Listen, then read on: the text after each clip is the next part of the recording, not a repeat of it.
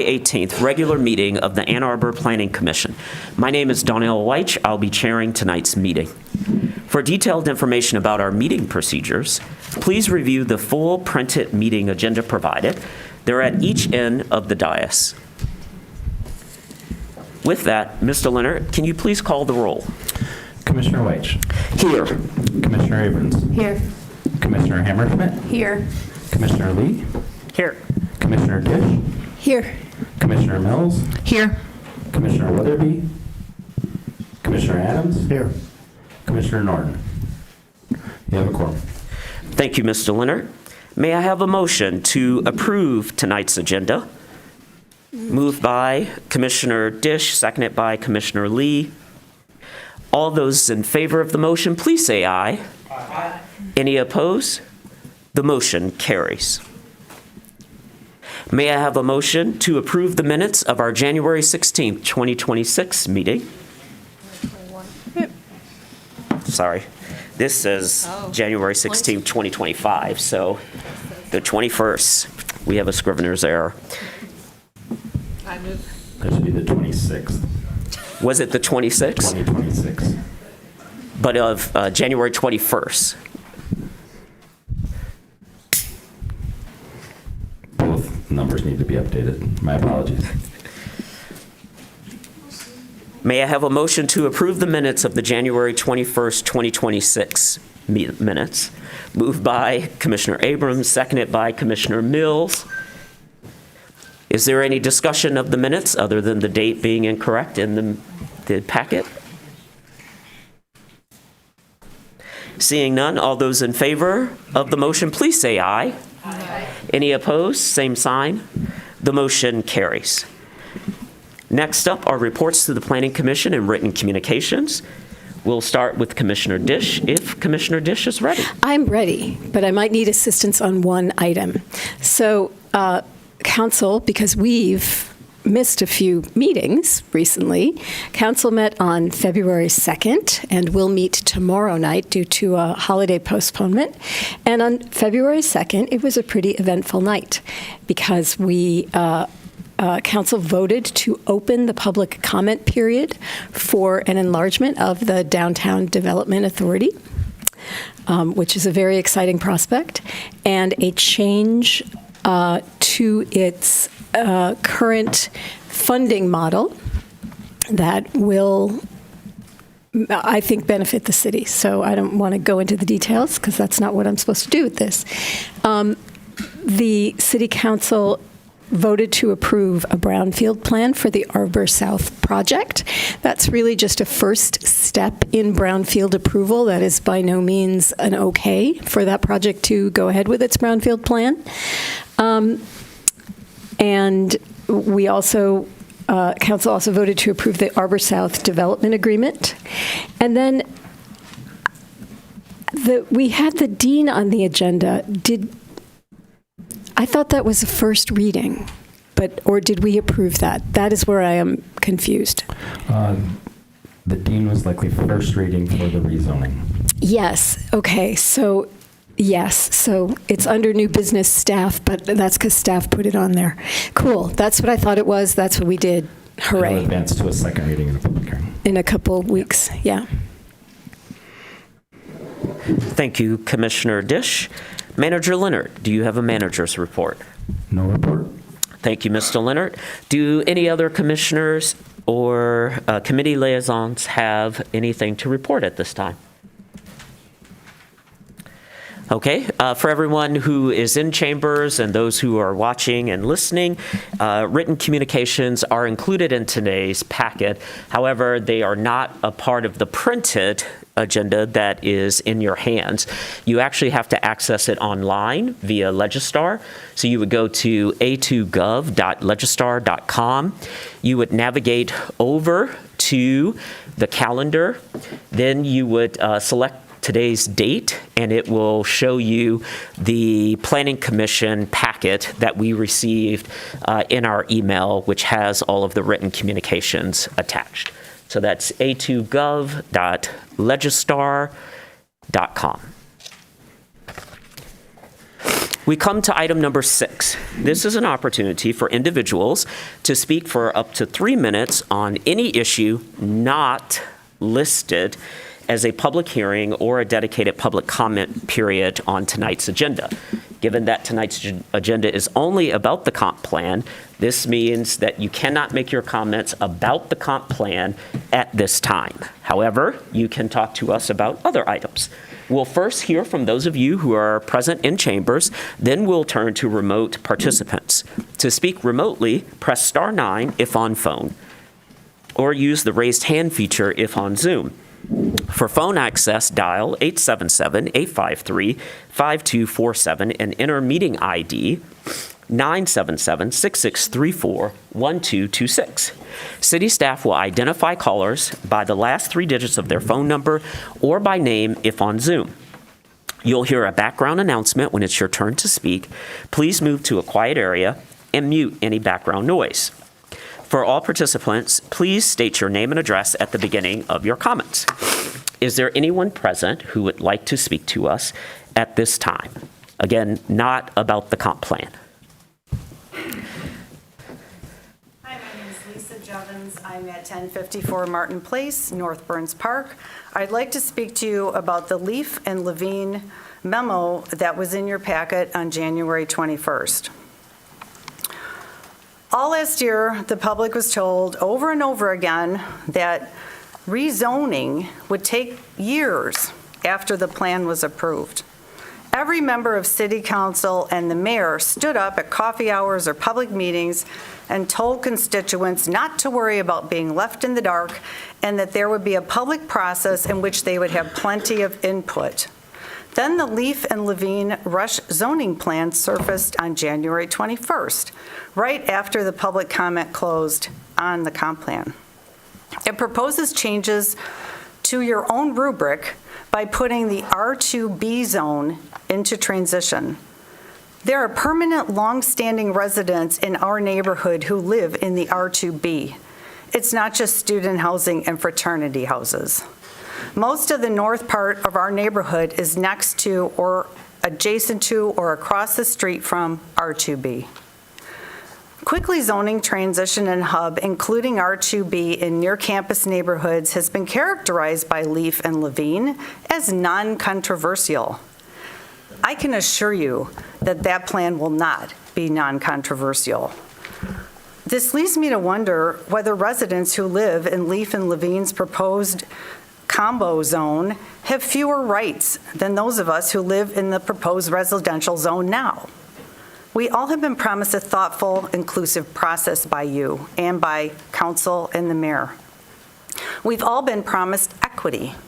Rushed partial zoning is not equity. The start of this plan was an end run around the residents of Ann Arbor through failure to notify and engage them where they live. So I'm not surprised to see this tactic tried again, like rushing the zoning through before the August election. I and my neighbors demand the unrushed public process, which our elected officials have been promising us. I urge you to reject inequitable and unnecessary rushed zoning in the future when the time comes, and reject the inclusion of R2B into transition. Thank you. Thank you.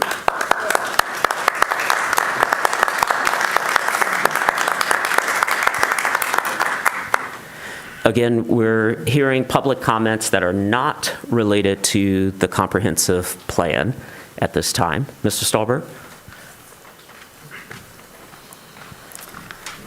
Thank you. Tom Stolberg, 1202 Travers Street in the heart of Lower Town. I'm here to talk about affordable housing over the last decade. I'm going to leave this meeting a little bit early tonight because at 7 o'clock there's a county meeting, and they're going to be voting on the Ann Arbor Community Land Trust's brownfield plan, which has been approved by council and the city's brownfield and the county's brownfield committee, but not the commission yet. That's tonight. That is something that works for affordable, attainable housing for ownership in perpetuity. That's a wonderful thing.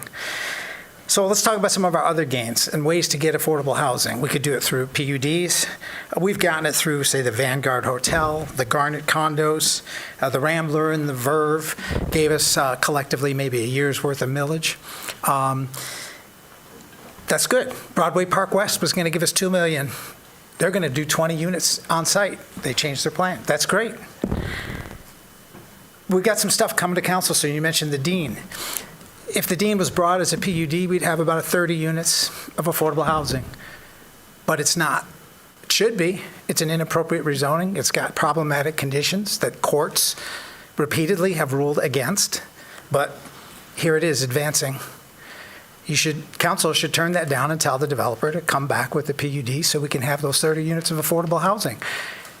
That's been done before. That's how it happened at the Garnet. They asked for an unreasonable rezoning. They were sent back and said, give us the same building as a PUD. And they did. And they put some money into the Affordable Housing Fund. And we got both. We got an upzoning and the money in the Affordable Housing Fund.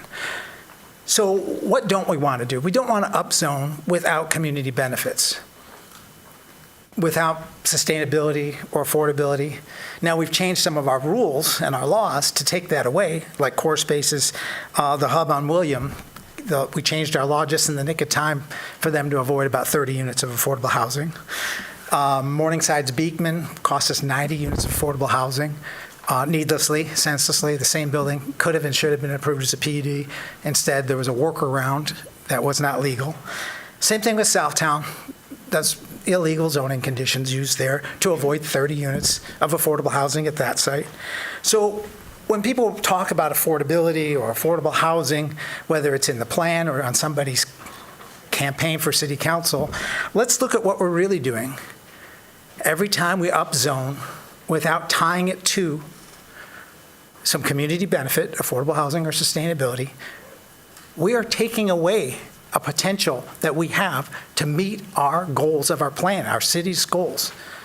So let's do it. Let's stop giving away free upzoning when we can get affordable housing or sustainability. Thank you. Thank you, Mr. Stolberg.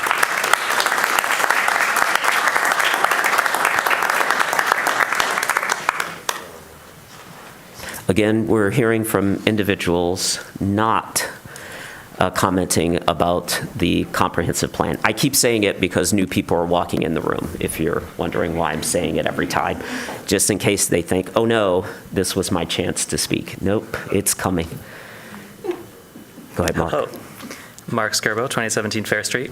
And I've spoken with you about the comp plan for like 3 years now, so I won't talk about it anymore. And instead, I want to talk about my own housing experience. I moved to Ann Arbor in 2018, and I was subletting from a friend's apartment up on the north side of town. And that friend was going to be moving downtown, and so me and a roommate were going to take over or start a new lease in that place. And this was all worked out with the landlord. It's going to be great.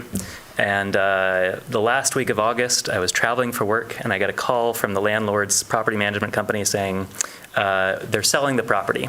So you were supposed to move in next week, but they decided to sell it. So me and my roommate scrambled, and we were able to find a different apartment on the north side, thankfully.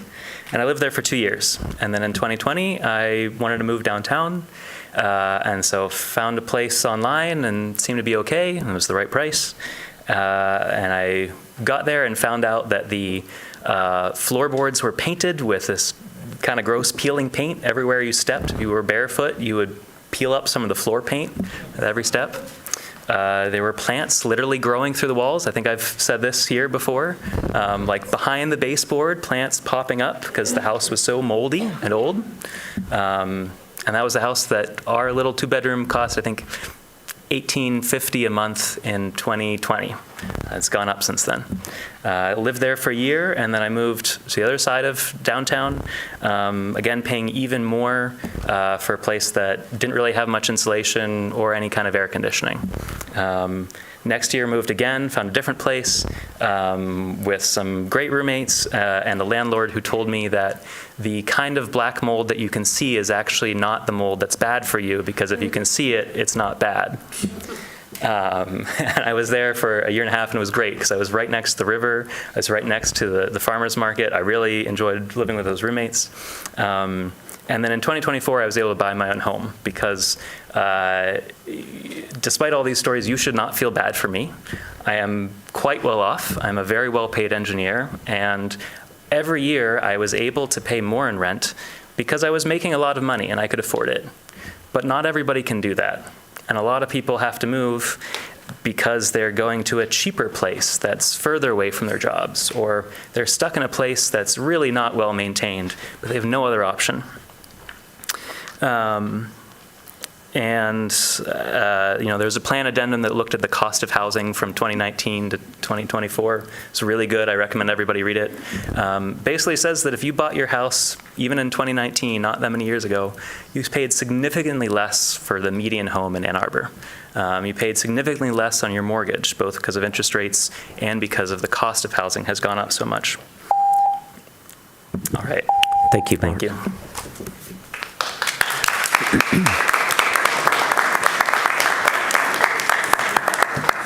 Is there anyone else who would like to address us at this time? Mr. Leonard, do we have online participants who would like to address us not about the comprehensive plan? Though I guess we'll find out when we talk to them. We'll find that out together. Okay. And our strategy will be? I guess ultimately I control the Zoom. You do.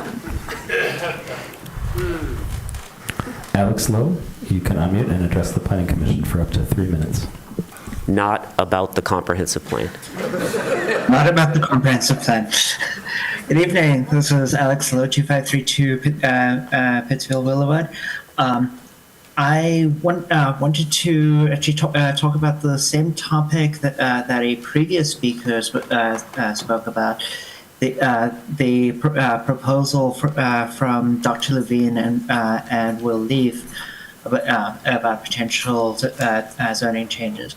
Unlike said speaker, I actually do live in a place that is potentially going to be a transition district rather than a just purely set as residential. So I'm literally talking about my own neighborhood here. I'm actually kind of sad that their proposal does not include my neighborhood as part of that first piece of changes. So my personal opinion would be that we should go forward with what they've said, but we should actually apply it to larger areas. Thank you. Thank you.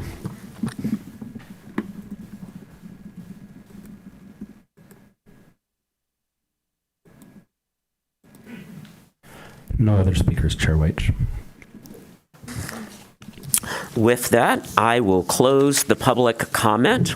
That takes us to agenda item number 7, communication from commissioners. Are there any?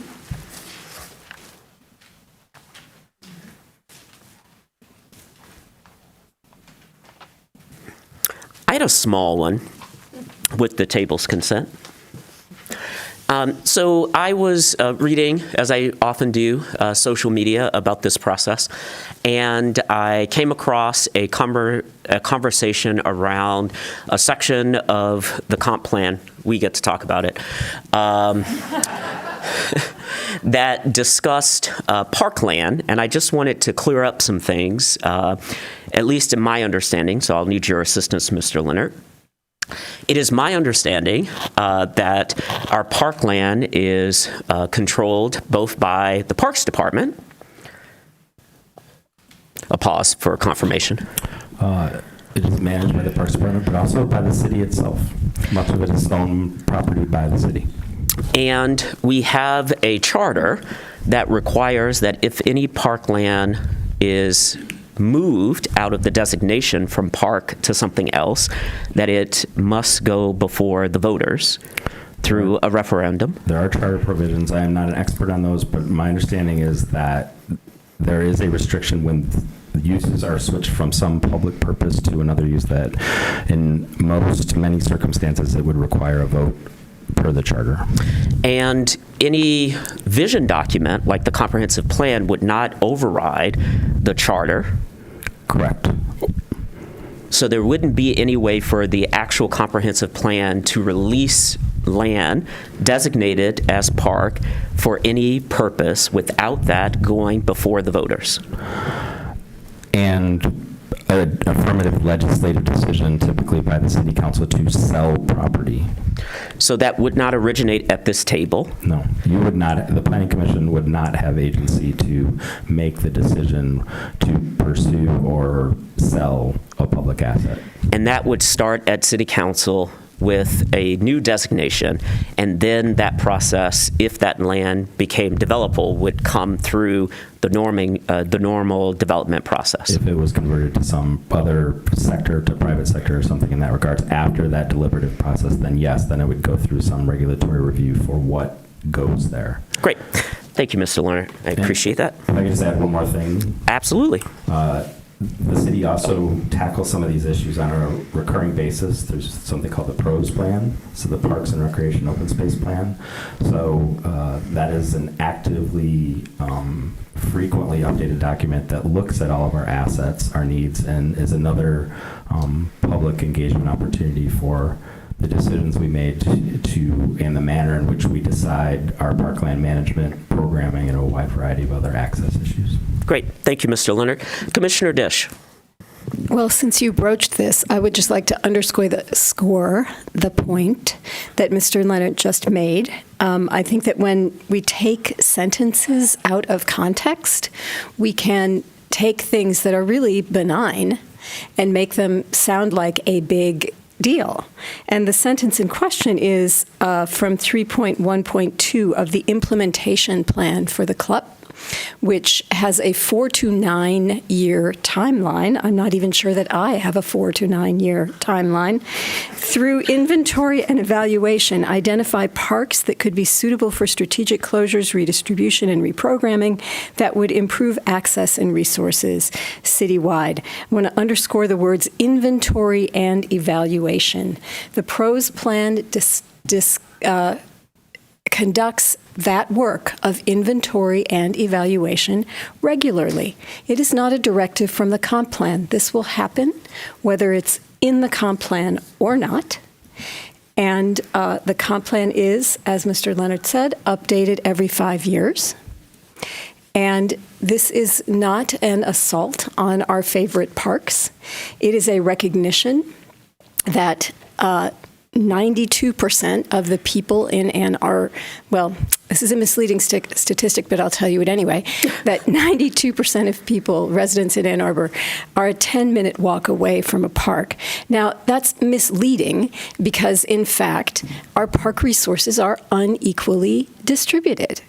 And the idea behind this PROS plan process, which happens every 5 years, is to see how we can more equitably invest our resources and make sure that everybody has a park and not just I have 4 parks, because I do have 4 parks, because like Mr. Scrabo, I live on the north side and there's a lot of woods there.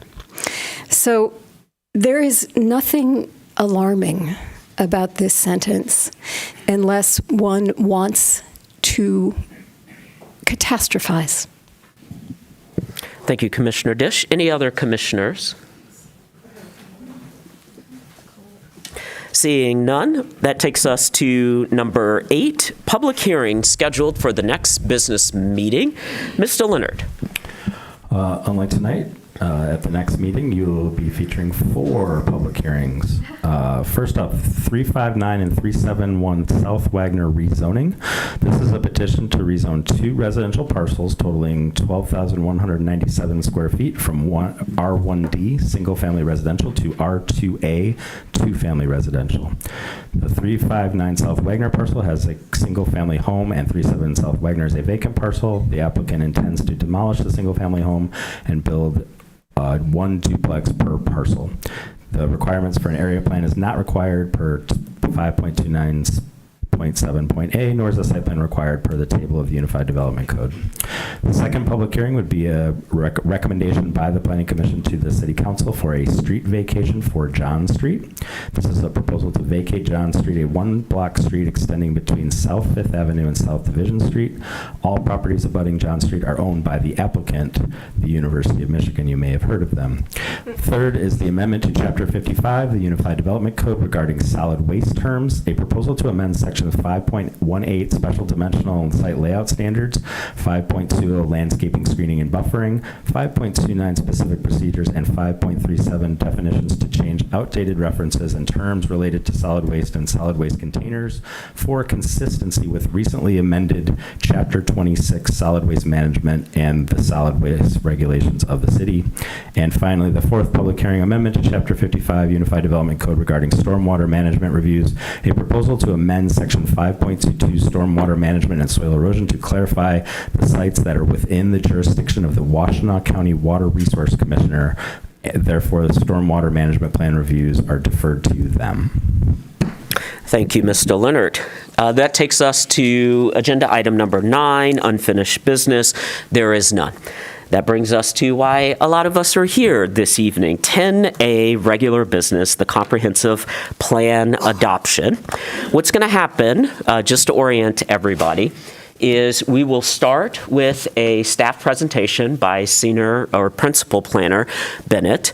After Planner Bennett presents, then there will be a public hearing. So we will open the floor first to those of you who are present. Remember, as I indicated at the beginning, if there are overflow, they're downstairs, they're signing a list so that we know who they are and they'll get to share as well.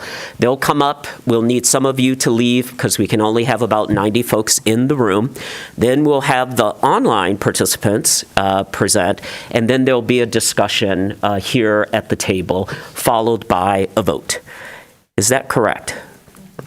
Does anyone have any questions, clarifications, or comment before I turn everything over to Principal Planner Bennett? All right. Well, before I do that, are there any questions in the chambers? It's the prerogative of the chair. Yep. I don't know. Oh, okay, great. Way more than this. Last I was updated 78. Okay, so thank you. Back here with the hat, well, you both have hats, so the standing hat. Did we need to sign something already to be here? Nope, you're good. When we open the public hearing, you can just come. Actually, I would appreciate it if everyone could just form a line, as opposed, because sometimes you try to wait to see if someone else is going to talk. And I know some of you want to time your comments to be the last one. I don't think that's going to happen tonight. So let's get your comments in early so that we can hear them. Back to my left with the hat, orange, I think, or burnt orange. Maybe it's burnt orange. The time frame for what? It depends on how many of you talk and for how long. Each of you get 3 minutes. There are 78. Someone can do some quick math. About 240 minutes would be the max if everyone in the room talks for 3 minutes. And then we don't know if there are folks who are waiting downstairs, plus the online participants. Thank you. You're welcome. Thank you for that question. Here. Mr. Chair, the point you brought up earlier about parkland being taken offline requiring a vote, there was some ambiguity around those comments, I believe, that you made. I'd appreciate it if you all would clarify that. Absolutely. When it's my turn to talk later, I'll clarify that. Thank you for that question. All right, this is like the opportunity to ask your question before I turn it over to the procedure where we can't talk to each other anymore. I just listen after this point.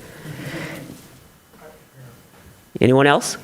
Okay, Mark. How much do you get paid for? Oh, we don't get paid anything. All right, we're currently at 82 individuals in chambers, so that just gives us our count.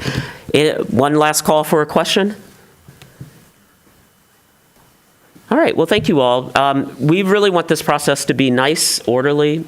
enjoyable for us all, even though it's really hot in this room right now because we're in fall spring, and so the heat is still running. So with that, Principal Bennett, you have the comm. Okay. Okay, good evening, commissioners. My presentation today is really just going to be talking about process. In many ways, this will feel like a normal meeting, but it is a public hearing, and so there are a few caveats to that. So tonight we are holding a public hearing for the comprehensive land use plan. This is currently draft 4, so all of the edits that were presented to us during the review period have been incorporated into this draft. Like always, we gave Planning Commission another opportunity to share edits on this draft.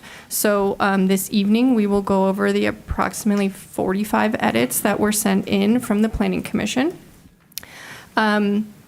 We have organized them in such a way so that we don't have to go through each one. We have grouped them by what we have deemed scrivener's errors.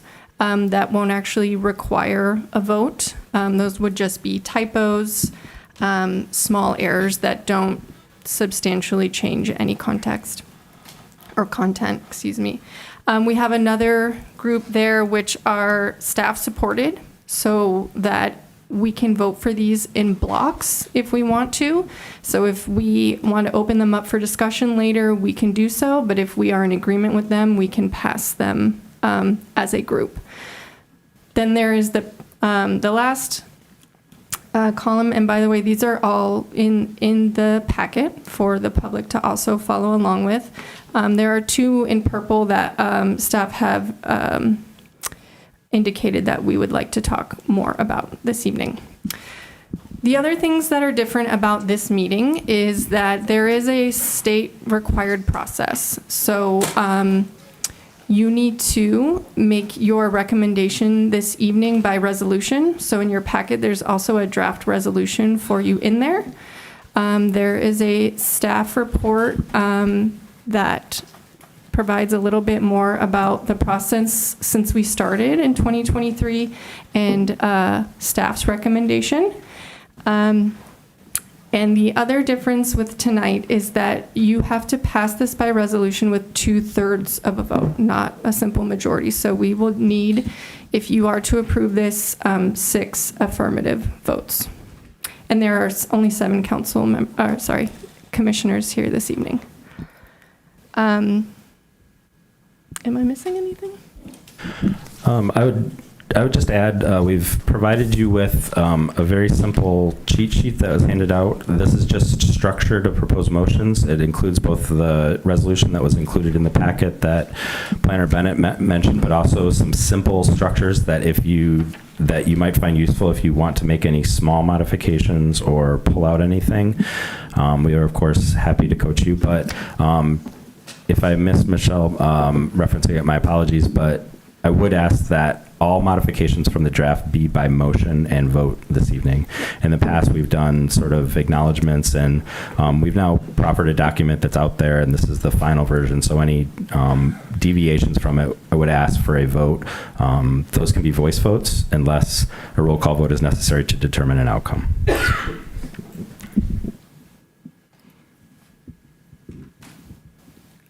That's it from staff. So do you want to go through your 45 suggestions before we do the public hearing? Because otherwise they may be commenting on things that we're going to address with those edits. What was the plan? It's up to you. I would not certainly vote on those until after the public hearing. Mm-hmm. They have been shared in the packet.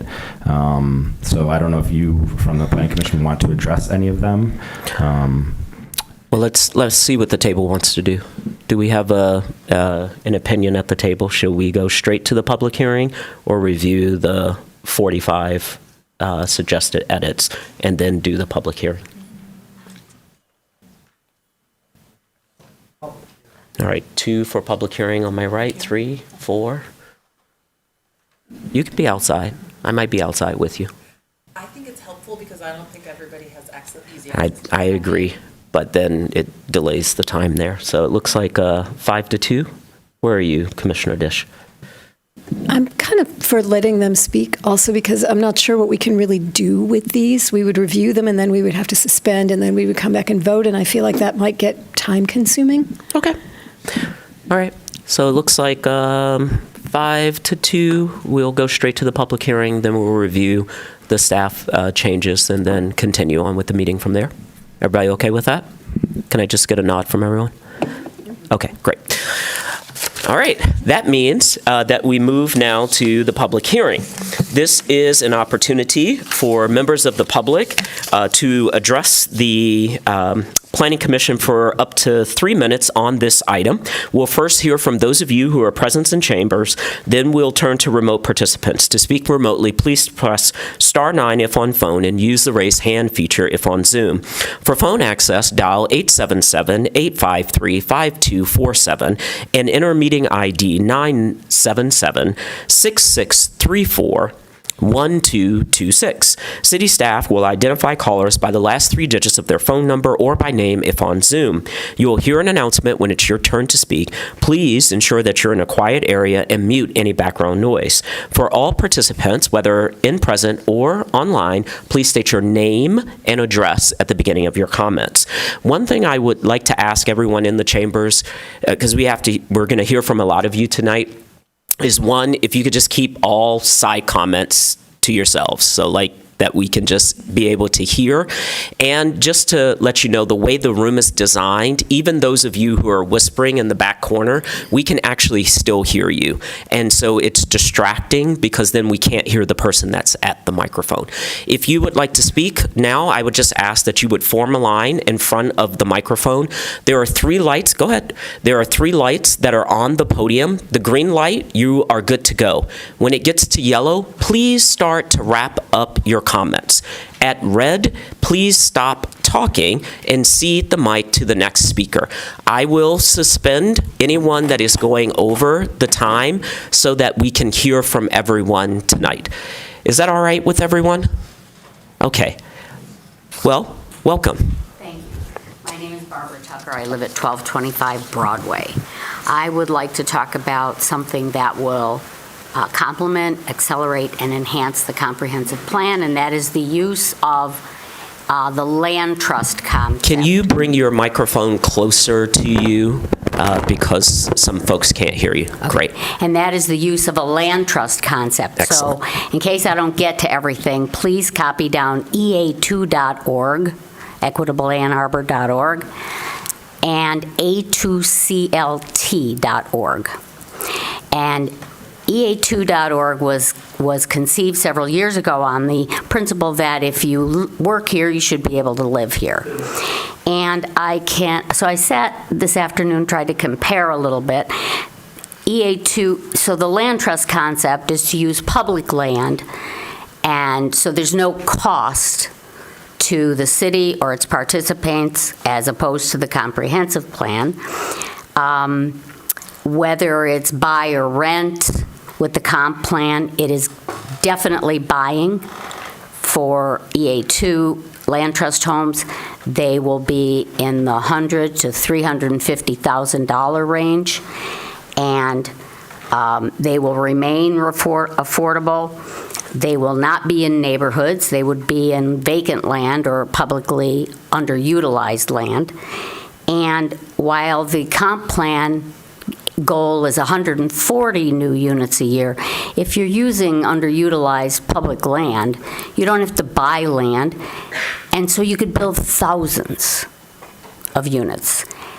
In the absence now of any public entity wanting to put land in the land trust, the A2CLT, the community land trust concept, was formed, and because the purchase of land is one of the most expensive components of building, they've had to beg and borrow money to buy land in 3 sites in Ann Arbor, and so they're building 26 units. But it's a proof of concept idea. These have been assigned by a lottery now, and there are about 1,000 people on a waiting list. I would like to thank the city for approval of TIF funding for these homes. That's all I got. Thank you. I also neglected to mention there is a countdown clock that's present as well, so that you know exactly how much time you have remaining. Thank you. Welcome. Thank you.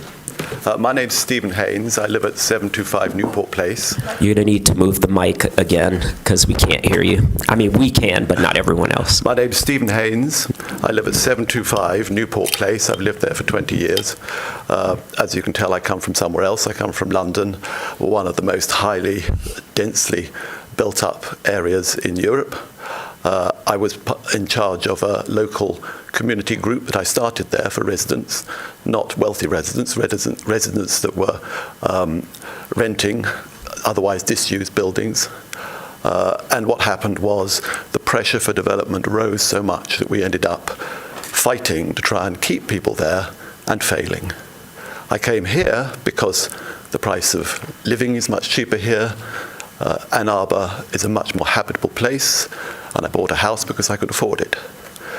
Over that period, the last 20 years, let's say, the population density hasn't gone up much, as you show in the plan. Now, I read through the plan. I think it's a commendable document.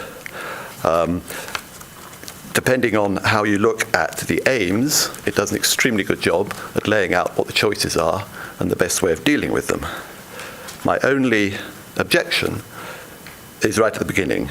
In the introduction, at the end of the introduction, it looks at the historical trends, looks at that trend over the last 20 years, and the conclusion is that rather than focusing, I'm quoting now, rather than focusing on preserving the status quo and solely protecting the existing character and natural environment, future policies should aim to distribute the benefits of increased housing and commercial opportunities more equitably. So it starts off with the assumption that there should be increased housing density. That is the thing that I believe is wrong. And the reason is because I have never seen increased density of housing in an area where there's great demand because of the benefits of the city, the natural environment, its community. I've never seen that reduce housing prices. I've always seen it increase the demand for development and increase housing density. And I think the first speaker here this evening made this point. If you want to follow this policy, you have to make sure that you enforce the rules to build affordable housing at the same time. I haven't seen that happen in Ann Arbor. In virtually none of the developments here is there an equal amount of affordable housing built. Now, I know you're not going to change the plan because the premise is there right at the beginning. I'm just saying I don't think that should be true. I think what you should do is preserve the status quo and solely protect the existing character and natural environment. Thank you. Thank you.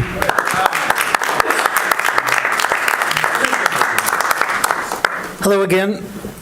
The comprehensive land use plan seeks to increase housing, but will not only fail to improve the affordability of Ann Arbor's modestly priced housing, it will make things worse for those trying to afford to live here. The supply of modestly priced housing will be reduced because that is the housing that will be torn down and replaced by more expensive housing.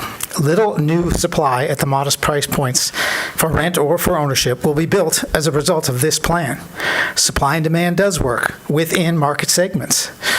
Thus, this plan will accelerate the price increases for the more modest segments of the market for both renters and owners, because we're reducing supply in those market segments. The comprehensive land use plan should not incentivize the loss of existing attainably priced housing and instead prevent displacement. Oh, earlier, by the way, I forgot to mention the Klein's lot, which we thought we were going to have for affordable housing, but we're selling it with no mention of affordable housing for more than 2 years' worth of our affordable housing millage money, like over $15 million. So let's go back to the comprehensive land use plan. The language continues to be far too weak for non-principal resident short-term rentals, Airbnbs. There should be a definitive statement for no new NPR STRs to be allowed in areas where they are currently prohibited, or a moratorium on them altogether. We want to create more long-term housing, not lose long-term housing to profit-driven short-term rentals. I also want to address the language on page 138, 1.3.4. It reads, remove the height exceptions in the residential category to minimize adverse shading impacts on adjacent properties. That language is just plain wrong. We have an option in our zoning code that allows for a 30% height increase in exchange for a community benefit of either sustainability or affordability. Removing this height exception will not at all be helpful to minimize adverse shading impacts on adjacent properties because the comprehensive land use plan has another change allowing 3 stories with no numerical height limit that will allow the same height that is currently achievable, with this height exception bonus needing to be there to achieve it. But after the comprehensive land use plan passes, you can achieve that same height without the required community benefit. We lose that affordability benefit and that sustainability benefit, but there is no effective loss or limit on the height. This is just another loss of incentives for affordability and sustainability while giving extra height away for free. The comprehensive land use plan is highly flawed, particularly in affordability. And these are just a few examples. And if people can't afford to live here, we can't significantly reduce the number of commuters.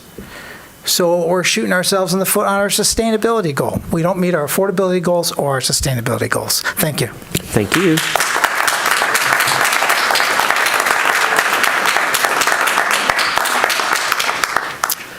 Hi, Ali Hassani. I live on 2074 Yorktown Drive, and I'm here because I believe in affordability, I believe in sustainability, but most importantly, I believe in equity. Now, let's talk about what does equity mean in this construct, right? I believe people who work here, like my sister who's an AAPS teacher, deserve the right to be able to go and live in this city. I also know that when we make it too easy for larger powers, such as corporations, short-term rentals, other people whose primary interest to translate home ownership into an investment, that takes away equity from people like my sister. At the end of the day, I'm going to be fine. I'm a senior machine learning scientist. I don't really care in terms of how we make things work for my finances. But if you work for this school district, if you work for a government agency, if you work as a nurse, we need to make sure that those people are supported. So how do we do that? Well, there's been a lot of questions in terms of, can we go ahead and provide subsidizations to people, right? Can we take the ideology here that, yes, we do need some more housing, but let's put some constraints on that, right? Maybe parcel assemblage. We don't make it too easy for someone to come in and buy a whole block and suddenly I own the whole thing and I control the pricing. That's not equity. But what if the city took that Arbor South and said, I'm going to go and price fix Arbor South so that way if you work in an underserved job that's essential, like my sister that's a teacher, we're going to go ahead and subsidize your rent. Why? Because if I knock $500 off her rent, suddenly the unit next door, they're not competitive. That's how you drive things down from an actual free market system. If we let this thing spin out of control and we let pure capitalism do what it's going to do, we're going to see more billionaires coming over and taking over the city. It's happened in Seattle. It's happening in Boston. It's already been going on in Los Angeles. And I don't think any of you want that. Like, if anything, most of the commissioners I've spoken to actually seem very passionate about making sure we protect the people. So let's just remember, what does equity mean, right? Equity means that when people here bring a concern, there should actually be some reciprocity there in reflection in that. I don't really see that today. Equity means that we should have a response rate that's, I don't know, maybe 30% of the cities participating in the feedback. That's equity, right? Well, let's take it even a step further. What if we had a vote? What if we actually put this thing out there and let the people have a say? Because at the end of the day, what matters to me, what matters to you, what matters to the fine people behind me, that's a small subset of the population. But I all know that we all matter, and I believe that we all should have a say in this process. So if you believe in affordability, come to my side of the table and say, let's make this work for the people, right? Let's not empower others to get rich, but let's emphasize that people matter and our voice matters. Thank you for your time. Thank you. I'm Marsha Pullenberg Ramsey. I live at 524 South First Street. I'm on the Old West Side. I urge you to protect not only the Old West Side Historic District, but the other historic districts in Ann Arbor. They're irreplaceable. The beauty is just irreplaceable. Other issues, the infrastructure. Right now, we have the Huron River, which supplies all the water. However, if we're going to double the population of Ann Arbor, is there water? What are we going to do for sewer systems, electricity, all of that? So all of that needs to be addressed. I applaud what Tom Stolberg said about affordability, that when you demolish affordable housing and make expensive housing, because it's very expensive to build. Building materials, the cost of labor, very expensive. And it means that you don't get the same level of affordability. Thank you. Thank you. Hi, my name is Adam McHugh at 618 South Main Street. I had COVID 2 weeks ago. I'm not infectious, but I might be coughing, just FYI. I'm here to show my support for the comp plan. This is the way to start addressing the housing crisis, more supply and less restrictions. I'm not seeing any effective solutions from the opposite side, besides maybe people should live somewhere else. When I hear their arguments, that is how many of them boil down to in actuality.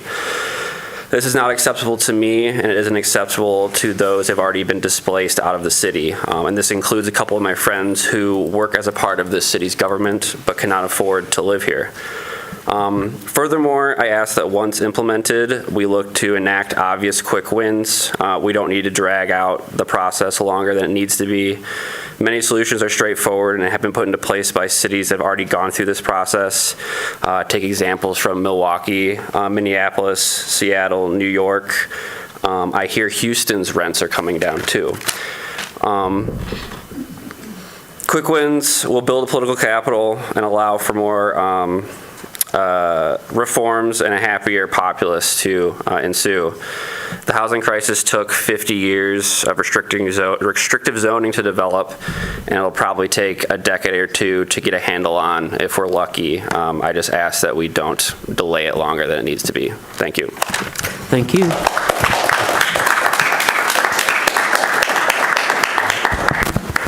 Hello, my name is Rowan Anastasia. I use she, her pronouns. I live at 2007 Huron Parkway, apartment 3, if you need to know that. Thank you. I first fell in love with Ann Arbor when I was 11 years old, and my uncle took me to a University of Michigan Wolverines football game. I dedicated myself to attending the University of Michigan. It's the only school that I applied to just so that I could get to be here. My alternative plan was that if I could not make it into the university, I would become a traveling bard, because where do all traveling bards inevitably end up? Ann Arbor. I love this city for its character and energy and people and identity. This is a place with a spirit, and this is a place for people who believe in places that have spirits. I came here as an undergraduate student in 2010. I have lived here since then. I have watched development destroy the identity of the places that I loved when I first entered Ann Arbor. South University has become unrecognizable to the place that I knew, that I spent nights at 3 in the morning dancing on Ray's Red Hot's tables. It's gone. And what have I done in that time? I have done nothing. I have called in exactly one meeting of the Planning Committee for this comprehensive data use plan. I have submitted one public comment. I have sat by, and I have not spoken out, hoping that someone else would solve this problem. In doing so, I have failed Ann Arbor, and I have failed my home. And I am here with my hat in my hands to beg you, who have done the work, to put yourself in a position to make a difference tonight, to not make my mistake. Thank you. Thank you. Good evening. My name is Jeffrey Post. I'm a lifelong resident here. I live at 1942 Boulder Drive, and I've been a real estate agent in the city of Ann Arbor for 17 years. My job and the job of the hundreds of other agents that work in the Ann Arbor area is to convince people this is the best place ever. I grew up here knowing that, and I still know that. I follow everything that you do because it's my job as a stakeholder and ambassador to communicate that to people who are currently saying, what's happening to Ann Arbor? What's happening to the look of Ann Arbor? What's happening to the size of Ann Arbor? I am fielding questions on that and everything that has to do with the comprehensive plan.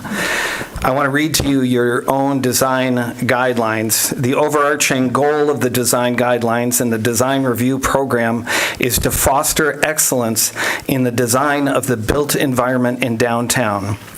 One measure of design excellence is the degree to which new development fits comfortably within the existing fabric of the city.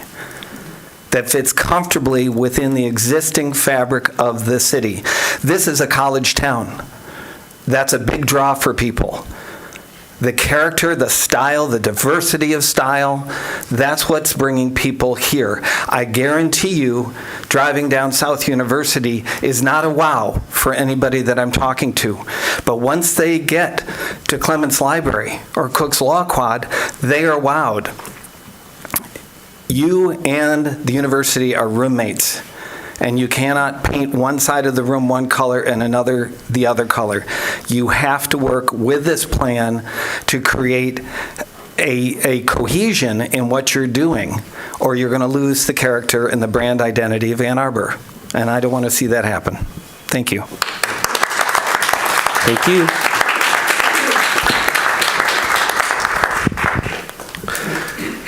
Hello, Adam Juskevich here, 1430 Las Vegas Drive in the 4th Ward. I grew up in Ann Arbor in the No Crow neighborhood north of the Crotch, and I've owned my house in the West Stadium neighborhood for over a decade now. I know change can be difficult. A number of the places I loved as a kid are gone, and to paraphrase the Beatles, I'll never lose affection for them. But there are many new places, new people, new things to do. The city of my childhood was a quiet, sleepy place. Our city now is so much more exciting and dynamic. What I want from my city is a positive vision for the future. That is the vibe of my city that the vibe of my city will continue to build, continue to change, and continue to grow in energy and excitement. That's the character of our city, and I love it. It's a large part of why I stuck around. But in the past few years, after half a century of slow housing production caused by exclusionary single-family zoning, parking mandates, draconian height and density restrictions, excessive lot size and setback requirements, unrelated adult limits, historic districts, and other regulations designed to preserve our city in amber, we're seeing that character slip away. Demand has caught up with supply, and we are at present deep in the doldrums of the resulting housing supply crisis. We can't let these mistakes of our past guide our future. There simply are not enough homes to fill the demand to live in the great place we have created.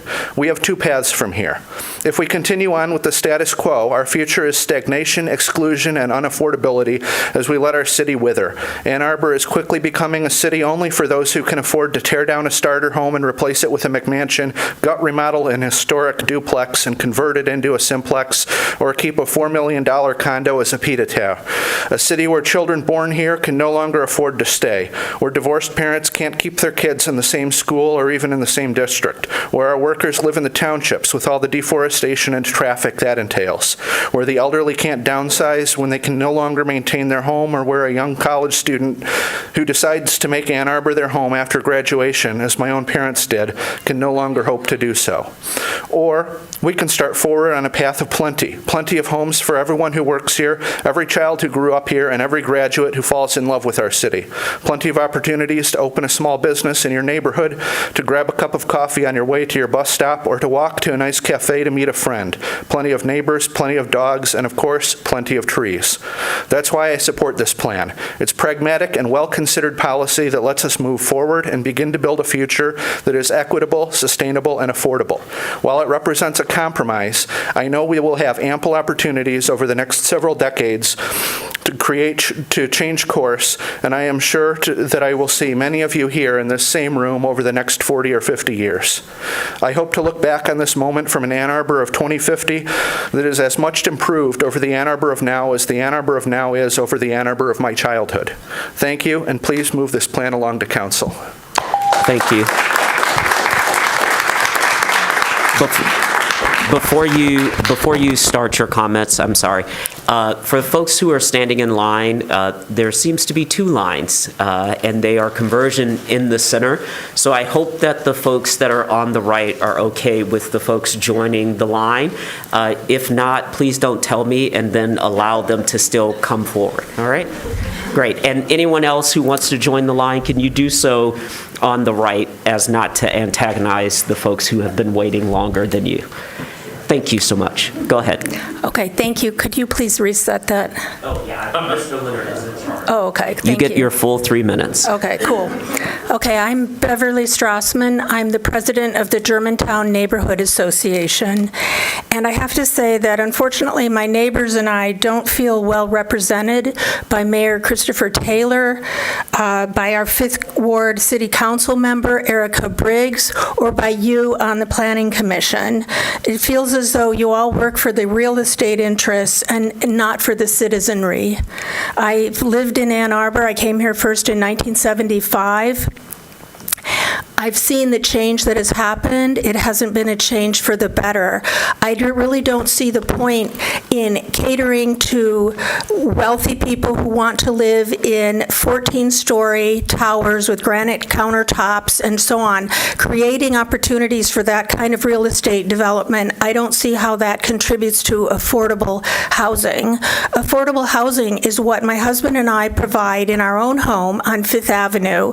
We rent an apartment there, and tenants always come and say, oh, well, finally we find something affordable that's actually nice. They don't want to live in those towers. They can't afford it.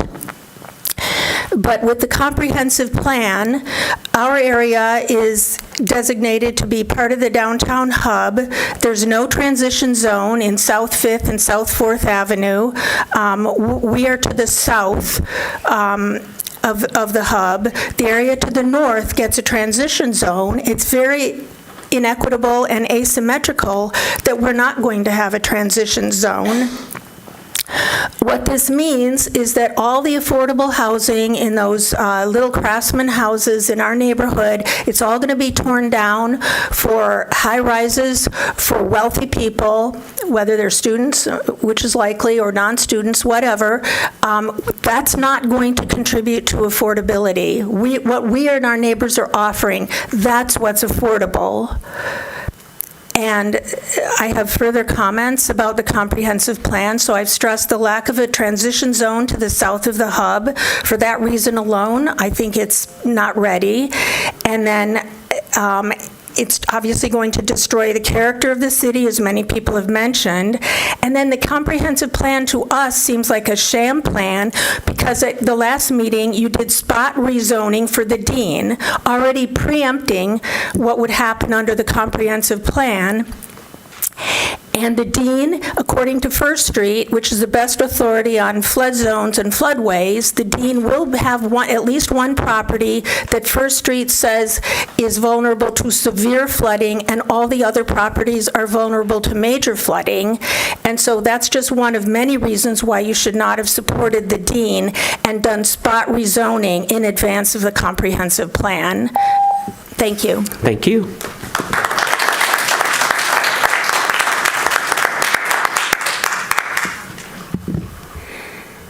Good evening, Commissioners. Adam Goodman, 400 Virginia Avenue. I'm here tonight to urge speedy approval of this plan. And I want to talk a bit about affordability. And I'm actually going to start with specifically something I think has been a bit under-addressed, which is the impact that this will have on property taxes and the city's fiscal health. And I want to bring this up because I've seen some claims, some incorrect claims that this plan will drive up our tax rates. And that simply could not be further from the truth. The fact is, dense housing pays disproportionately more in taxes per acre than the rest of us do. Some of the student housing buildings on South University pay over 40 times the taxes per acre of what you see in areas dominated by single-family homes.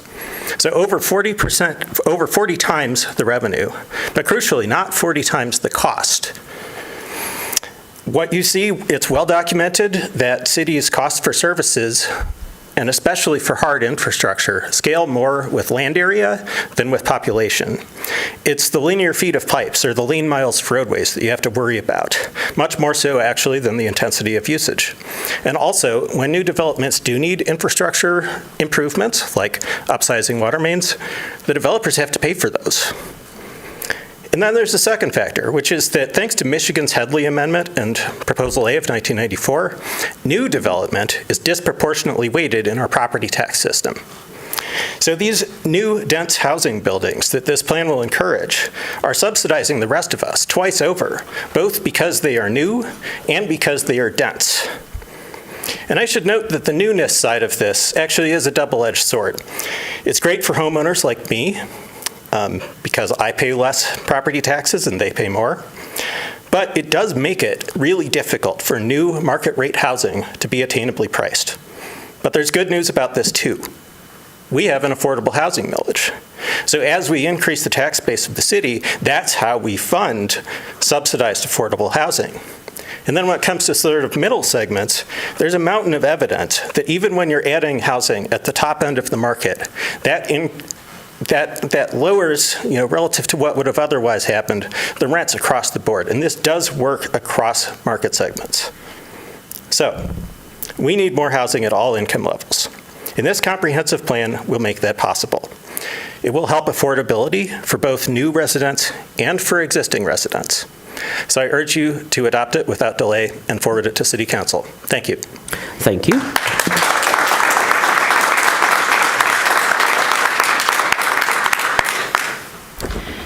My name is Michelle Cooker. I live at 634 5th Street. And I feel that the plan has been rushed through. I feel that neighborhoods have not been consulted. And every neighborhood has its variety of issues. And I would urge, we call it pause the plan. We don't say no development. I think development is great, but I think this has been carelessly put together to benefit developers and, frankly, council and the mayor. And I want to know which developers have been or are going to be incentivized to create more affordable housing. We need affordable housing, and the little affordable housing that we have, single family, for example, those are going to be the most vulnerable areas. Just as I watched, because since the inception of the Carytown Concert House, you all might know that wonderful building across from the Carytown. I used to take walks down, going north on 4th in between my rehearsals and stuff. And honestly, just seeing all the gentrification, it's beautiful stuff. But there used to be little houses and families. And I did get to meet the grandson of the guy who built the actual Carytown Concert House. And I think we are really missing the boat by not pausing this plan. Thank you very much. Thank you.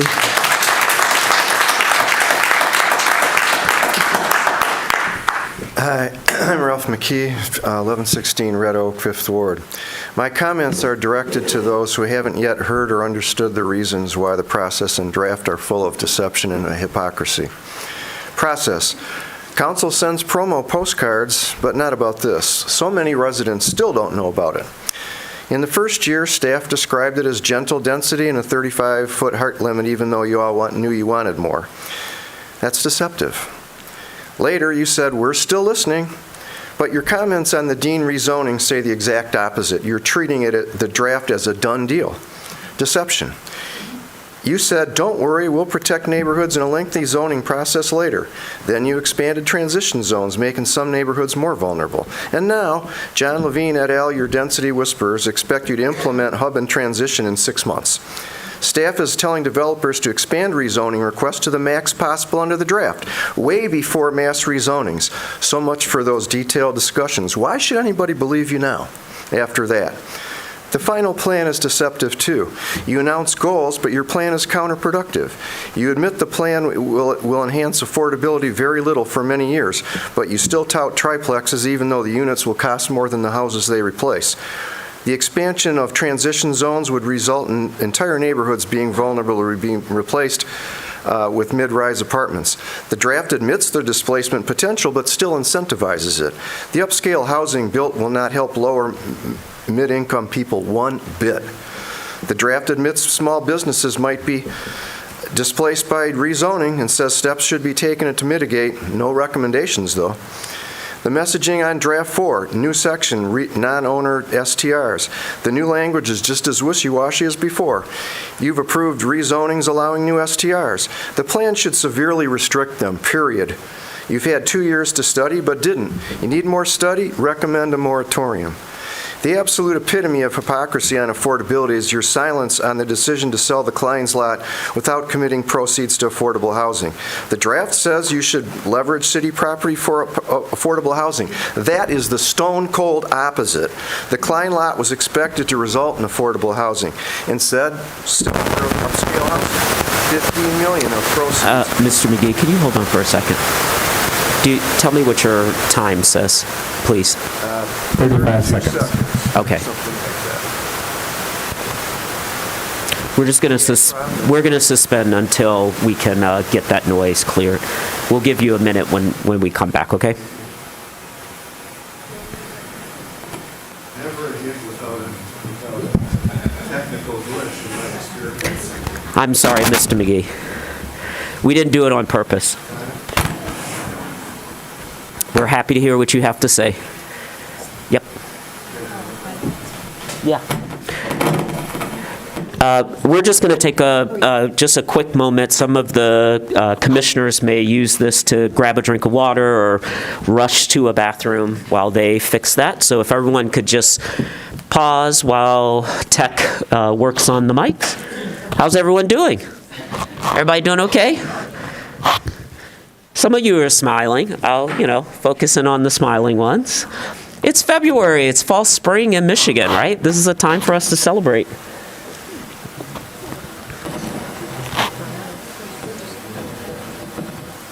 Yeah, they're switching.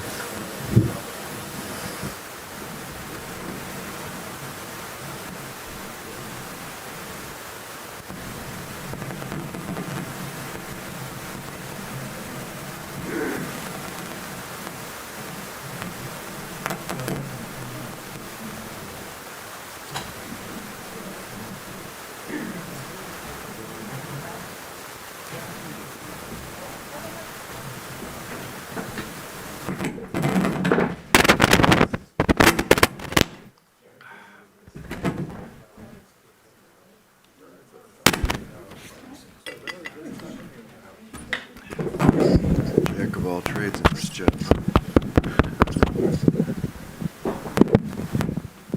That seems to work. Yeah, you gotta turn that one off or unplug it. That's still gonna make it easy when it's plugged in.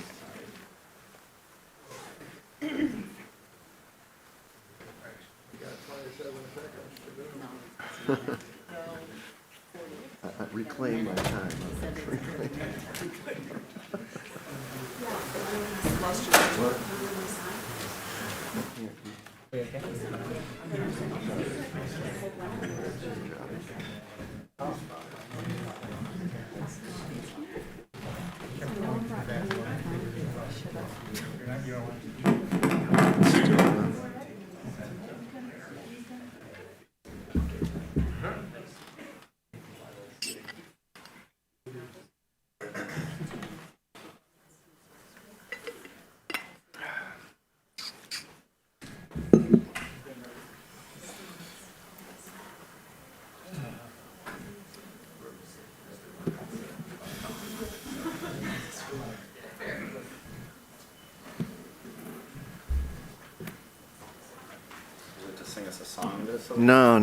No singing tonight. Just talking. Test. Testing. Check 1, 2. Turn this one off. Yeah. That shows I normally say cash 1, 2 rather than checks. Okay. Yeah. I accept no cash from the audience.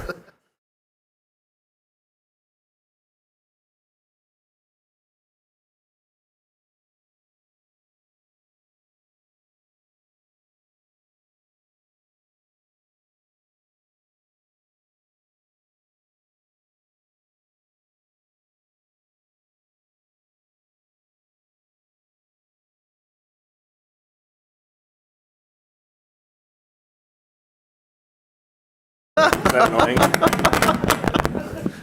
Yeah.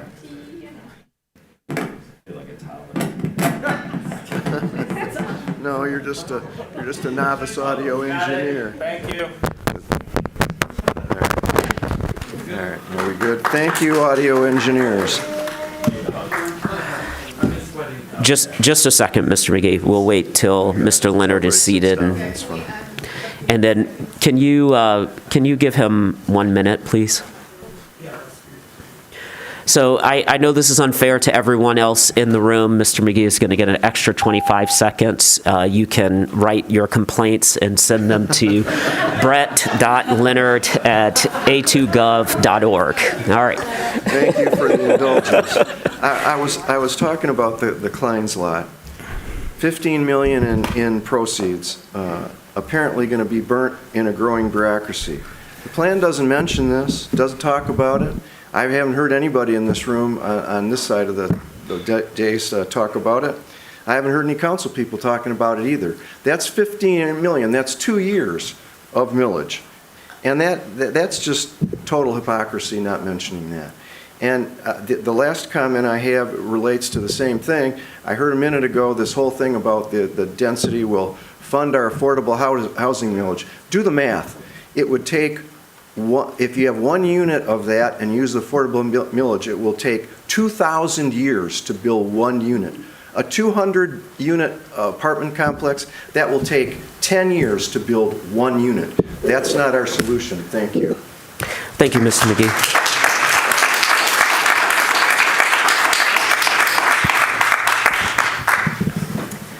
Hello. Hello. Hello. Hello. Okay. Hi, my name is Lenny Lamping. I work at the Intercooperative Council at 337 East William Street and many other locations across town as well. We are the student housing cooperatives that offer affordable housing to low-income students, mainly students at the University of Michigan, but also other local higher education institutions. I'm also a former resident from my time as an undergraduate student at U of M myself. I was a low-income student paying my rent with a part-time job at Zingerman's.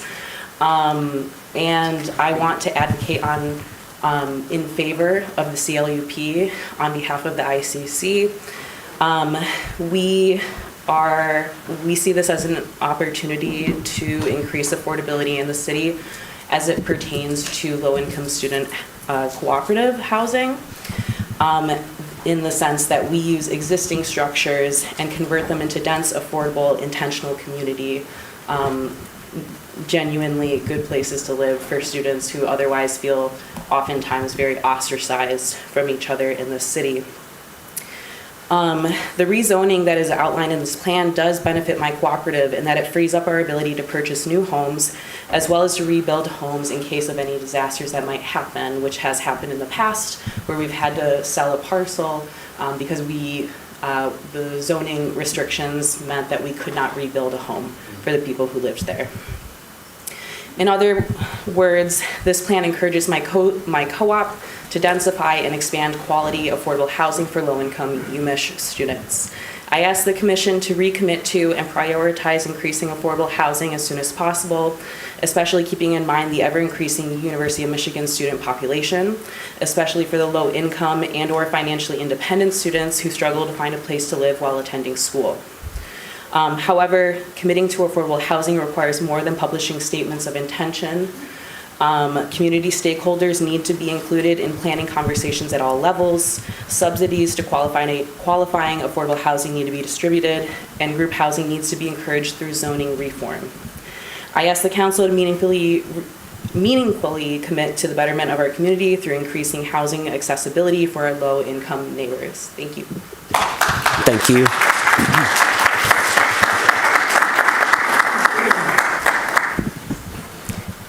Hi, I'm Stacy Mates. I live at 505 Eberwhite.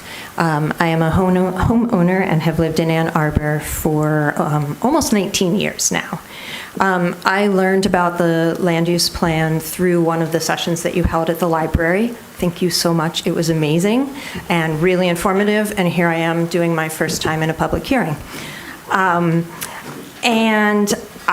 Some parts of the plan that I'm especially excited about are the idea of taking areas like sprawly Stadium Boulevard corridor and making that like a mini downtown.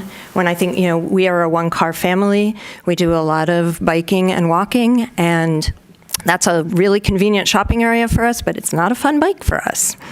I understand a lot of the concerns of residents about changes and fear about what's going to happen to their residential neighborhood.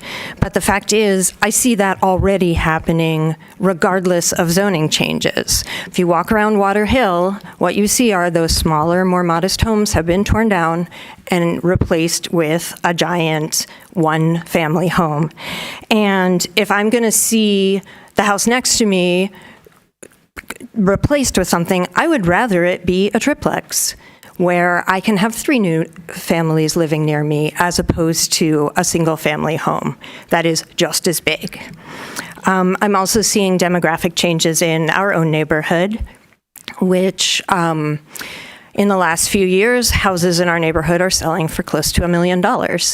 And I like our neighbors, I like the lawyers and the doctors who are moving in, but I would also like to have teachers and nurses. I'd love if my dental hygienist could live in our neighborhood instead of commuting in from Canton.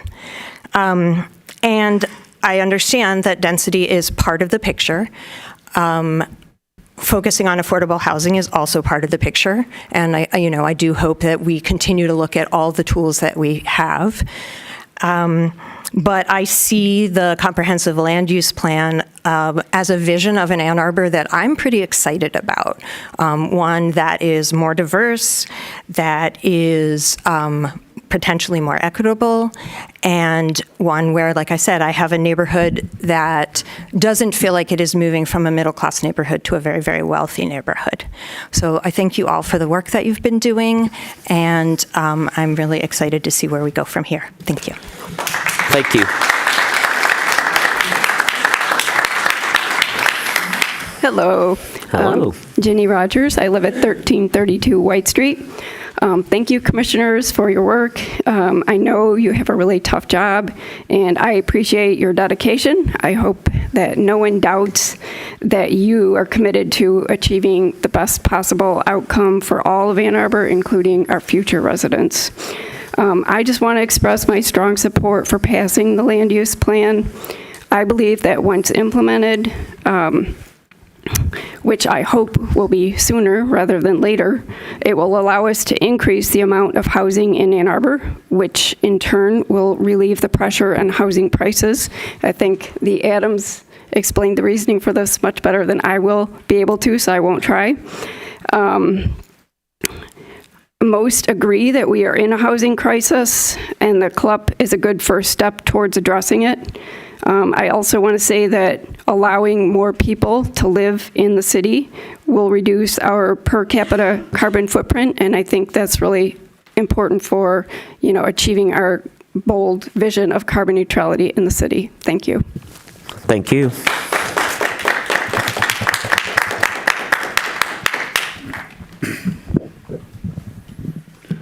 Hi, my name is Chuck Ream. I'm a candidate in August. Page 27 of the CLUP says, rather than, think about the beauty and the trees and the character of Ann Arbor, we should think about your special values, which can't be achieved by this plan. Then on page 136 comes the kicker. Zoning will be done to remove barriers to housing. That's it. The CLUP doesn't want balance between natural features and housing. It smashes balance to bits. Trees are left naked before the bulldozers with no new protection. We could grow Ann Arbor and get more density without cutting it down. I found proof that major redevelopment and density without new tree safeguards will result in the degradation of our tree cover. Your build at any cost approach, with it, you create destructive upzoning. You have erase and replace development. You will get unprotected, clear-cut development as your default site plan. Your plan puts our trees in great risk because trees on private property are weakly protected, if at all. Mitigation of tree damage is cheaper than preservation, and tree review is not structurally integrated into the development approval, and it needs to come first, obviously. Modern tree ordinances require protection or mitigation for any tree that's more than 6 inches thick, and adequate replacement fees and root zone protection during building redevelopment. Cities that coordinate tree protection with major upzoning, like Cambridge, Portland, Evanston, Atlanta, have maintained or increased their tree canopy. But cities like Ann Arbor that upzone radically without more tree protection lose tree canopy, like Denver, Austin, Seattle, Nashville. Density doesn't kill trees. A lack of good zoning, planning, and building regulations kills trees. We can have both density and trees. You must get a modern tree ordinance real soon or big trees will fall. Ann Arbor voters will turn against this unprotected, clear-cut policy. We can't let it happen. Fight for the trees. Vote August 4th for an independent candidate. Run for office, please. Now we know the cost in trees of this slash and burn planning that is the CLUP. Vote for me in Ward 3. Chuck Ream, SaveTreeCity.com. Regarding trees, your plan is a scandal and a betrayal of Ann Arbor. There is nothing in any part of this plan for the people who live in Ann Arbor at this time, now, taxpayers. It is a slap in the face for people who love Ann Arbor. Thank you. Thank you.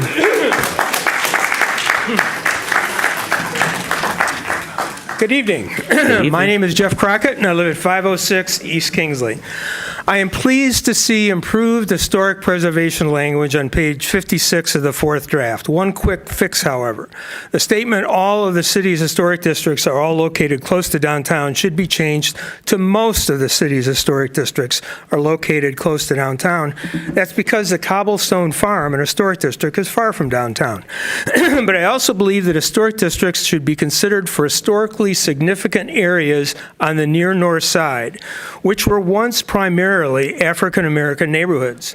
While historically significant homes are protected in historic districts, they are not protected in the North 4th and North 5th historic neighborhood. Interestingly, though, the DDA Enabling Act, number 197 of the Public Acts of 1975 of the state of Michigan, as amended, was enacted in part to correct and prevent the deterioration of business districts, to promote economic growth and revitalization, and to encourage historic preservation.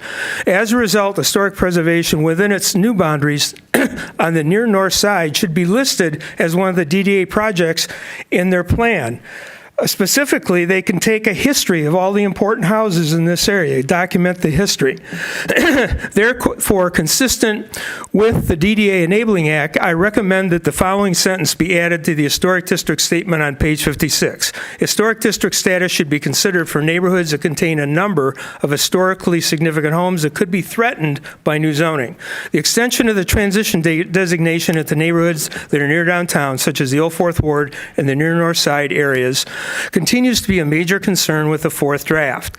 These areas are both R4C neighborhoods, already far denser than most neighborhoods. The transition designation was intended for major transportation corridors, such as Huron, but both of these areas have been residential neighborhoods for over 150 years. The transition designation for these areas extends for more than 4 blocks down to Depot. That is an overreach and unnecessary. The density in our area increases each year as management companies restructure the interiors of rental housing.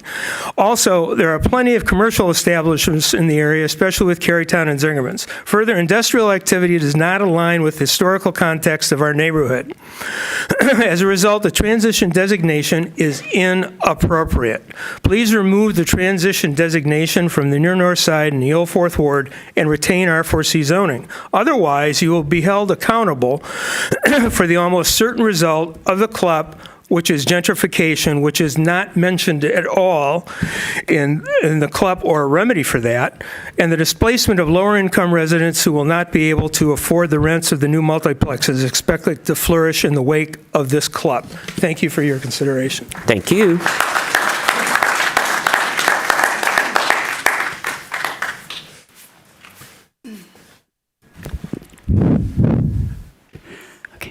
Tricia Hackney, Crossings Condominiums. The goal of the GOP is to eliminate the middle class. How do I know? They told me. The GOP told me that back in July of 2000, those exact words. I didn't believe them. But in the last 25 years, that has proven to be a true statement. Why is Ann Arbor's Democratic Party helping them? The Taylor administration's CLUP is not designed to accomplish its goals of affordability, equity, and sustainability, but rather the complete opposite. It is a corporate coup of Ann Arbor that will make its investors extremely wealthy and eliminate the middle class over time. The city of Ann Arbor bestowed its investors its keys to our neighborhoods with the rezoning. The new construction thus far, I wholly support. But Arbor South has many flaws and is an egregious overreach by investors who are clearly calling all the shots at every phase of the CLUP. It also defies logic to pass the CLUP because the common denominator of the nation's housing problems and CLUP is investors. They buy up the market and control the rent and real estate pricing. One investor in 2025 went so far as to sell a condo at the Crossings for $30,000 less than what it's worth. You don't leave $30,000 on the table. And property in A2 doesn't stagnate for 2.5 years. But he did because he's an investor and the Crossings are a transition zone. I know, I sold him my condo the first time in 2019 for his son. Should you pass the CLUP and rezoning map, you will literally be stealing money from the middle class and handing it over to the wealthy. Some hostile takeovers will happen immediately, while others over decades, but it'll still happen. This is my home. This is everything I have worked for in my entire life, and the only ones that are entitled to it are my family. Just don't sell is an oversimplification of a complex issue. The CLUP is a betrayal of the Democratic Party and the middle class of Ann Arbor. The rezoning map is central to middle class elimination, just like the GOP goal. Why are you answering the housing issues with more of what caused them in the first place? What are we doing? By the way, I agree with the lady about the co-op, and yes, your taxes are going up big time. Thank you.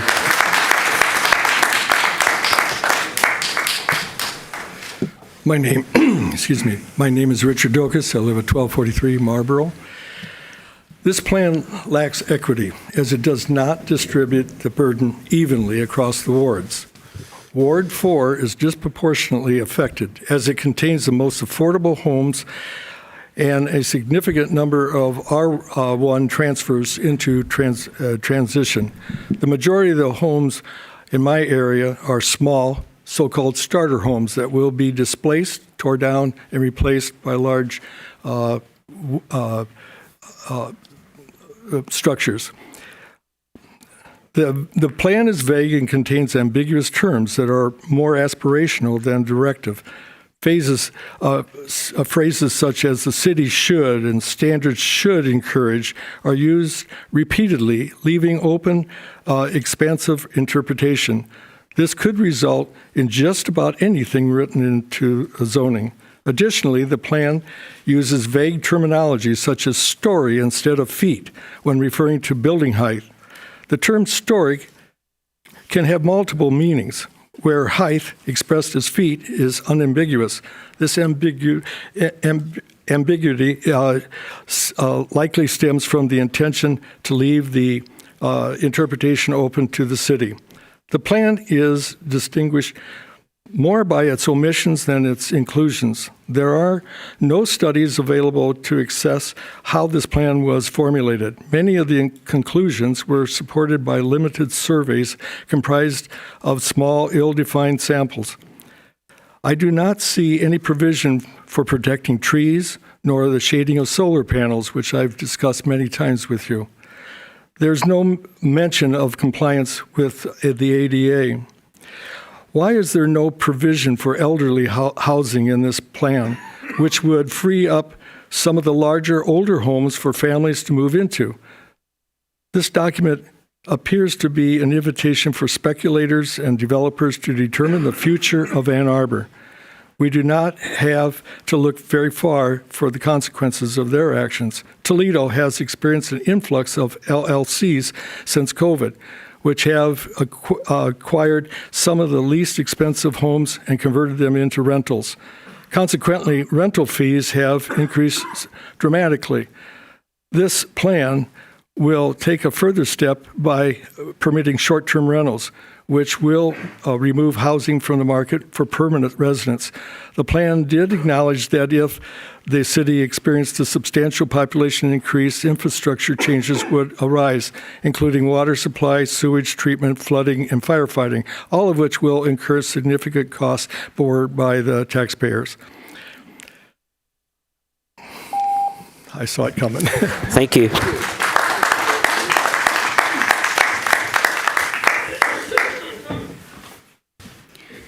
Hi, I'm Katrina Radziak. I live at 1330 K Parkway. I will say that I don't think this was told to the population enough. This was mentioned during election time, and then I was informed again because of neighbors, not because of anything that I got from you guys, which is disheartening because there's so many people going to be affected by this. I bought my house about 3 years ago. I rented before then. And initially I was getting beaten out by flippers, which is very common everywhere. But now when we're going to do these transitions, it's not flippers we're going to go against, it's corporations, because they're going to bid higher on these houses that I could afford to tear it down and build things that none of them are going to live at. You're not going to have owners anymore. You're going to only have renters, which is fine for some portions, but if you want people like me to be able to afford anything in here, I want a house. I want to be able to actually own something. You're going to force the people who want to own a reasonable house out. I have no problem with multifamily homes. I think they're great. I think we should have more of them, but I don't think this does it. I think multifamily homes should include a homeowner that actually owns it. And we're just giving the corporations what they want and for them to make more money. We're not actually helping the homeowners. Thank you. Thank you.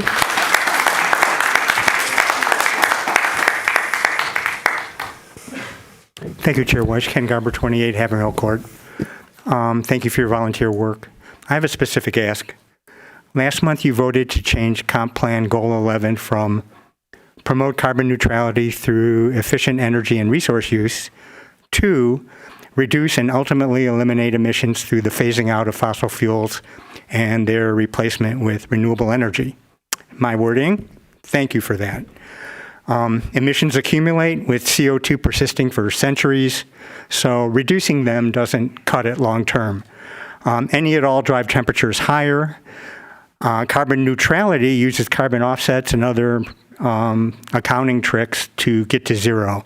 That may work for 2030, the city's goal now, but this is a plan for 2050. Rich countries need to zero out emissions long before then. That's not my opinion. That's simple carbon accounting. That's the IPCC. So I was surprised and frankly a little upset when I opened draft 4 to page 84 and I found that goal 11 had reverted back to carbon neutrality. Same as before, all my language ignored. By the way, the staff memo which flags this item for discussion tonight does not correctly cite draft 3. Draft 4 does add the words transitioning to zero carbon sources. That's meaningless. We're transitioning now. The question is by when? Enbridge and ExxonMobil are transitioning too. This plan, by not making ending fossil fuels the goal, ignores the scientific consensus. After I'm done, I'll email my language, which you approved unanimously on January 6th, to Ms. Bennett and Mr. Leonard. I don't think it's in any of your documents tonight. So it was flagged for discussion, so I hope you do bring it up, and I ask you to, again, consider my language tonight. Very specific ask. I'll cede my time to the next speaker. Thank you, Mr. Garber.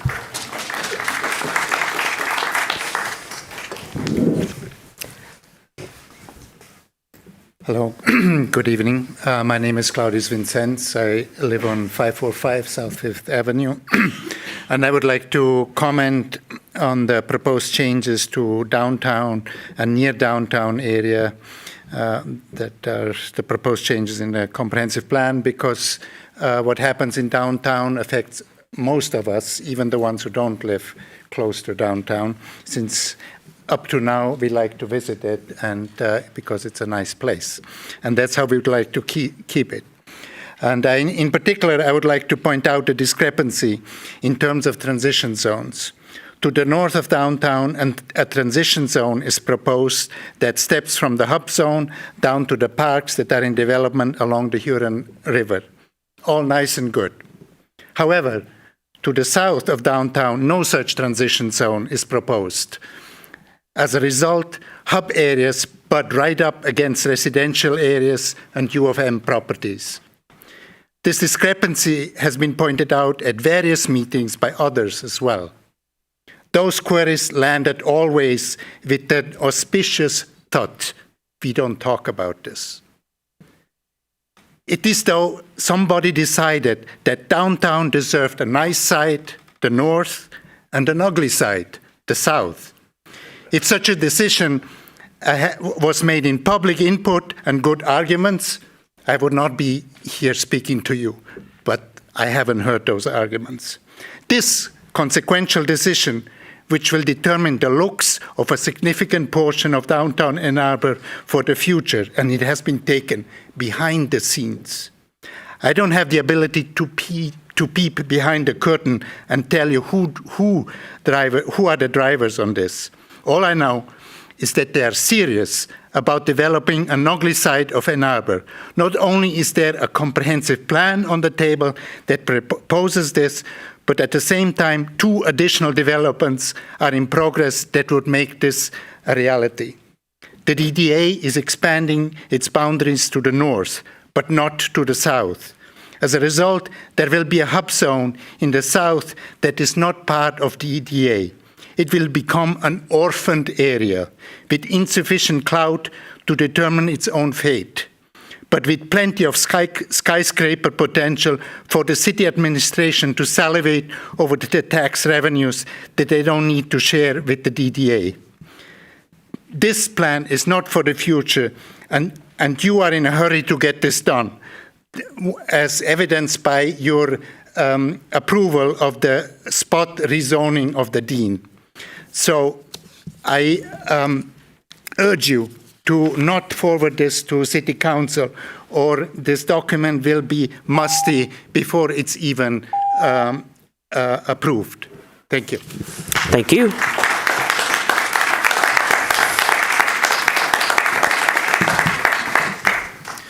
Good evening. Good evening. My name is Mark Karakesh. I live at 1980 Trevor Road on the north side. I want to preface the fact that I am a student, and that unlike, I don't want to assume, but I actually rent. And I have felt that there is a very strong housing crisis that has impacted me personally. And that's why I'm here today to give my first public comment ever. Bear with me. So what I've seen is that there are lots of complaints that this will tear down existing housing, and that there is this sort of absence of inclusion of the idea of affordability. I think this is nonsense. I personally think you guys are doing a wonderful job with the plan. I think you guys have done great, and I believe that we need a missing middle that you guys really address well. Sorry. So I also want to say that I am an urban planning student, and that I understand that there is this fear that building new housing will change the character. But if we're being honest, Ann Arbor is growing, whether we like it or not. We have the most students enrolled ever right now. And frankly, I think we need to be progressive instead of regressive with our housing policy. And that would include upzoning, because frankly, there's a simple supply and demand problem right now. And I think the idea that preventing new housing from being built is preposterous in the sense that it will help reduce prices. I think if we want to make Ann Arbor more livable for everybody, particularly in the future, we should prioritize ensuring that there is housing available for everybody. That includes small homes, missing middle homes, duplexes, triplexes, tall towers. A personal anecdote that I want to share is that I live on the north side, and my rent has increased twice so far in the year and a half that I've lived there. And that has impacted my daily life a lot. I'm unable to purchase things that I would have normally been able to before. I would also love to live on Central Campus near my friends that all live there, but I cannot because of the housing costs that are just choking me and many, many other people out. And I just really think that if we are to tackle this in a sensible way, this is a great way to start. And thank you very much for what you guys are doing. Thank you.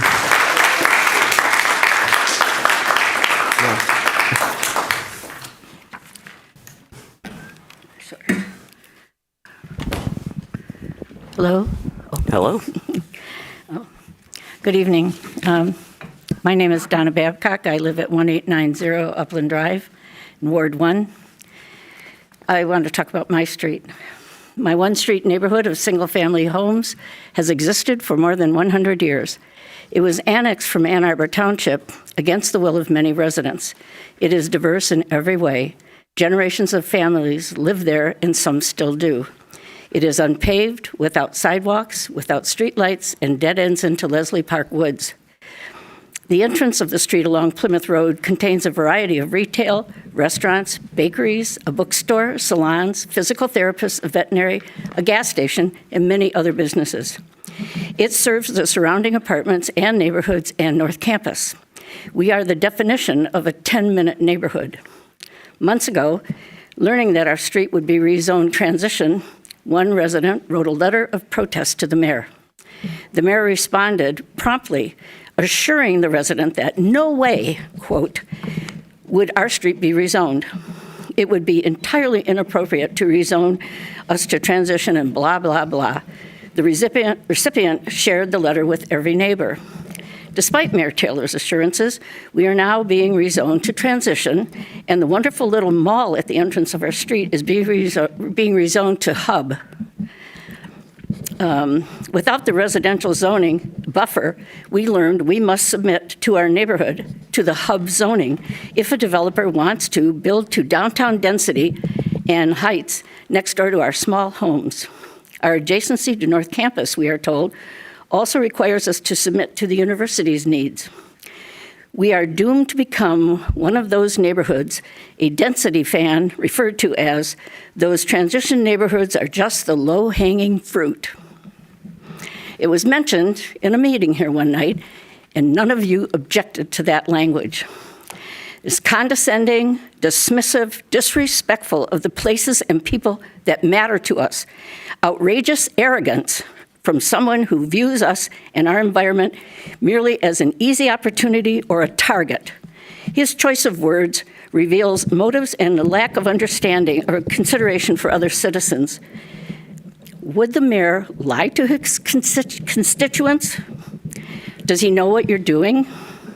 Councilmember Dish, have you spoken to the mayor about this? This is Ward 1. You're our representative. Thank you. Thank you, Ms. Babcock.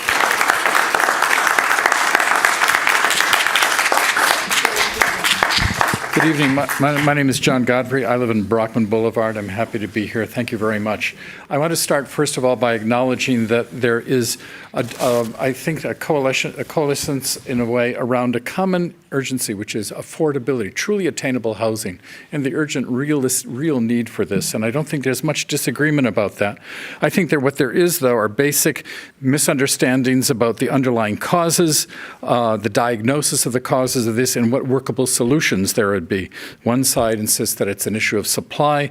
Others, like myself, say that the fundamental cause is growing income inequality, not only in Ann Arbor, but across the United States. But I want to start by saying how relieved I am. After reading the plan, I've learned something reassuring.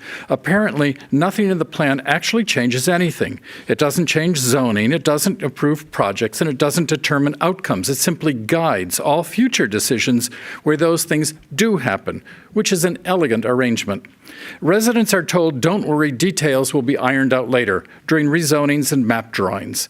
In other words, the visible consequences arrive later when public attention is lowest and consequences are highest, when the debate is smaller and the options fewer. That's a very efficient arrangement. What's the best feature of the plan? It must be its flexibility. It's impressive how the plan promises everything to everyone. We'll have more density everywhere, yet preserve neighborhood character everywhere. We'll have affordability and sustainability everywhere. We'll double our population, but have no congestion. It is a remarkable document and a truly impressive achievement. Everything, everywhere, all at once. But we've been treated to a textbook case of top-down planning with goals and directions that were preset more than 2 years behind closed doors. Except for a handful of insider boosters and influential advisors, the role for residents has been to place sticky dots on predetermined options and to make comments that are useful for legitimating the plan as public engagement. This is merely performative window dressing. Where are the experiences of real people, many of whom you've heard here tonight, who should have been at the starting point of the plan? They are missing. Where does the plan measure the real actions and real struggles of real residents? It doesn't. Oh, don't worry. Residents can stand here as if anyone really listens. We have been managed throughout with earnest and patient condescension. Yelp reviewers have more impact on restaurants than residents have had on this plan. Let's be frank. We will not change the direction that has been set in stone without our advice and consent. But even though we have not been listened to or heard, we are not wasting our time. You see, we have not been just talking to you. We've been talking to each other, listening to each other, and learning from each other. Ours is a deeply democratic experience in true engagement with neighbors, in affirming that the city should be more than a place for the well-to-do and the well-connected. Thank you, Mr. Godfrey. Thank you, Mr. White.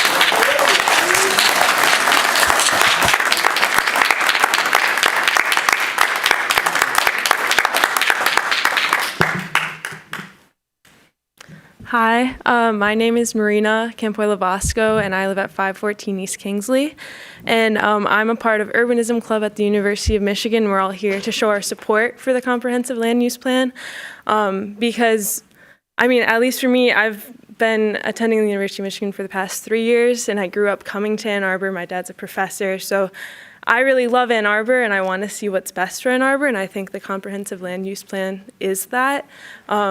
There's so many friends that I have that would love to also have the experience of living in Ann Arbor, but they're not able to because of things that we've discussed prior of pricing and just not being able to afford the housing available in the Ann Arbor area. And Ann Arbor, for me, I've become an adult here. I have chosen my career path here, and I would like to keep living here if possible. But as it stands, I don't think that is a reality, and I think the comprehensive land use plan will help me be able to achieve that. And its implementation as soon as possible will help us really create a city that Ann Arbor's already such a great city, but it can be even better.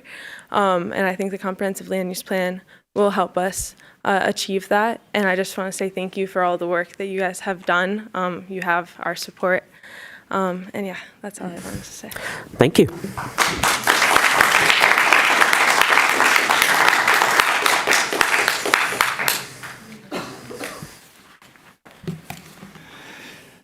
Hello, my name is Alan Haber. I live in the Old West Side on 3rd Street, 531. I have never been to the Planning Commission before. I've been often to the DDA. The DDA had a very interesting program with local developers. 1, 2, 3, 4, 5. Each of them said, if you're interested in affordable housing, the only way you get it is by the city or someone else donating the land. Affordable housing is not market housing developed by developers looking for a profit. You don't seem to have noticed that, but that is a fact of the economy. My father was an economist. I came to Ann Arbor 89 years ago, plus a few days, with my family. It was a beautiful town. I went away to California for a while. When I came back, it wasn't It's a Wonderful Life. It was the beginning of Pottersville. The developers had taken over, the banks had taken over, the top-down had taken over, and the mutual aid among the people and also the sense of community in the university had been corporatized and was gone. Your job and the city's job of those who care, is to reclaim It's a Wonderful Life for our town of mutual aid, of caring and sharing and helping one another. What you have done is a traditional top-down development plan. Maybe it's good. I don't know. I don't like it. I saw a lot of other questions about it. But what you have to do, you're going to have a vote. Somebody here should have the courage to say, let us table this plan. Table it.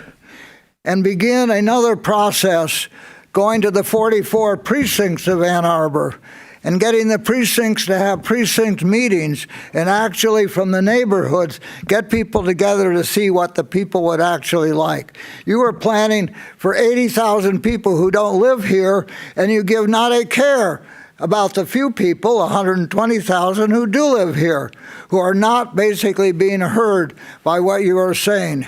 You should table what you're saying and listen to another view from the bottom up. It's called participatory democracy. Used to have a little currency around here, but you should try it. Every precinct should be called to a meeting or several. In my precinct, there was no such meeting. In my neighborhood, there's been nothing, no discussion about this.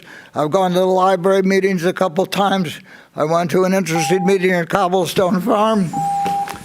There are things you have not considered. Table it and begin another way, and then see what an alternative might be. Thank you. Thank you.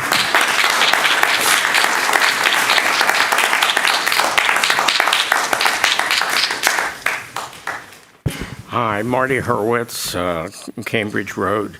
I'm here to talk about the mayor's great big beautiful plan, which it's based on really some myths and some issues that really are not completely or even adequately dealt with in the plan. Myth number one is that the population of Ann Arbor is growing and has to be accommodated by densification.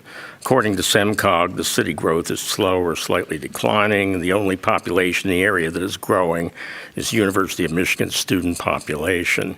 Second myth is that the mayor and council want affordable housing. I think they certainly talk about it. There is a need, and I believe it to be the case, for subsidized housing. But a review of properties in the Housing Commission inventory suggests that there haven't been any additions over the past 5 years. Home inventory for lower income working people is in the $150,000 and $500,000 range is currently high. The rental market in Ann Arbor is currently more supply than demand. The other point is that it seems to be mythical that everybody cares about the missing middle. The Woodbury Gardens over the last 60 years has been providing affordable housing for people who mostly worked at the university. It's a prime example of what the developer plans to build. There will displace many people and families who are able to afford walkability, amenities, and proximity to transit. There's a myth of desirability. Ann Arbor is less desirable than it was 10 to 20 years ago because there's decreased city services, including police presence. Road conditions are horrible, and there's increased gridlock. Lastly, but definitely not the least, is the condition of the Ann Arbor Public Schools. Most of these land use plans talk about the educational systems. Ours does not really deal with that. If you're not aware that the school system is imploding in Ann Arbor, you truly should be, because in large part, the employees at University of Michigan couldn't send their children to what used to be good public schools, but not so much now. The word's getting out. It's around the country, and it's a big reason not to come to Ann Arbor and why the university's having difficulties in getting people recruited. The plan also gives no serious consideration to the effects of densification on the health of the community. Thank you. With demolition and excavation. Thank you. The air quality is terrible. It's terrible in good times because we live in a valley. But it's not addressed in Mr. Leonard, plan at do we all. have a way to cut your mic? Thank you very much for your attention. Thanks.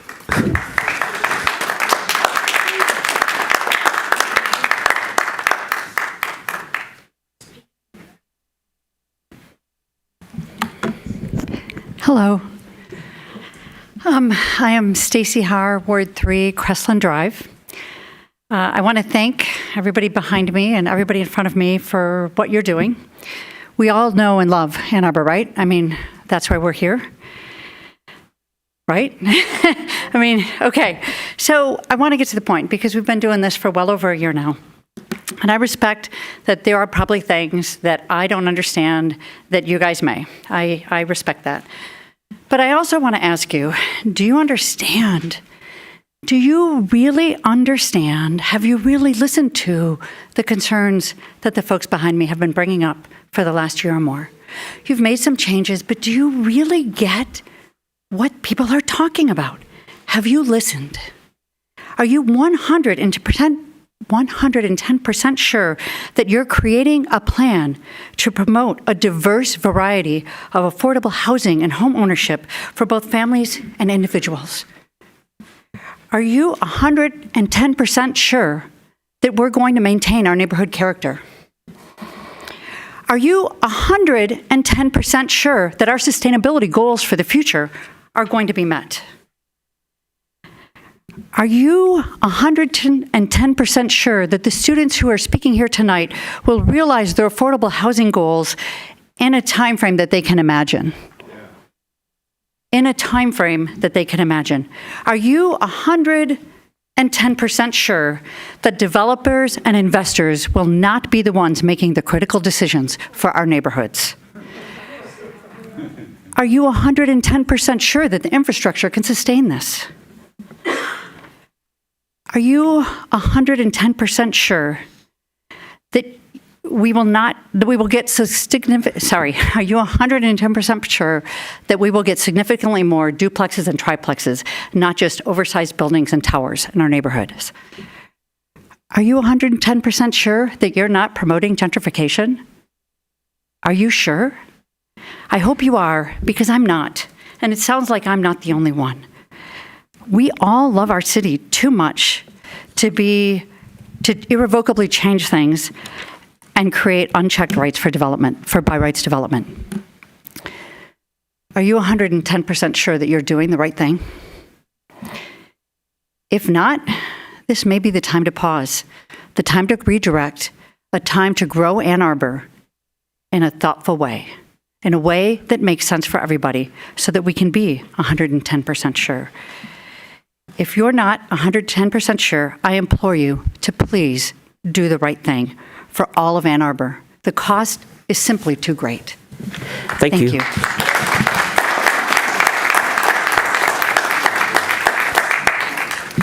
Mark Skirbo, 2017 Fair Street. We've had a few new buildings come up in the Southview area over the last few years, although this is nothing compared to the 1970s housing boom. But I wanted to run a little thought experiment. What if we didn't build those new high-rises in Southview? How many thousands of students would be competing for the older apartments and homes in Burns Park and driving up rent? Where would those students live? I mean, they're people, they exist, they're going to live somewhere. Where would they exist?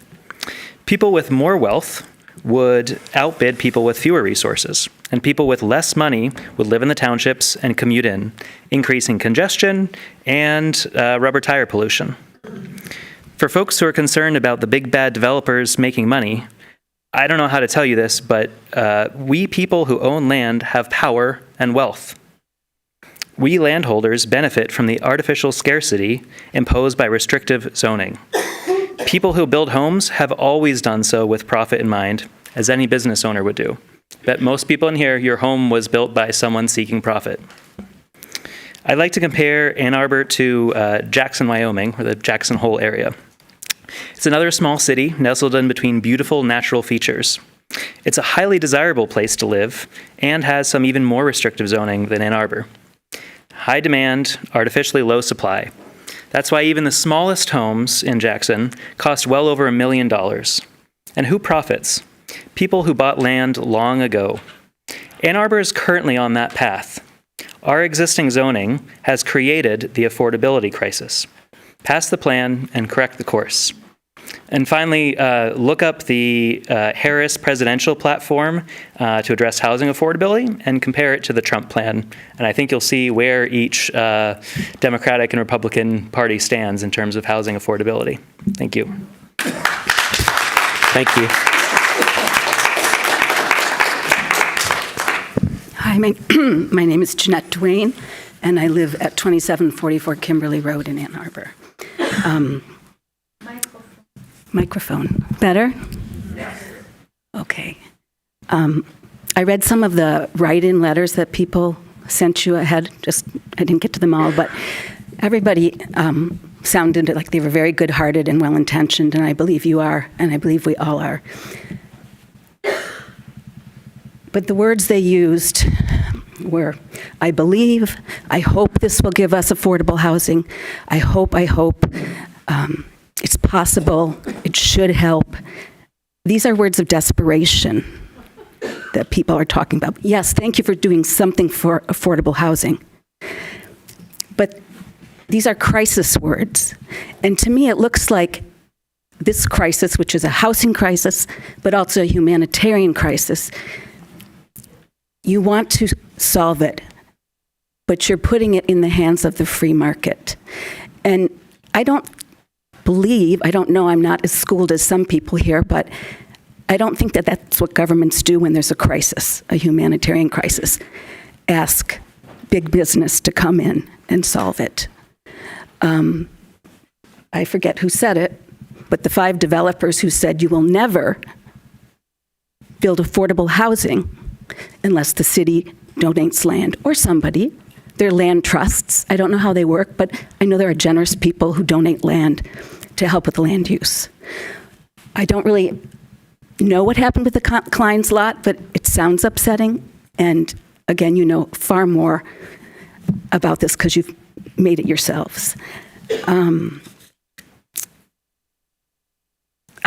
willing to give a lot of, I would maybe even have welcome a building next to me that was 3 stories tall, if it was affordable. And maybe, I just don't know enough, maybe there are regulations, maybe there's public policy, maybe you are making demands on the people who will profit from this. I've only been to pause the plan meetings, so forgive me if I'm mischaracterizing what you've done. But what demands are you making on the people who will develop this land for profit? It seemed like it used to be when a development went up, there was a requirement like you had to have so much parkland. I've come to the Planning Zoning Board of Appeals before for a variance. What demands are you putting on the people who will develop? It's not their responsibility. You're letting them do it. You're giving them an invitation to come. It's your responsibility to make sure that the housing is affordable. So please tell us what you are doing to guarantee that. Thank you. Thank you. My name is Odile Huguenot-Heber, and I have lived in this city for about 35 years. When I first came to Ann Arbor, it was a beautiful little city with many trees, children playing in the street, bicycling all around, older people walking around. But now all what we see is those tall, ugly buildings springing up all over the city downtown. Very ugly with so many colors. It could be like a rainbow. So the latest one is blank yellow and huge. But anyway, there is no cohesion, no building in the plan, no beauty in the plan that you are making. And it's not healthy. There is no bench. They have been removed because you don't want homeless people to lay down. So the old people have nothing to sit down on. And also, it's not healthy. The trees are diminishing. The garden they seem to be narrowing down. And so why would people want to live in a place that's overcrowded with so many buildings and less quality of life? I mean, they will want to live in New York or Chicago or big city. What is the difference that Ann Arbor is going to offer?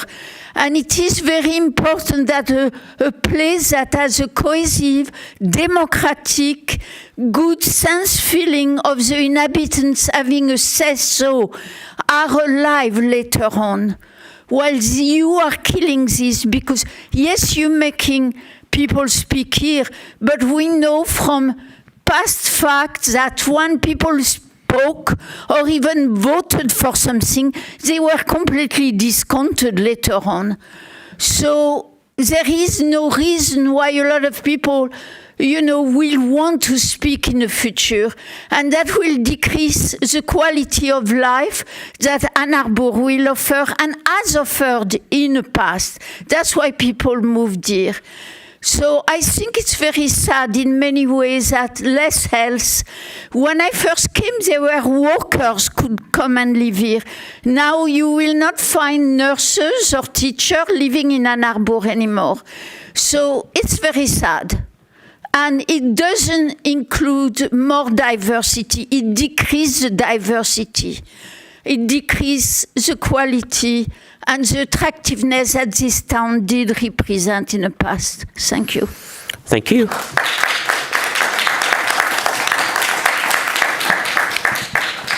Hi, Mark Madonna, 836 South Main.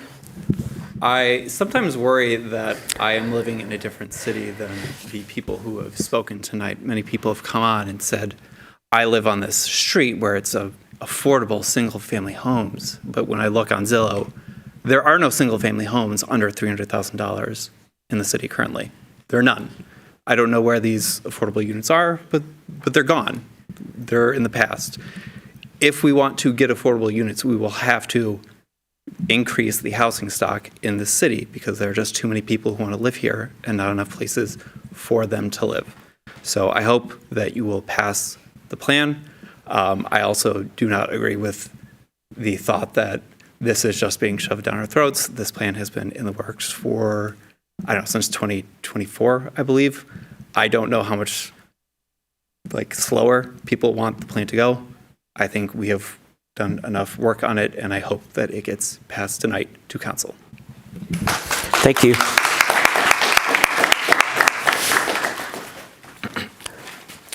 Dear citizens and commissioners of Ann Arbor, my name is Alexei Sanoff, and I'm a student at the University of Michigan studying urban planning.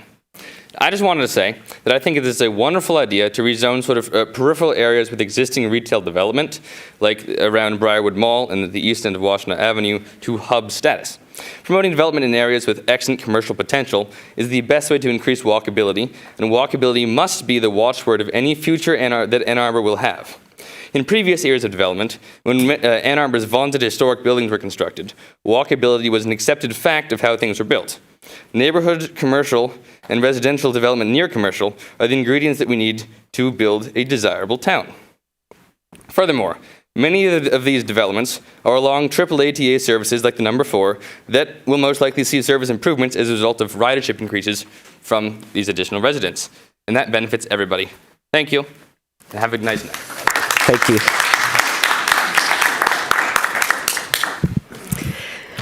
My name is Leah Dumichel. I live at 727 Madison Place. First, I just want to say thanks for taking on this effort. I appreciate your commitment to managing the growth pressure that we're experiencing in a holistic way rather than pretend like a lot of communities do that we can just shut the door behind us, because we can't. So I really appreciate the effort.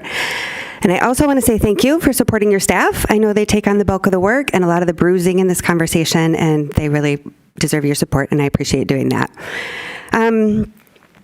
I feel a little bit like this idea of making single-family neighborhoods great again is running into the same problems as other efforts to impose a past framework on conditions that have already changed and weren't that cut and dry to begin with. Smaller households, bigger houses, flat wages, they're in the middle of this century-long, slow-moving collision, but there does not seem to be enough data to paint a picture of that. So I am going to opt for story. I mostly want to speak as a resident who came here as a teenager. U of M brought my mom and I here from our suburb of Flint, and the minute I stepped out of the car, I knew I was not going to leave. It was vibrant, it was busy, it was exciting. Those are all things that density enables. I did not know that then. And it was something that I wanted to be a part of. So I've invested my whole adult life here.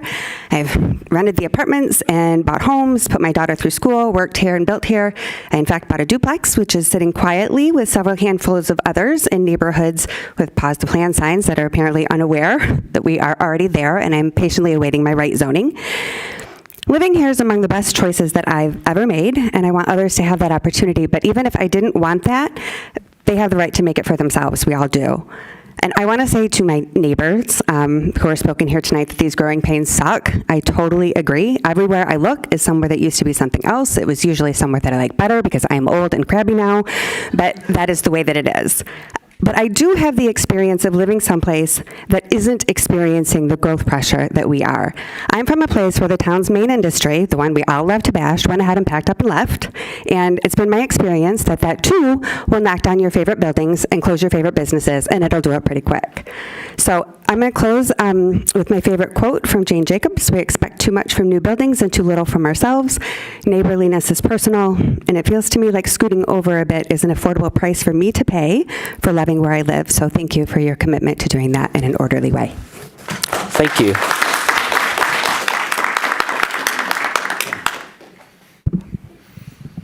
Hi, good evening, Commissioners. Kirk Westfall, 3505 Charter Place, which is a developer-built home by Henry Landau, sold to me at a profit. Thank you for your dedicated service and long nights away from family and loved ones. There's a net increase in people with money who are moving here. We see it in the family wealth of some of the student population. We see it in high-paid jobs at U of M. There are many Midwest cities that would love to have this problem. But the question I don't hear is, where do we suppose these new residents will live? And the answer is that these folks, higher income folks, are going to live where they want. This doesn't make it fair. This doesn't make it okay for our state and federal tax policies to enable this. But the truth is that while we try to fix inequality at a higher level, and while we continue to build and subsidize units at the local level, there is displacement happening right now. As we've heard tonight, we're seeing modest homes being torn down or expanded just for one family at a much higher price point. Most of the post-war housing will be replaced in the coming decades. It's happening in my neighborhood. It doesn't improve affordability for these to remain single-family homes. These should be triplexes or quadplexes. And if we don't allow new units to get built for higher income residents, they will displace lower income people. This phenomenon should be well known to a community that prides itself on academic rigor. There's a large body of research on this. None of it recommends stopping for-profit home building. We know many of you are fond of AI. Please go ahead and use it for this question. We are not the first community to go through this. There are ways of making it better, and there are ways of making it worse. I appreciate that you are pursuing the right path. Thanks for your time. Thank you, Mr. Westfall.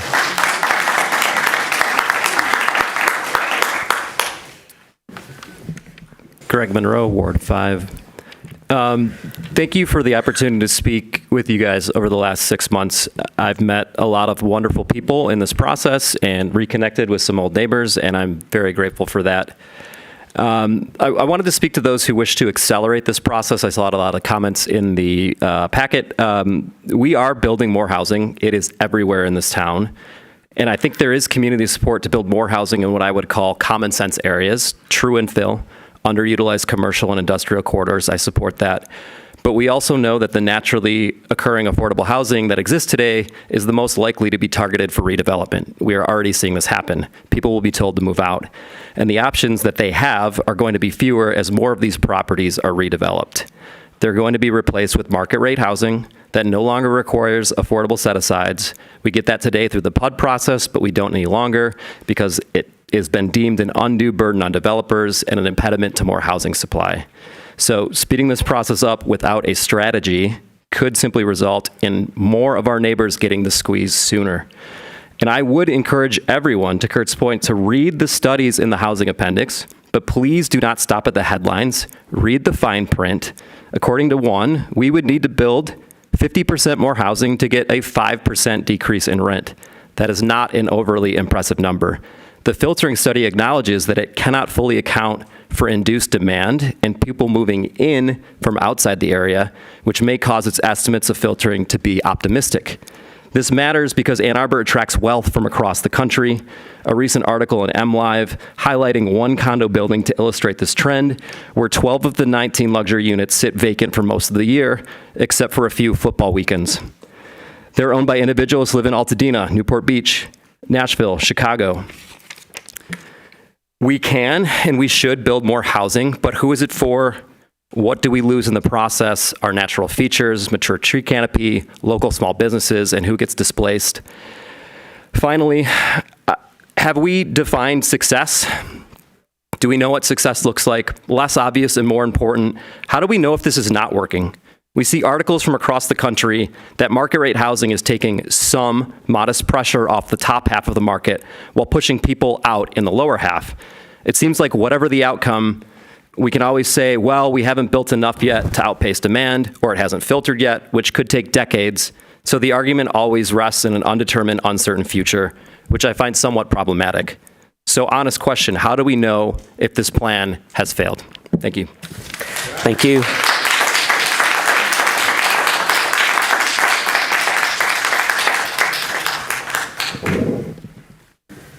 Kathy Griswold, Ward 2. You've already heard many of them. Kathy, I think, yeah, you're going to have to get a little closer tonight. You've already, can I raise this a little bit? Sure you can. The podium has a button. I don't know where it is, but it does go up. Oh, or it might be at its height. High as Kirk had it, okay? I'm just joking. You might have to bring it closer, Kathy. I'm sorry. Okay. Kathy Griswold, Ward 2. I want to thank everyone. We still can't hear her, Mr. Leonard. I'm I sorry. want to thank there you go. everyone who came out tonight. I think that we all care deeply about our community. I think we all agree on a vision of sustainability, affordability, and equity. The problem is, how do we get there? And I want to just talk a little bit about transportation and Vision Zero, and then give you some humor for this long, long evening. The proposed CLUP appears destined to follow the same flawed trajectory as the Moving Together Towards Vision Zero plan. Despite significant investments in transportation projects, serious and fatal pedestrian crashes have not declined. We are at a 10-year high. We've been there for 3 years. That is a crisis, okay? The 2024 crash data was presented in November of 2025 to the Transportation Commission. It has not yet been presented to Council. If we are following that same process, what will happen if the CLUP gets sort of off track? How many years will it take before we realize we've made a problem? Now, thank goodness the Ann Arbor Fire Department did provide some data for 2025 because, again, the 2025 transportation report from the city doesn't have any data in it. If you don't measure it, it sure doesn't get done. So, vehicle crashes with injuries from the fire department in 2025, 173, up 40% in 1 year. Vehicle versus pedestrian crashes, 44, up 22%. What is happening? This is methodology that we use in Ann Arbor. I know that this plan is for you guys to decide, and the actual operation goes beyond that. But as a community, we need to be aware of that. Now, for a little humor, A2 fix it. When you have density, you have a lot of extra problems. You need more lighting and other things. So we get this ticket. Still a serial dog pooper on the loose. Around 100 loose turds on the block. It's been like that for months. Can the police do anything? What's the city's response? Thank you for blah, blah, blah. This matter has been forwarded to the appropriate department. Close the ticket. We've got to do better if we're going to get denser and implement this plan. Thank you. Thank you, Ms. Griswold. Hi, my name is Jonah Riddle. I live at 529 Burwood. First of all, I'd just like to thank you all for your hard work and care on this plan. I have loved Ann Arbor for a long time. Both of my siblings went to college in the Ann Arbor area, and I think every time I visited here, I started to love it a little more. And that has not changed now that I'm here at the university. I think every day, like I said, I love it a little more. And I think the thing I love most about it that is it's not the city is not afraid to make change for the better for all of its residents and future residents. Even just in the short time Jonah, I've been here. I'm so sorry to interrupt you, but can I ask everyone to please suspend their side conversations because we can hear your conversations here, which prevent us from hearing Jonah. Jonah, can you start over, please? Completely? Yeah. Where was he? Okay, thank you. Yeah, completely, please. My name is Jonah Riddle. I live at 529 Burwood. I've loved Ann Arbor for a long time. Both my siblings went to college here in the Ann Arbor area, and I think every time I visited Ann Arbor to see them, I loved Ann Arbor a little more. And I think that has not changed now that I'm here at the university. I think every day, walking around the city, I love Ann Arbor a little more. And I think the thing I love most about it is that it's not afraid to make change, and there are a lot of people here who very obviously care about the city and want to see a better future. And I think, yeah, even in the short time I've been here, I've seen some of that change and a lot of that, the community that lives here and loves the city. And I think this plan is a great way for that change to come through. It looks for that change, and I think it accomplishes that very well. And I'm just very strongly in support of this plan. Thank you. Thank you.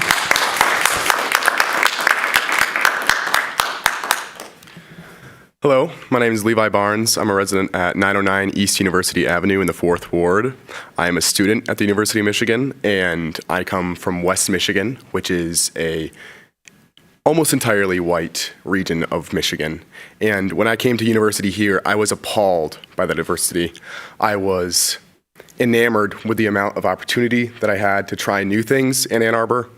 I've been able to try new experiences, do new things. I was amazed by the bike infrastructure and the new people I've been able to meet from all over the world and country. The current development plan for the zoning code has character of single-family neighborhoods written in it. This is racist and comes from the 1970s when planners across America sought to keep black residents out of the city where upper class people lived. I see today the diversity of where I come from, a majority of non-colored people who do not have the force they have the time to come here at 5:30 and talk. These are not the people who build this town, make this town what it is, work for this university, not only come to this university, but make it. This university will keep growing. If there's one thing that is true about Ann Arbor, it is that the University of Michigan will grow. And not only the university, but its hospital system.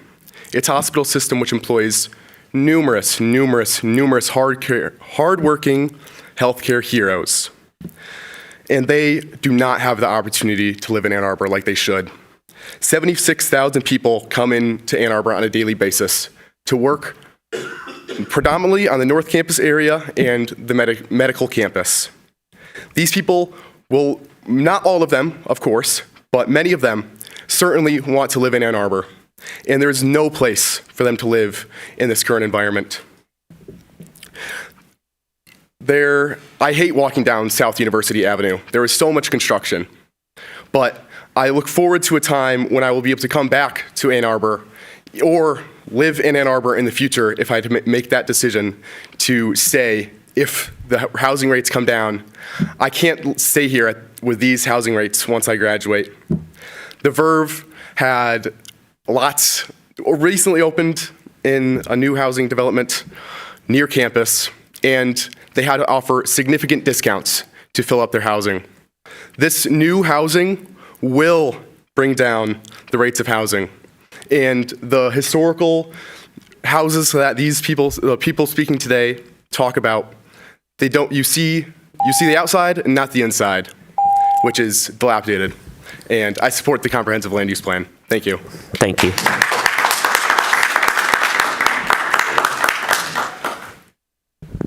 Thank you for allowing us to speak tonight at this meeting. My name is Vicki Engel. I live in Ward 5. I came to Ann Arbor many years ago because Ann Arbor was the most desirable place to live. Now, why was that? Because Ann Arbor was a beautiful town. I lived in the suburbs of Detroit for most of my life and some suburbs outside of Michigan. And I have to say that what Ann Arbor has to offer, Ann Arbor needs to keep. And what I'm worried about, and first of all, I know what it's like to be able to afford to live here. Way back when I was a student, I could get a summer sublet for $65 or $50, maybe even $35 a month. We don't see those anymore. They don't exist. I believe in development, but I believe in responsible development that will allow for people that can truly afford it to move in. Case in point, the building that is proposed to take over the Last Word corner, They are saying for that development, they're allowing for affordable housing, but the affordable housing requires people to earn $80,000 a year. So I don't see how lower income people can afford that at all. The other thing about development here is we want to enjoy our residential, our beautiful experience that we've always had and what makes Ann Arbor special. But if you look at those buildings that they're putting up on Huron and these other places, there's no setbacks, there's no accommodation for the pedestrian, the residential, and what makes Ann Arbor special. The buildings come right up to the sidewalk. Cars are double parking on Huron, unloading people, making food deliveries. If you don't make requirements for these developers, they're not going to take it upon themselves to make the town what it should be with every single building and every single block. A developer does not care about that. We should care about that. And I would hope that this commission and the city council and the zoning board would all take that into consideration, because if it keeps going on like that, Ann Arbor is just going to be anywhere architecture, which we see all across the United States right now. It's going to lose what is special about it. It's no longer special. It's just like everywhere else. And is that really what we want? I like the idea of a plan. I like the idea of having low-income housing. But frankly, I don't see it coming out of this plan. I don't know what to say, and I don't know what to do. I'd like to offer an alternative to this. But I say to you, we need an alternative to the current situation. It is like that last person said, a lot of rich white people can live here and no one else. And that doesn't sound affordable to me. Thank you. Thank you. Hello, my name is Emily Warner. I live at 1516 Dexter Ave. I'm kind of late to the game at reading and learning about all of this. Well, I agree with many concerns mentioned by others tonight, such as information not getting to neighborhoods, myself included, and people to be able to understand how they would be affected. The concern that the median price houses being torn down will not create more affordability. The concern about the trees, and I'd add even our tiny little lawns that are very important to kind of family life and having things. And not everybody wants those things, so a variety of choices is fine also. But having less of them isn't necessarily going to give people the equity that I think we want everybody to have. There's also the concern about the high benefit that seems like it'll come to developers, and especially in today's day and age, corporations over people. I agree with affordability. I agree in theory with neighbors for more neighbors, but the plan doesn't really seem ready, and please pause it. My own concerns also include ground and rainwater management, especially in the transition zones, which I believe is where my area would be. We already have our sump pump running all spring, pumping the water right back into our tiny little yard with our little rain garden that overflows and sometimes seeps into underneath our garage pavement. And sure, maybe we could figure out how to do some big construction job and fix that, but the city hasn't allowed us to build on things because of our tiny little yard. So once these changes happen, maybe somebody will, but maybe it'll be a developer and not us. So I also have a personal experience that does not lend me to trust that the city of Ann Arbor has my back or that they will have other citizens back. My home is across the street from the old Malik's gas station that served and blended into our neighborhood.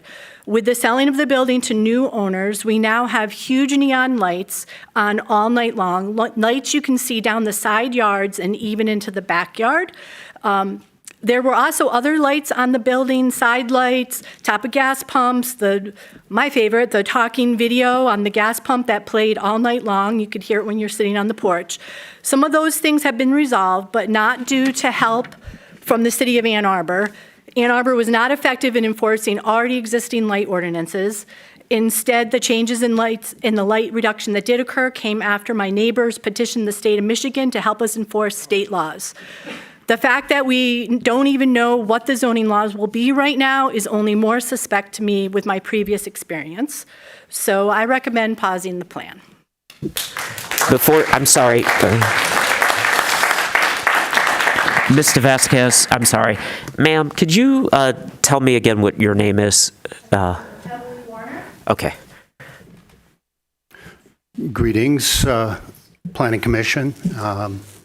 Luis Vasquez. I live on Barton Drive in the north side of Ann Arbor, 42-year resident.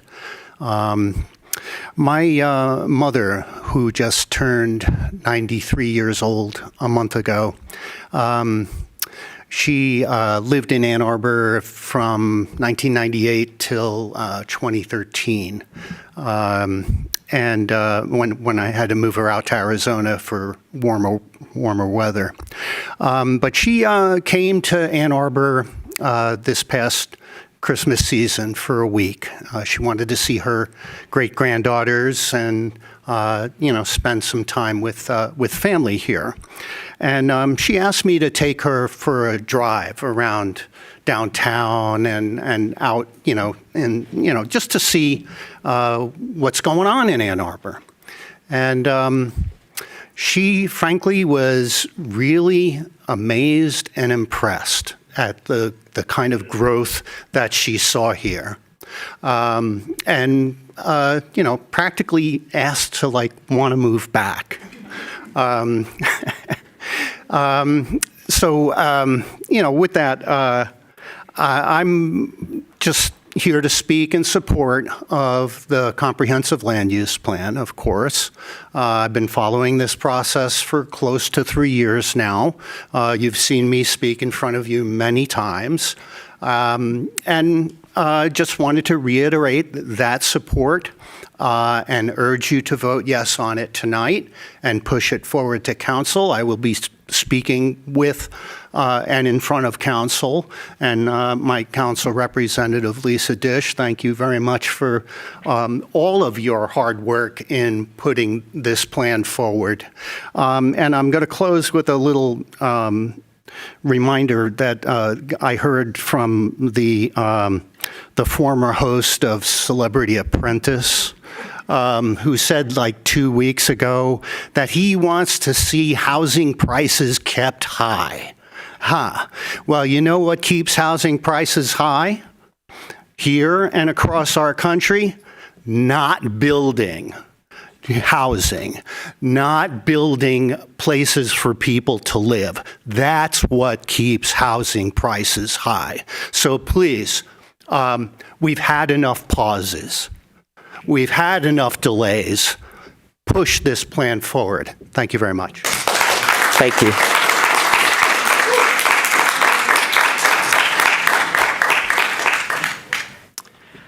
Hi, Commissioners. My name is Michael Whelan. I live at 400 Maynard Street on the 7th floor of an apartment building. I got a haircut this morning on the first floor of my apartment building, which I think illustrates the value of mixed-use urban development. I am an urban planner by training, but I'm a law student here in Ann Arbor. And I'm actually here tonight because my local government law professor, Noah Kazes, required us this semester to attend a city meeting. So I wasn't going to speak, but I felt like I had to after hearing everything tonight.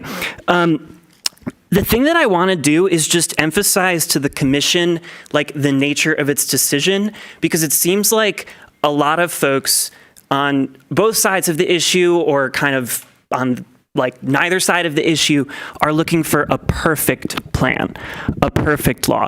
There's no such thing as a perfect law. There are only better laws. You can improve the comprehensive plan, but you will not pass a perfect comprehensive plan. The Constitution of the United States, they've been debating it for 250 years. I'm going to have to swear when I take the bar. I'm going to have to swear an oath to that document, but there isn't a single lawyer in this country who will tell you that document is written with no errors or nothing that could have been a little clearer or a little bit better. The law is always alive and will always change. The comp plan, you will come back and amend it again and again. So the only question you should be asking when you vote is not, is this the perfect plan? Is it a better plan? Does it move the city forward? I think this plan unambiguously moves the city forward. It's better than the plan you have right now, and so you should vote for it. Thank you very much. Thank you. Hello, Ann Bannister, 612 North Main Street.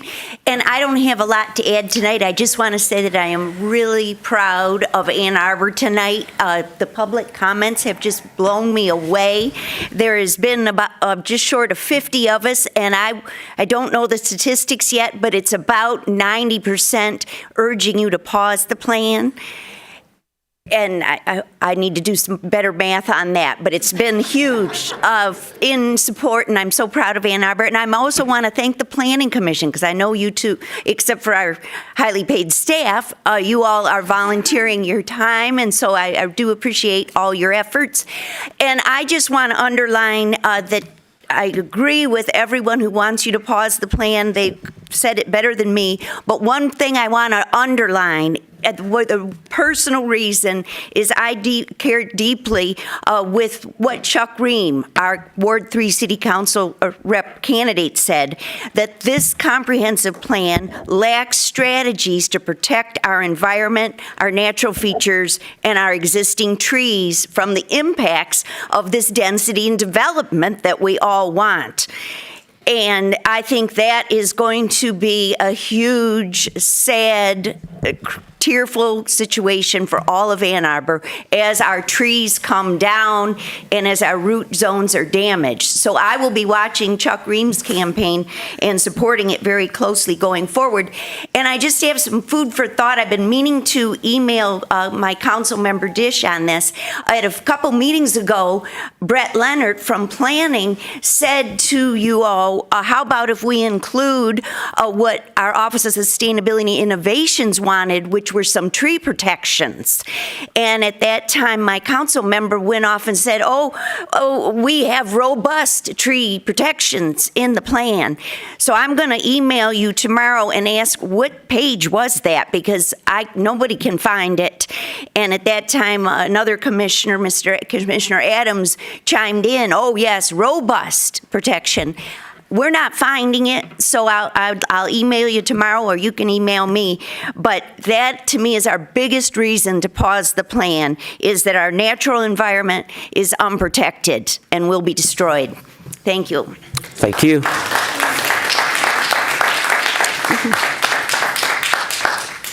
Hi, I'm Tim Rhodes. I live at 448 South First Street in Ann Arbor. Many things have already been said. I would be among those that would like to pause the plan. And I have a couple particular asks related to this. The 2025 Washtenaw Housing Study is now available. It's been available for a few months now, and it has not been considered. And I think that that's a tragic thing. I think it's negligent to proceed without evaluating this study, which takes a careful look at the need for housing by income level. And the idea that we could build expensive rentals, and that's actually going to deal with affordability for people that really need the housing here, is ridiculous.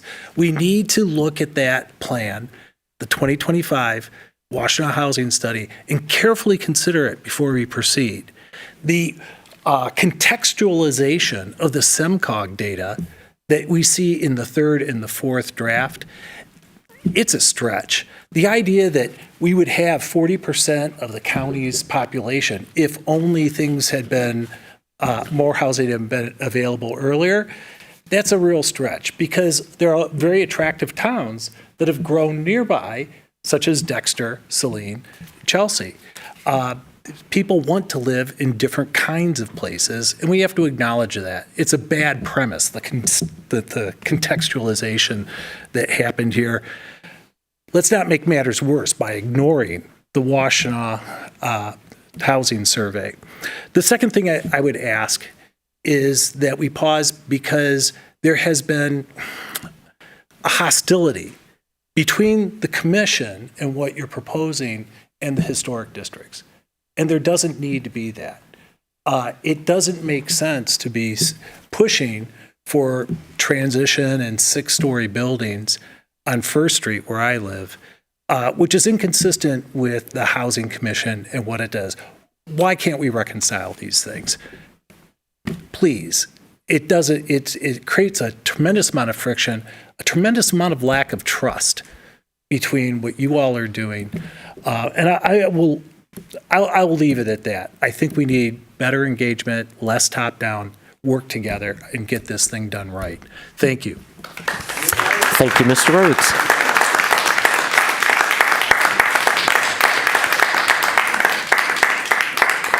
Is there anyone else in chambers who'd like to address us at this time? Mr. Leonard, oh, come on.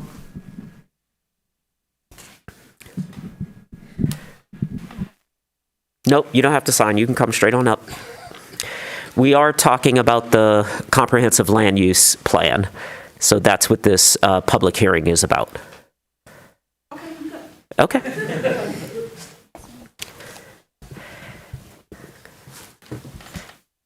Hello. My name is Elizabeth Kurtz. Litz is what I go by. Ward 2. I have housing instability, so I can kind of claim any corner as my house. Is that better? I should have taken a cough drop. I've heard the plan described as serving all citizens, but from my perspective as someone who's experiencing housing instability, I don't necessarily hear my voice in the discussion, or people who are experiencing housing instability like I am. I've noticed over the 10 or so years that I have experienced being unhoused, that there is a lack of resources in the current infrastructure to support the needs of people who just need stability. And I mean daytime stability. Affordability is crucial, that is important, but without stability, you don't even have an opportunity to think or to plan for employment, housing, or anything else. So I support the COUP. Is that right? I can say, okay. I support it because I believe that, the hubs would support something like a daytime infrastructure for people who are experiencing housing instability to be better stabilized. Thank you. Thank you.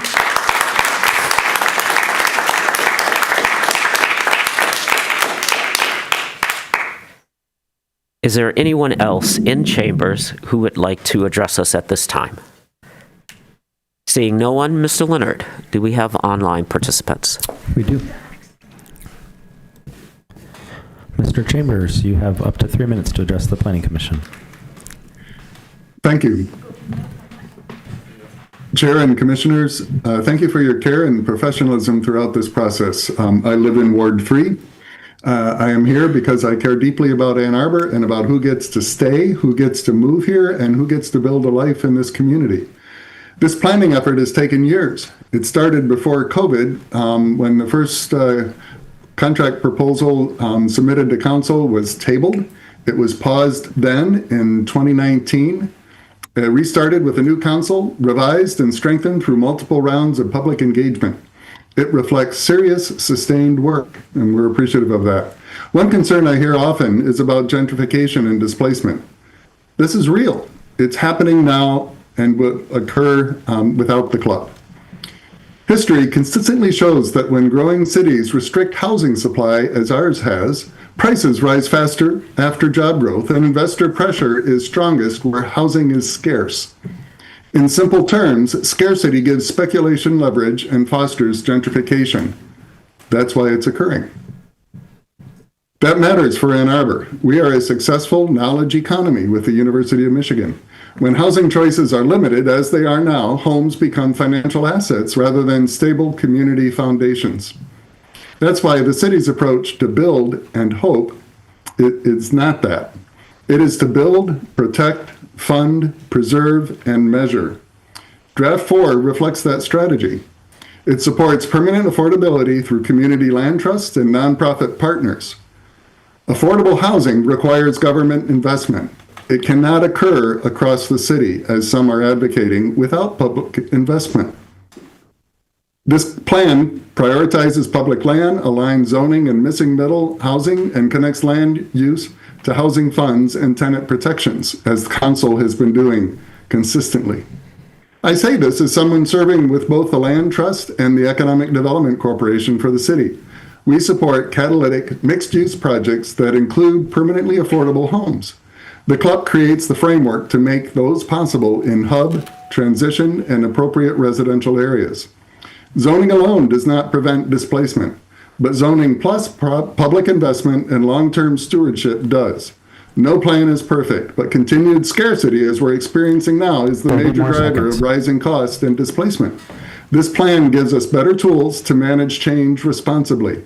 I respectfully urge you to move Draft 4 forward and begin accountable implementation. Let's keep building Ann Arbor where more people can truly be our neighbors. Thank you. Thank you, Mr. Chambers.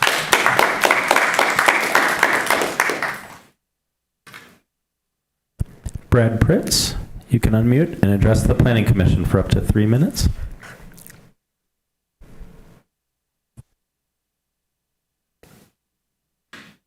Mr. Pritz, go ahead.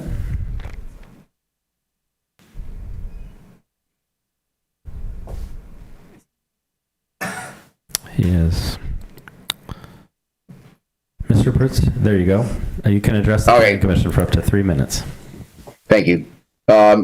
First, let me acknowledge the professional staff of Planner Bennett and Manager Leonard, and then the Planning Commission who serve as volunteers.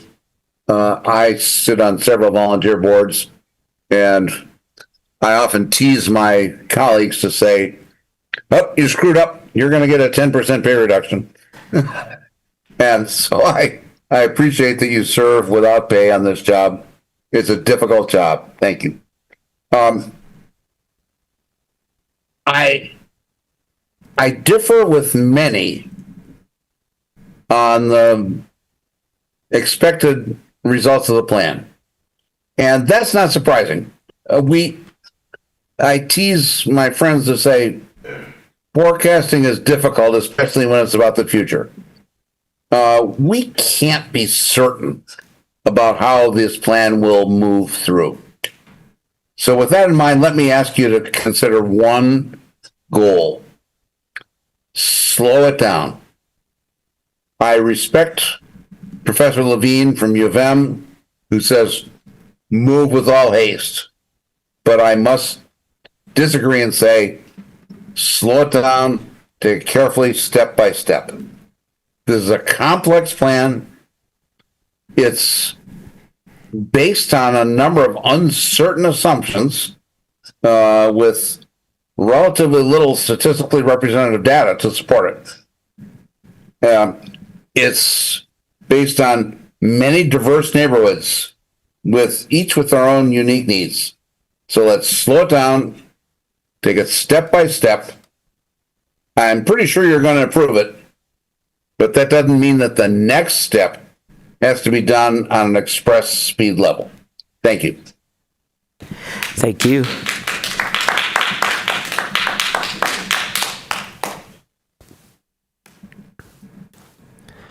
Molly Kleinman, you can unmute and address the Planning Commission for up to 3 minutes. Go ahead. Hi, my name is Molly Kleinman. I live at 1447 Harp Street in the 4th Ward.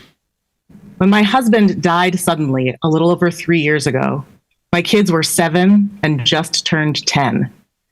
And there was a question people kept asking me that I didn't understand. Are you going to move? From our family doctor, from the social worker at the Children's Grief Support nonprofit, shout out to Ellie's Place. And it seemed so outrageous to me. Why would I uproot my kids when they had already been through so much? Then my aunt asked me in a slightly different way, and it clicked. Are you going to have to move? She had seen it happen over and over again to her friends who were widowed or divorced. It happened to her when her husband left her in the 1970s. She moved with my cousin to a cozy little row home where she hosted all the Thanksgivings of my childhood. I am extremely lucky that I did not have to move. My house is small. I bought it at the bottom of the market, and I can afford it on my salary. The combined mortgage payment, insurance, and taxes still cost less than what it would to rent a house of this size in Ann Arbor today. It meant that my kids got to stay at their school near their friends. Our support system was nearby. We had stability and access to incredible resources like Ellie's Place. And we felt truly held up by our community in this special town. But I also met other parents who weren't so lucky, who did have to move. sometimes far from their communities when their spouses died. Heartache piled upon heartache. Here in Ann Arbor, we do not have enough affordable homes, even for the people who are already here, whose life circumstances change in ways tragic or mundane. Row homes, apartments, condos, they are family housing too. I support this comprehensive plan, and I ask Planning Commission and City Council to move urgently to implement the new zoning it calls for, so that the next family, even if they have to move, won't have to go so far. Thank you.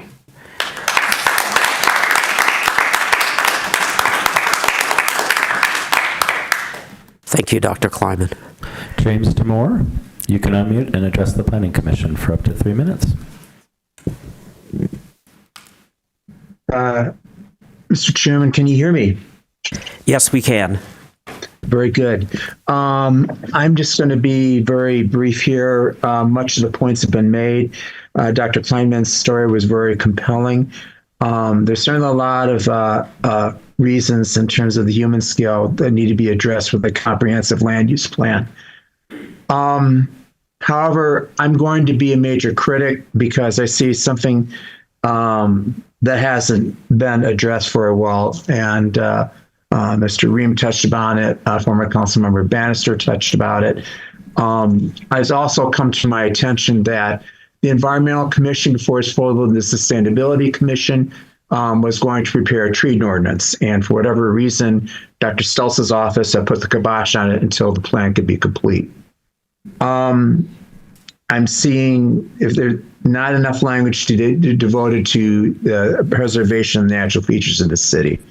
I've also seen discussions by commission talking about trees being an impediment to development. Folks, if we're going to move ahead and grow, whatever neighborhoods, whether communities are built, the natural systems need to be protected. And quality of life means that the protection of natural areas and parks makes a difference. Commissioner, Councilmember Dish, you said that, and even Mr. Chairman, you talked about Section 3.1.2 regarding the consolidation of parkland. That's not something that is a serious issue.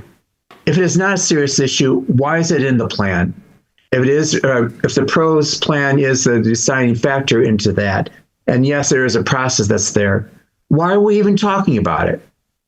I think there's something else afoot. When you put something in there, it takes legs of its own. That maybe what the framers have put in terms of doing the document is not there 5 or 6 or 7, even 10 years down the road when the institutional memory disappears a bit. I'm sorry.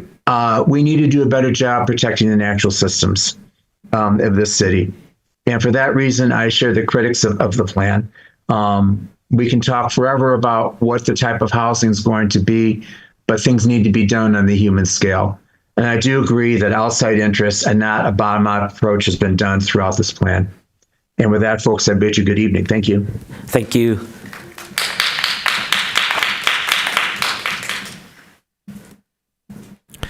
Eric Ivancic, you have up to 3 minutes to address the Planning Commission. Thank you. My name is Eric Ivancic, and I'm calling in from the 3rd Ward. First, I would like to thank the planning staff and the Planning Commission. You've put in an enormous amount of time, reached out to the public in many ways, and worked carefully through every draft. That means a lot. I came to Ann Arbor as a graduate student. I moved here from Utah. That first year, I noticed something different. The city had a progressive spirit that I hadn't experienced before. Like many people who come here to study, I ended up staying and making it my home. The more I learned about Ann Arbor's history, the more that feeling grew. Ours was the first city in the United States to elect an openly LGBTQ candidate to public office back in 1974. That's something worth being proud of. Being progressive isn't always comfortable. It means being willing to let go of a lot of old systems that weren't fair and taking a leap towards something better, even when the details aren't fully worked out yet. It means putting the common good ahead of personal convenience. And for those of us who have benefited from privilege, it means acknowledging that some of our advantages came from systems that were unjust to others. Tonight, we've heard some of the city's securely established residents defend single-family zoning, a policy that was established deliberately designed to keep certain people out of certain neighborhoods. They argue that some areas should remain exclusive, filled only with expensive homes. They say preserving neighborhood character matters more than making room for a wider range of people and housing types. I don't think that reflects who Ann Arbor really is. Yes, the Comprehensive Land Use Plan is a high-level document as it is intended to be. It doesn't answer every question, and that uncertainty can feel uncomfortable. Progress has never come with a complete plan, with every detail known. Being progressive means embracing change, showing courage, and caring about people beyond our own front door, beyond our neighborhood, and beyond our city's borders. Let's not draw this process out any longer. It is time for you to pass the Comprehensive Land Use Plan and send it to City Council and shift to implementing it. Thank you. Thank you.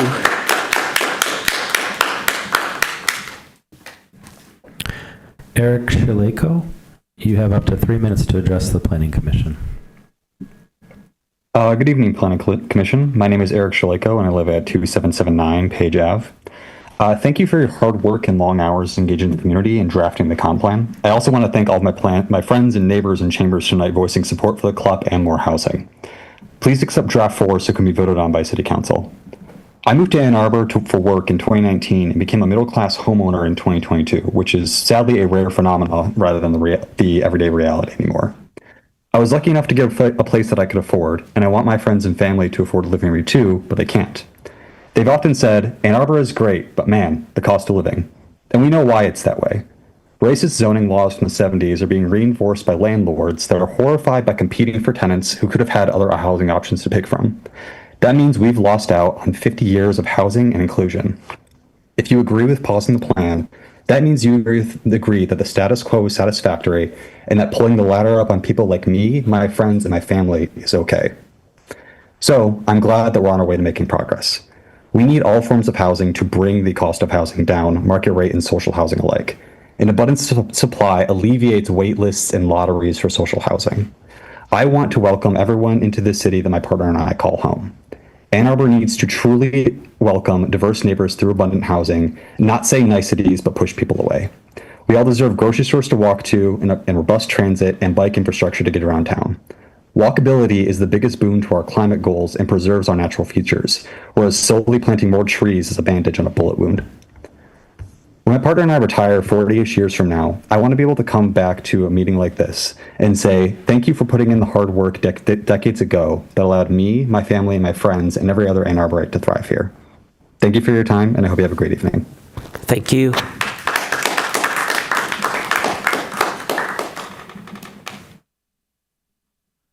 Alex Lowe, you can unmute and address the Planning Commission for up to 3 minutes. Good evening, this is Alex Lowe, 2532 Pittsfield. I, like many others, am here to tell you that it's well beyond time to send the comprehensive plan to City Council. We have gone so far beyond the required process for public comment that it renders complaints of insufficient comment not just wrong, but farcical. What I am disappointed about is that despite so many revisions, my proposals for things like better height restrictions in hub districts have gone completely undiscussed. While proposals to worsen height restrictions in low-rise districts have been included. To add insult to injury, the people who proposed these sorts of restrictions in low-rise districts now continue to bemoan their opinions not having been considered. This goes to show what I've been saying since at least 2024. The leaders of this alliance to preserve Ann Arbor and Amber are not acting in good faith, yet the city still gives their voices extra, undeserved weight. The very same people who came before this body complaining that this plan might allow quadplexes are now incensed about triplexes. Still, despite this bias towards a harmful status quo, I believe the current draft of the comprehensive plan is an improvement over what today, and as such it should be sent to City Council forthwith. I will continue to advocate for a more community-oriented and environmentally friendly built environment when the comprehensive plan comes under review in 2030 as mandated by state law. Thank you. Thank you, Mr. Lowe.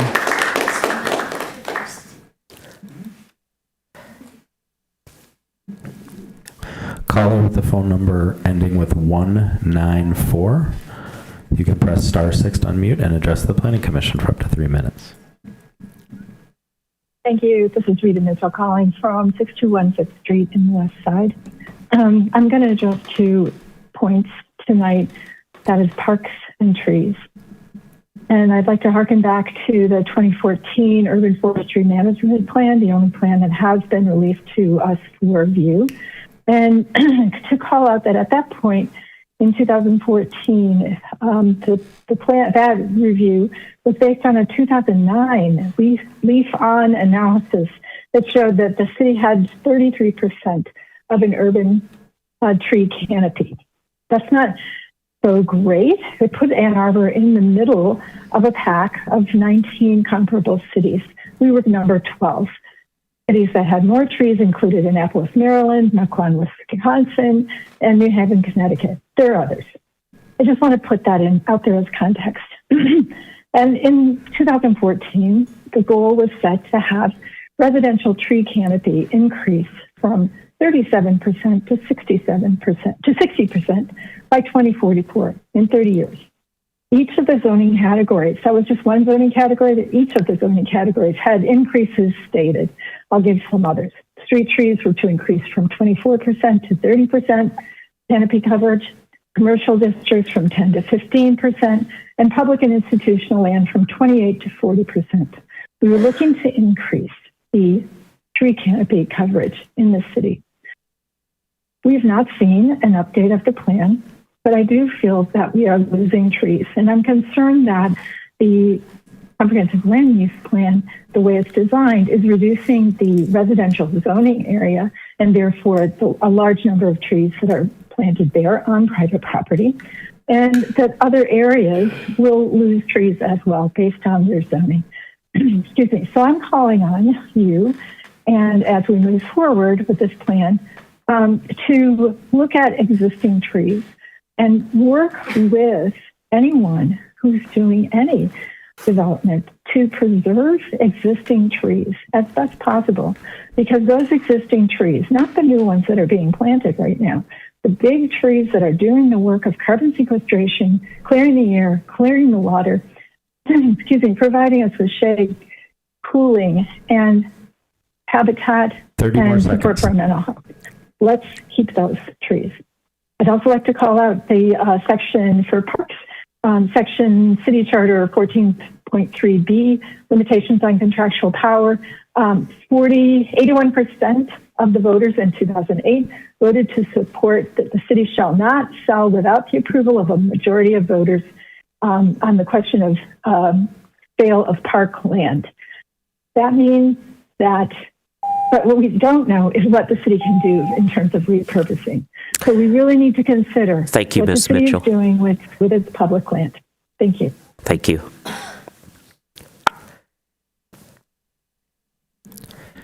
Greg Matthews, you can unmute and address the Planning Commission for up to 3 minutes. Hello, Planning Commission. This is Greg Matthews at 1208 Brooklyn.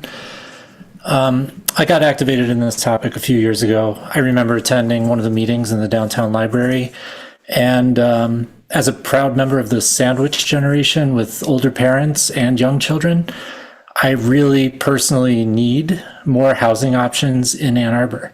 I really want it. I believe in this mission, so feeling inspired last spring, I helped, along with a lot of other volunteers, to get More Neighbors A2, or Neighbors for More Neighbors, going again.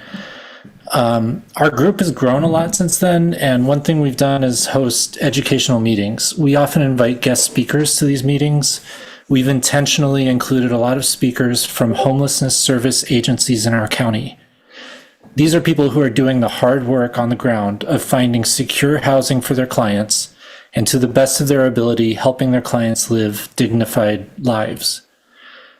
We need to understand that our current zoning amounts to bans on a variety of housing in most of our city.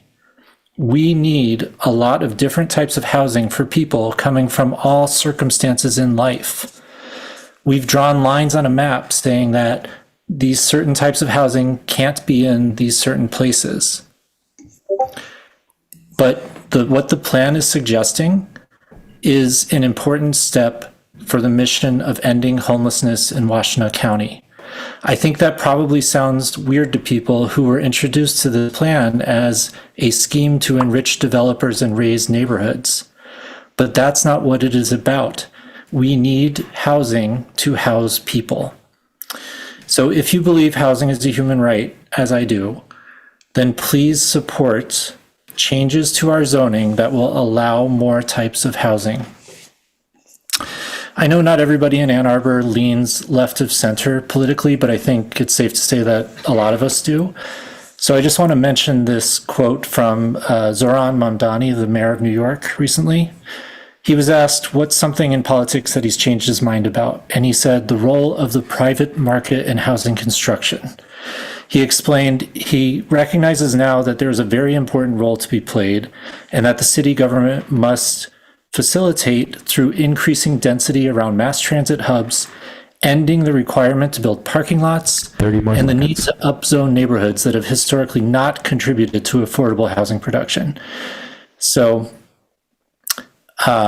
preventing private housing development is not helping anyone who needs housing. We support this comprehensive land use plan. Thank you. Thank you, Mr. Matthews.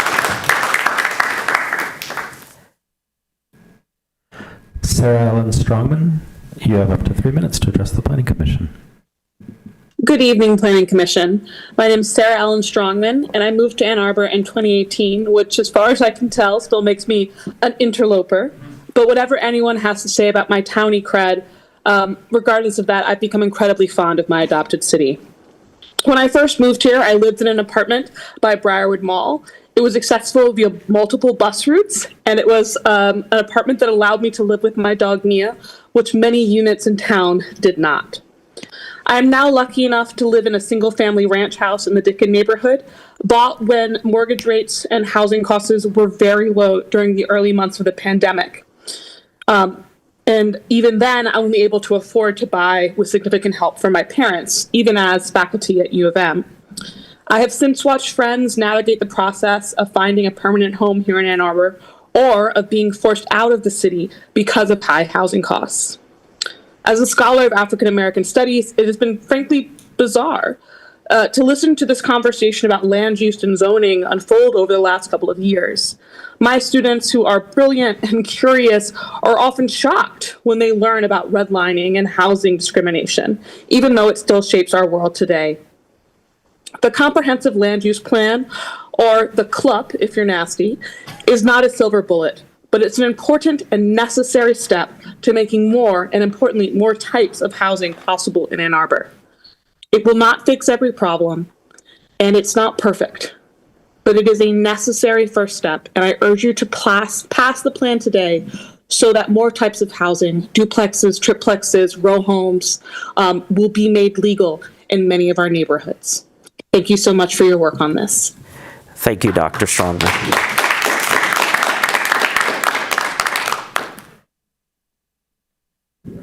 No additional speakers, Chair Waite. With that, I'll do one more call inside the chambers if someone came in when we close that off. Okay, great.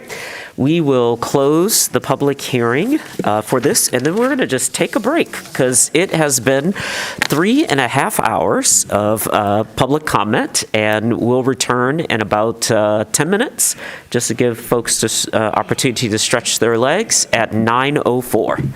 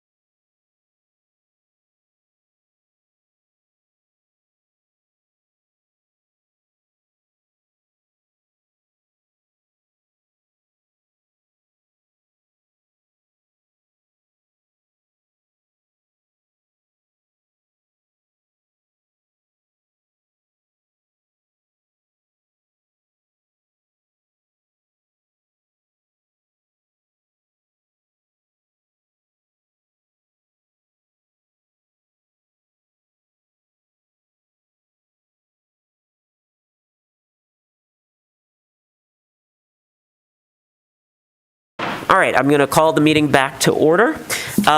We have concluded the public hearing on this matter. Wow. Do we go straight to the motion and then we open it up for discussion? And then which of these wonderful proposals am I considering?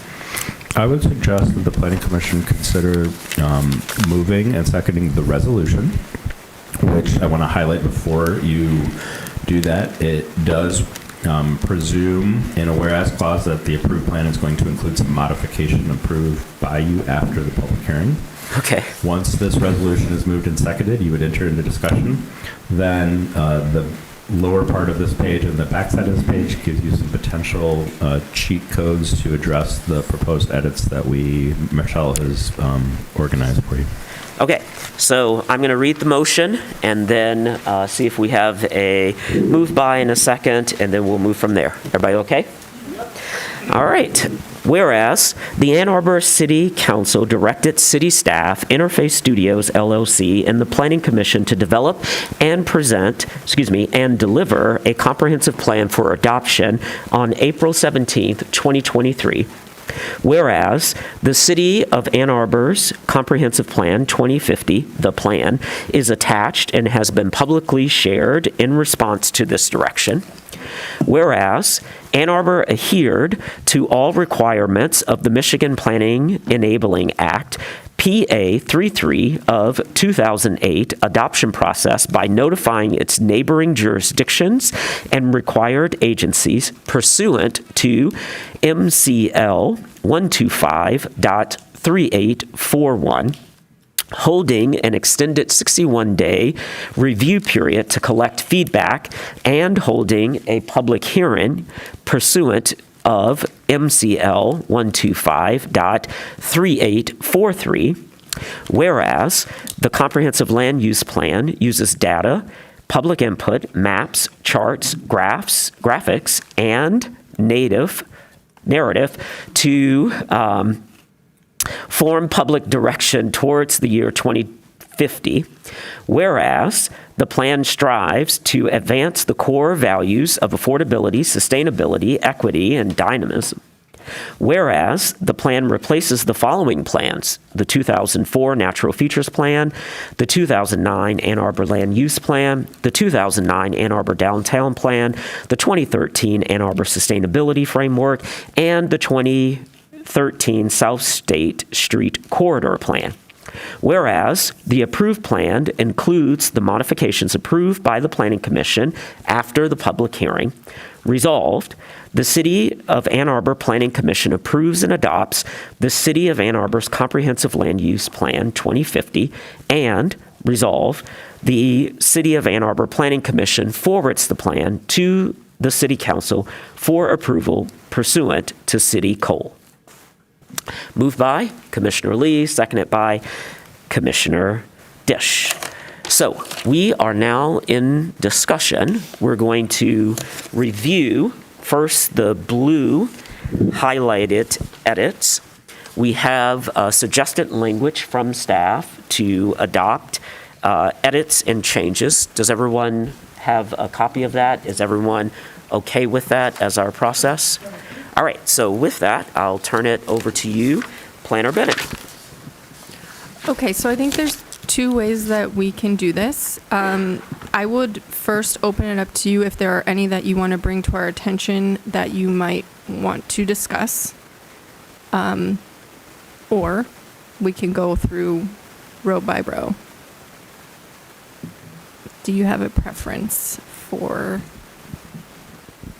Commissioner Dish.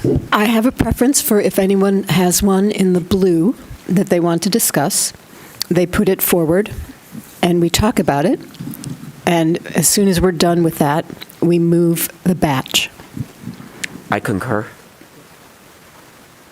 Commissioner Mills, are you okay with that? Yes. All right. Great. We have agreement. Does anyone have an item in the blue that you'd like to bring forward for discussion? Okay. Commissioner Abrams. I would like to propose a small change to line 25. So this is in reference to the second paragraph on page 47, which is describing the values framework. And the proposed edit is to remove a parenthetical phrase, quote, whether it is related to carbon neutrality or natural features mitigation, end quote, which I support. But I wanted to propose another small change to this sentence. So the sentence reads currently, quote, for example, requiring any individual housing development project meet 100% of each and every metric. I want to propose that we change the word metric to either goal or value, because I don't think in this instance metric actually makes sense, because we're talking about trade-offs. We're not talking actually here about metrics. Is there agreement for goal over value? I have agreement for goal. Okay. Because we just need to get to what we're going to change it to first, and then we can do the change. So I want to start with goal or value. Yes, So far I have goal 2, Goal, are you okay with goal? Sorry. I'm good. 3, 4. Hammerschmidt, did you say yes? Okay, 5.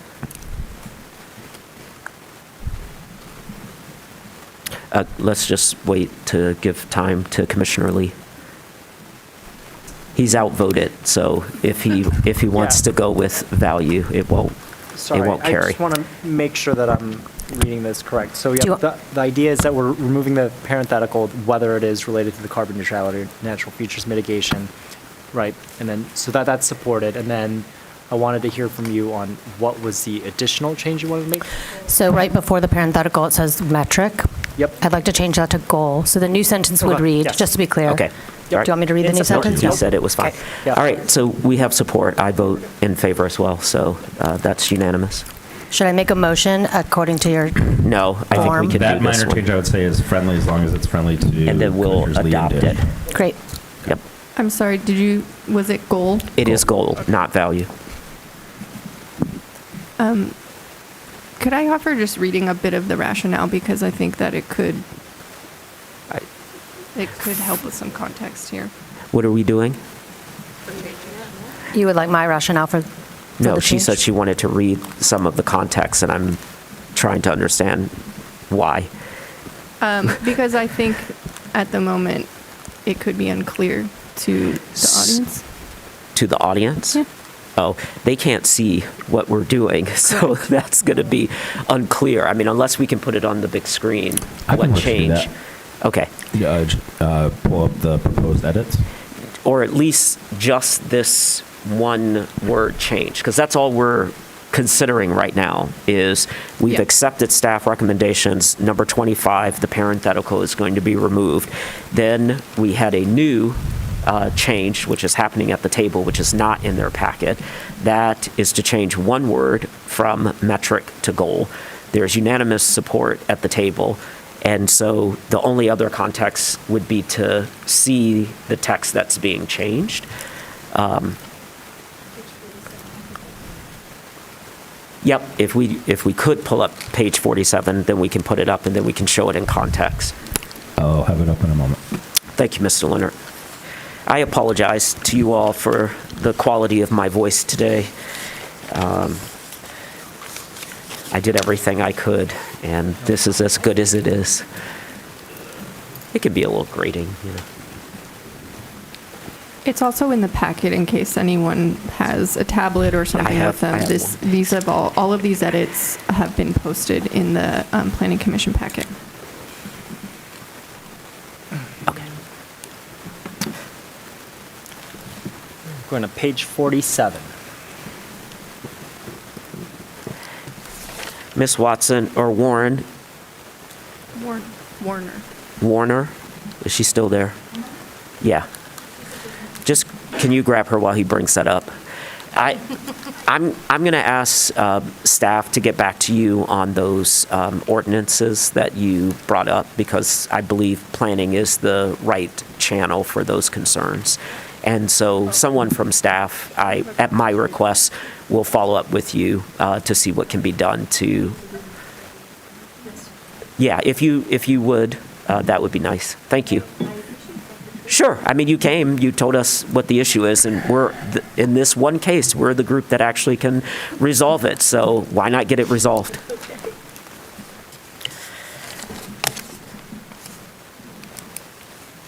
Okay. Planner Bennett. Okay. And then Commissioner Lee. I was just going to say, we're on the paragraph. To that end, it is important for the plan to recognize that prioritizing housing development may require an easing of certain restrictions or constraints. So we're going to fast forward, placing too many conditions, blah, blah, blah. For example, requiring any individual housing development project meet 100% of each and every metric versus goal. That is the change that is being Yes, it's offered. being changed to goal. Yes. Okay. So just wanted to point that out to everybody to set And then context. it continues, increases the cost of construction, making it cost prohibitive to build or making the resulting housing more expensive. So this is part of a affordability objective.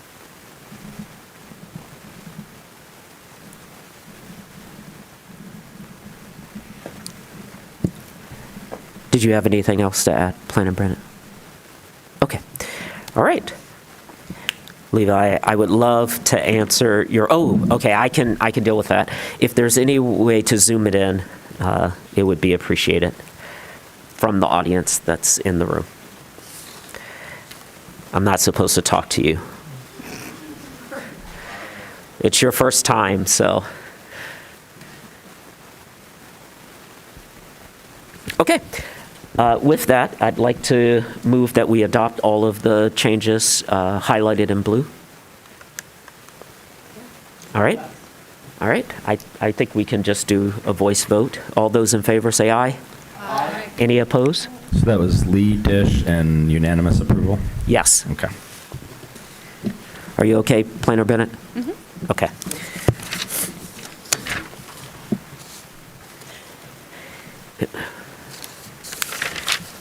So now, green, do we need to just accept? We're going to make changes to green. Okay, so We're not even asking you. You're not even asking us. So that takes away our power. All right. So then thank you, Commissioner Hammersmith. So then that leaves row 44 and row 45. There are two in purple. The first one references 4 pages, 84, 102, 154, and 156. Is this Mr. Garber's comment? Okay. Yeah, so if I could provide a little background. Sure. Mr. Garber was correct. You had considered his language. At that same meeting, you also directed us to reflect any recommendations from OSI. So what you see in that proposed edit there is language, and it was repeated by Mr. Garber. The language in the draft is the language that OSI recommended in response to that proposed language. So if you desire to keep the recommendation from OSI, I would not recommend any changes based on that row. If you'd like to incorporate the language from Mr. Garber, then a motion and second to consider that language would be appropriate. So you reverted the change to OSI, so that's what's in the current plan, just to recap. Mr. Garber asked us to reconsider, Yep. and that would require new language and a motion. All right, we'll start with Commissioner Abrams. I just want to be clear. Mr. Garber didn't put it on this list. I did. Yes, I'm sure, yes. Right. So, but this is. I apologize for my error. No. I want to own it. And I just also want to confirm, I mean, on January 6th, when we decided at the table to change the language, we also were told that OSI supported that change. So I'd be curious to know why they changed their, amended their support. And I would, maybe, do you have any background there? Yeah, I think it was my error. I was trying to respond to the inquiry by trying to manage the conversation and also consult the feedback that we had gotten from OSI. And frankly, I think I had missed their notation on that particular item in that context. So I communicated to you incorrectly that OSI hadn't commented on it. They had provided alternative language that we included in draft 4.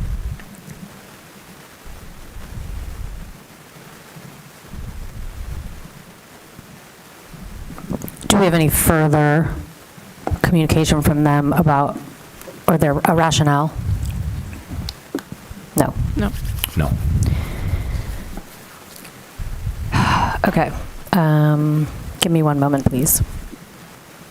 Sure. I think everyone's waiting, so.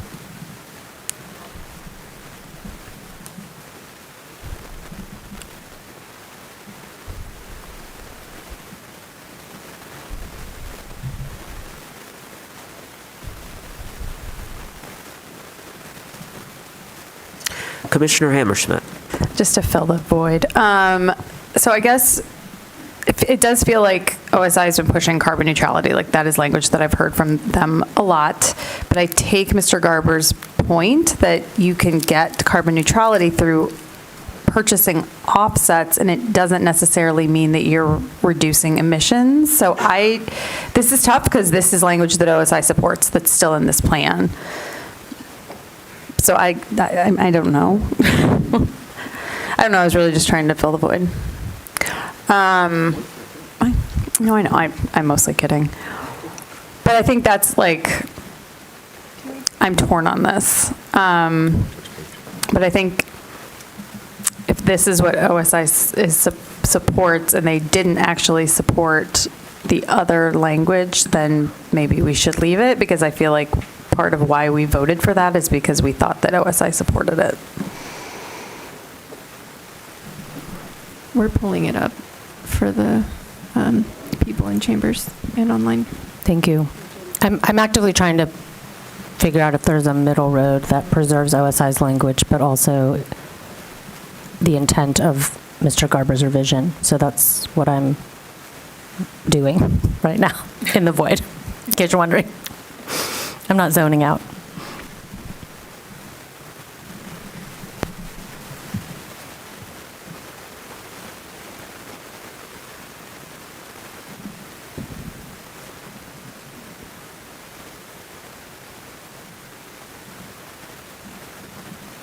It would help me maybe to know whether there would be any support at the table for making any change, or if people feel really committed to the OSI language. Because if there's not support in principle for changing it, then I won't take the time to try to draft a revised one. My concern, I'm sorry, I should be raising my hand. Sorry. Commissioner Dish.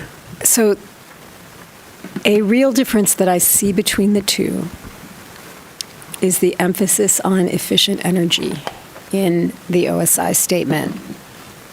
And obviously, transitioning to zero carbon sources is, that aligns with what Mr. Garber is asking for. The emphasis on efficient energy and resource use is important because a lot of the work that OSI is doing has to do with patching up holes in people's houses, so that when we make a transition to a different manner of heating and cooling and different sources of power, everything isn't just going out the window or the door. And so efficiency has been a real priority for them, because especially if you're aiming, as the city is, if you're aiming subsidies at folks who, are having difficulties sometimes keeping up older houses, which are such a challenge to render efficient. It's very expensive to do those retrofits. So I feel like that's a key piece of their work and their strategy. And so I would want to make sure that we kept in language that honored that work and its ranking in their priorities, because it ranks very high in their priorities. Thank you, Commissioner Dish. Commissioner Mills, and then Planner Bennett. I don't disagree with Commissioner Dish and at the same time, it feels like it needs a comma or something in it. Like feels like not, I mean, I don't have great grammar at 9:30 at night, but it feels off. And so that's what I'm trying to decide, if after like resource use, comma, and transitioning to zero carbon sources. But so I'm willing to entertain something, Commissioner Abrams, particularly if we can make it better grammar. Commissioner Abrams. I have two proposals to consider. Mr. Leonard, is it possible for this to get onto a screen for us to look at instead of us once the proposal comes? No, I'm talking from Commissioner Like if I Abrams. email you the language, you could put it up on the screen? Do you want me to email it to you, Mr. Leonard? Please, it's just easier than trying to hold all the words in our head. I agree. We are all capable, but it is 4 hours later. Well, if you want to say I can type it and so it can be ready by the time he's ready to share the screen, if you have the words already formulated. Got it. I also just emailed it. Okay. So currently it reads, you can see what it currently reads on the screen? No? No, we're Okay. We could. Currently it reads, promote carbon neutrality through efficient energy and resource use and transitioning to zero carbon sources. Option 1, promote carbon neutrality through efficient energy and resource use and ultimately transition to zero carbon sources like renewable energy. That was really fast. Which is Oh, sorry, you're trying to type it. I also emailed it to Mr. Leonard. Okay. But do you want me to slow down? Yes, please. Okay. So the first part of it is exactly the same. Promote carbon neutrality through efficient energy and resource use. Oh, the first of what exists. Mm-hmm. Through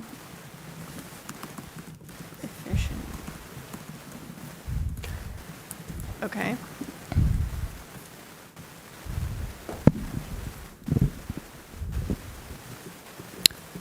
Sorry, I'm realizing that there's a grammatical thing I don't like in the original. Okay, anyway, sorry. Can you pause for a second? Oh. Mr. Westfall, can I ask you to ask the person that's in the hallway to move that conversation further? Thank you. Appreciate it. There we go.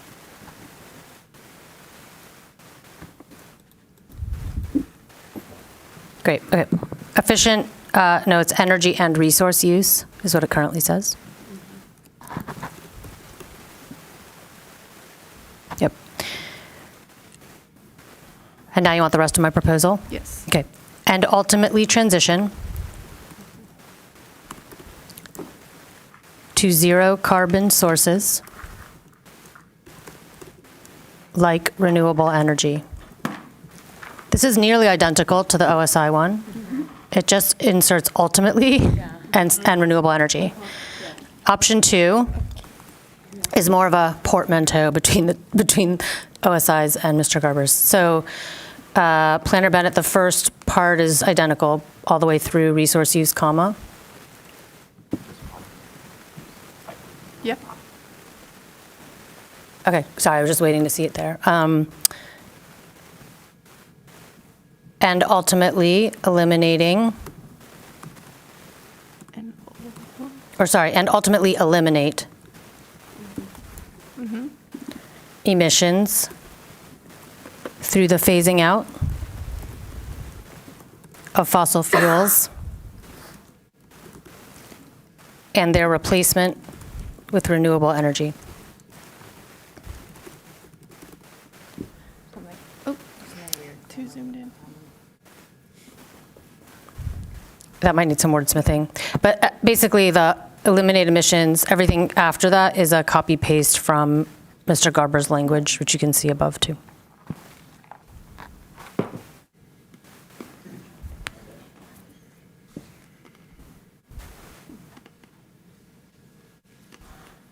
This is not a friendly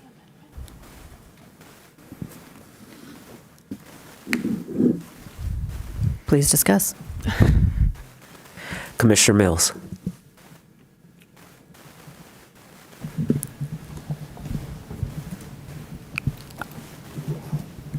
I think I'm going to say something super controversial.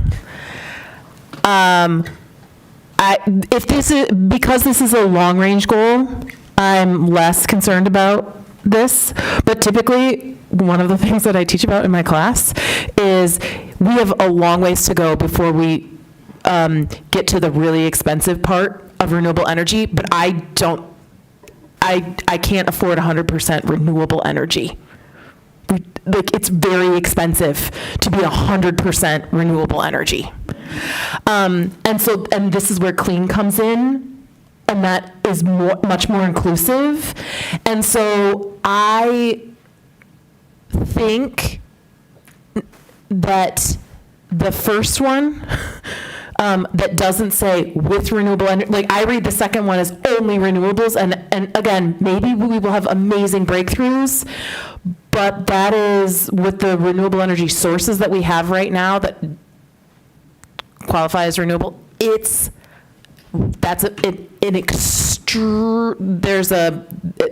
tricky. So I don't know if that was behind OSI's thinking on this. I really don't know. But I feel like the first one calls out that we want like renewable energy, but it's not like, and it shall be only. We don't say shall anyway. This is a guidance document and it's long range, so I'm not going to die on this hill. But I'm just going to say there's a debate, and there's an active debate in the environmental community about clean and renewable and what those goals are. And just for what it's worth, the state is celebrated as having ambitious goals. Our goal is to be 80% renewable and 100% clean at the same time, not 100% renewable. So, Commissioner Lee? You're looking. Am I looking wrong? Oh, okay. No, you didn't need to. Okay. All right. I can opine. No, you don't need to. Sorry, can I just correct the record? I just misspoke. Because it's late. It's 60% renewable is our goal. Okay. 60% and 100% clean. For the state. That's embarrassing. Yes. That's okay. It's only being recorded. So.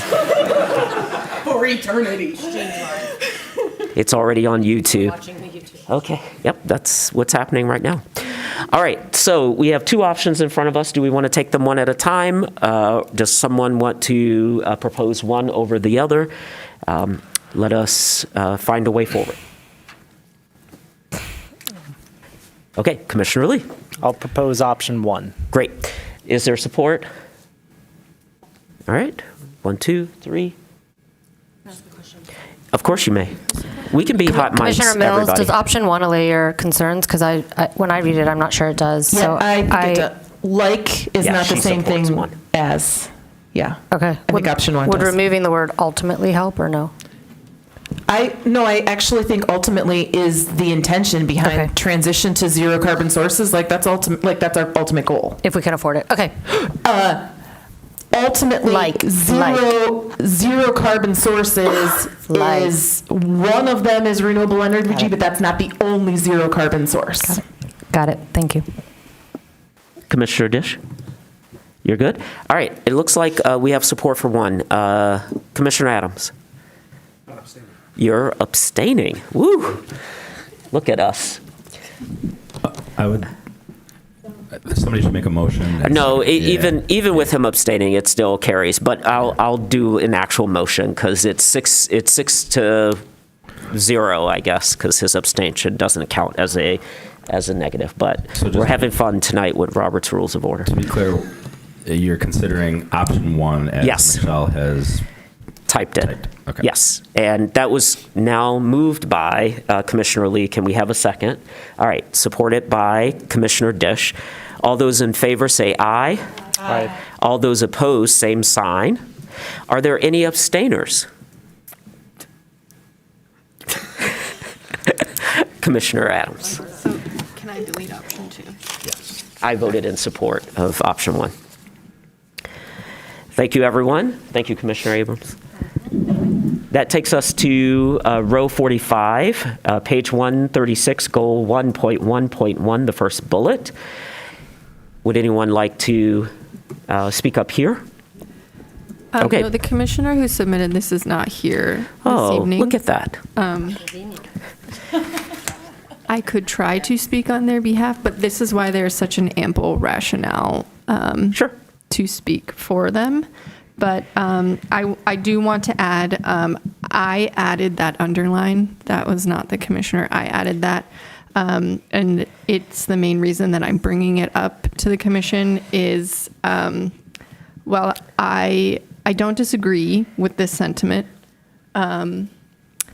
I do think, though, we have been talking a lot about trade-offs this entire time, about how we might not be able to achieve everything with every development. And this second part of this proposed change,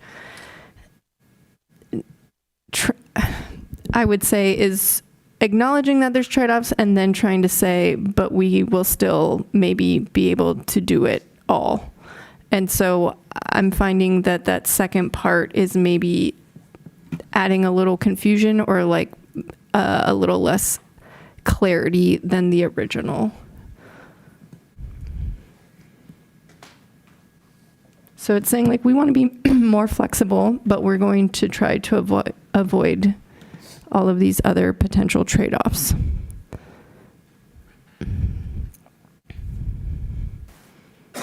So I thought this was discussion worthy. It can go either way. All right. For the commission. Commissioner Abrams. I just want to point out that in the blue section is a change to 1.1.1 that I think might impact how you feel about the first bullet. So, right, it'll say review and rewrite the zoning code to remove unduly burdensome barriers. Right now it just says remove barriers, which I think matters here.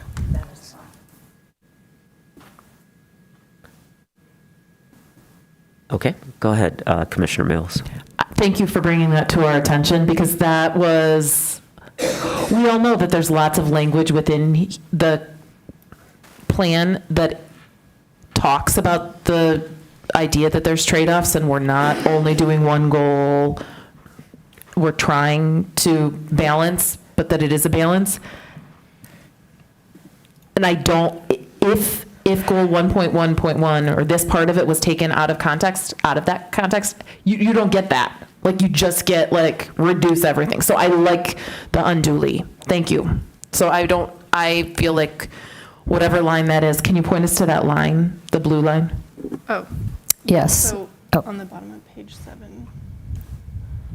So we're talking about row 39. Yeah. Insert. Yeah. Page 136, goal 1.1.1, the suggested edit is to insert unduly burdensome before barriers. Currently, it just says that we will try to remove barriers, and this says unduly burdensome barriers. I think that, in my mind, is both of those comments are towards the same end, and I think that it's more elegantly done in the blue part. So to strike the purple? To strike, I would not support 45. Okay, great. Looks like we have 4 to that.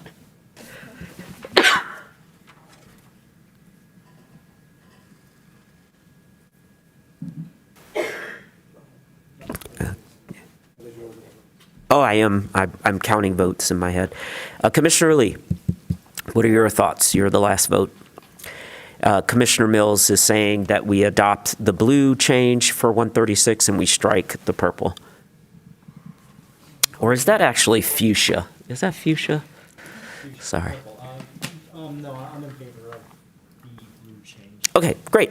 So let's just take a vote for that change. All those in favor of the suggested, well, just striking row 45 from consideration, vote by saying aye. Aye. Any opposed?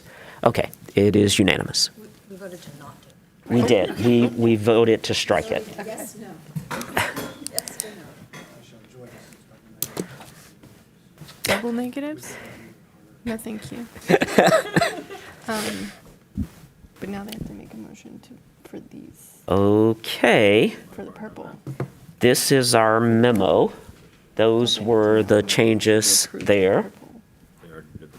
Did anyone else have changes that they did not submit and would be frustrated if they were not heard at this time?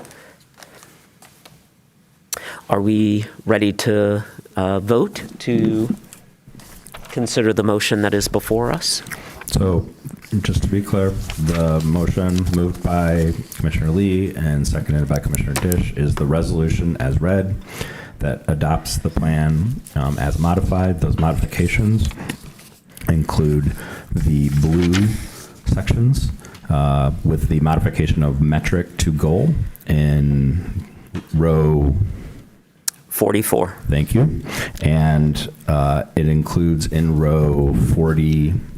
Oh, sorry. I was wrong. 26. 26 is 25. the metric to goal. And 25. Row 44. Yep. 25. There we go. 25. Row 25, metric is changed to goal. Thank you. And in row 44, option 1, as modified at the table, is accepted and approved. And row 45 is not enacted. Correct. And so with those changes, a roll call vote on the resolution would be your adoption of the plan and forwarding it to the City Council. Correct. So with that, Mr. Leonard, would you please call the roll? What's that? I'm sorry. What's wrong? Yeah, I was. Oh, you wanted to make comments? I was going to say, like, we had 59 people come and talk, and even more people show up. So I thought, like, I don't know when we do that. I'm so sorry. I thought you all wanted to pass the plan, but I see that there's some pausing happening here. So let us pause. Oh, really? And, why don't we vote this and then do a little round of comments? All right. Just do this.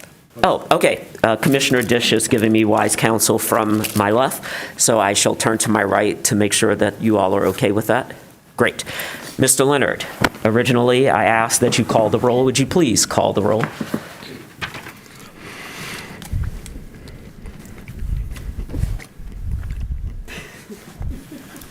I don't know. It's been a long time. It has been. I don't know if I want it to come to an end. Oh. So many quotable things there, Mr. Leonard. So Commissioner many Waitch. quotable things. Yes. Commissioner Hammerschmidt. Yes. Commissioner Abrams. Yes. Commissioner Dish. Yes. Commissioner Lee. Yes. Commissioner Adams. Yes. Commissioner Mills. Yes. That is all of the affirmative votes.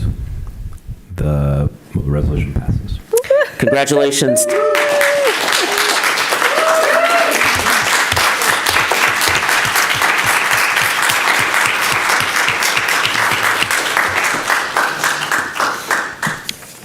All right, now that we are still in 10A, because I don't think we've moved on to 11A, other business, we'll go ahead and allow commissioners an opportunity to address the comments that we received this evening, starting with a comment from Commissioner Dish. I'll be very brief, but sure. and I wish I could sing because there's that great song where they say all the 264 hours, 59 minutes.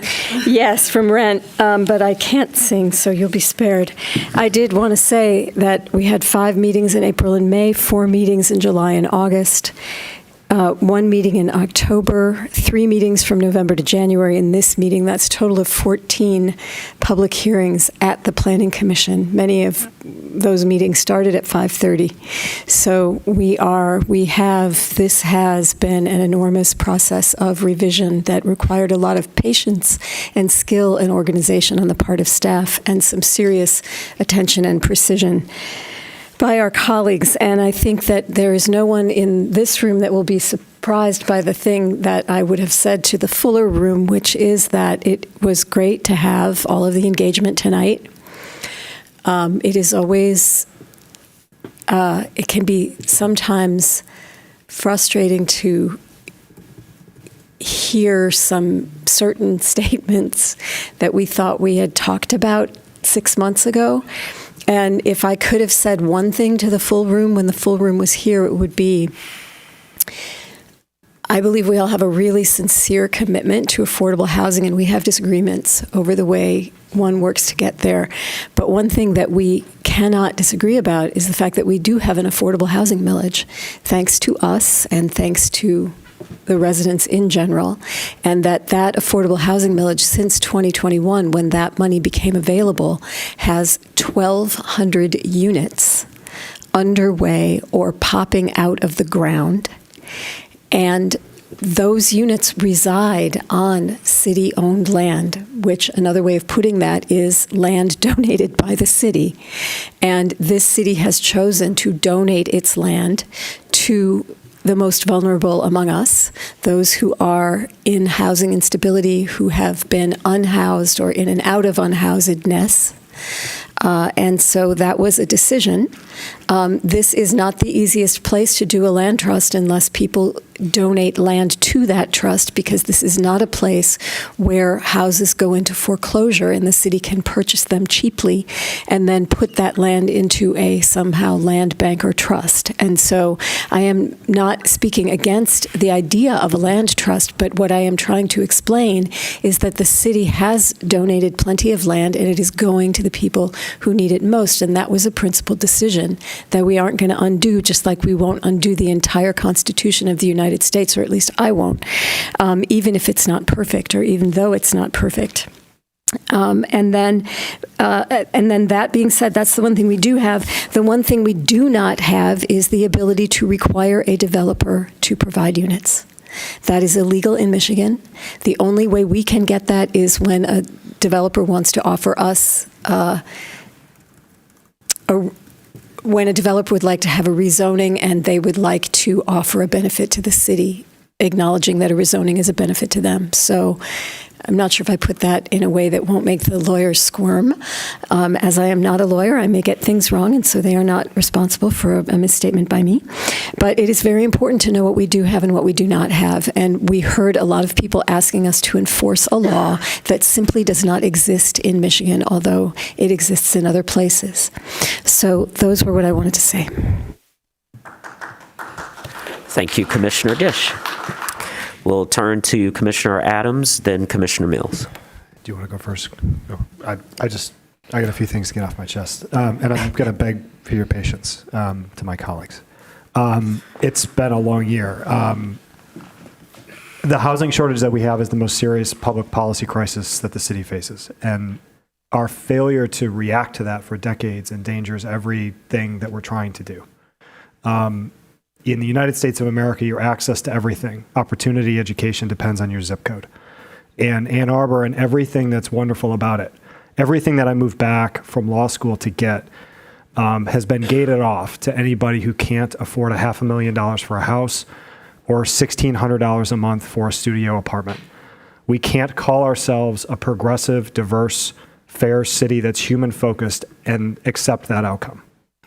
The draft plan that we voted to approve tonight attacks the problem in one of the few ways we can, which is recommending the legalization of more market rate housing types throughout the city. This common sense reform is one of the few tools we have, but it's backed by a large and growing body of scholarly research demonstrating that adding market rate units helps affordability. Staff has summarized that in an appendix attached to the plan, and that fact alone is notable. Because if we were talking about any other commodity, apples, airplanes, hamburgers, the proposition would not require citation. It would not require an appendix. It would be uncontroversial.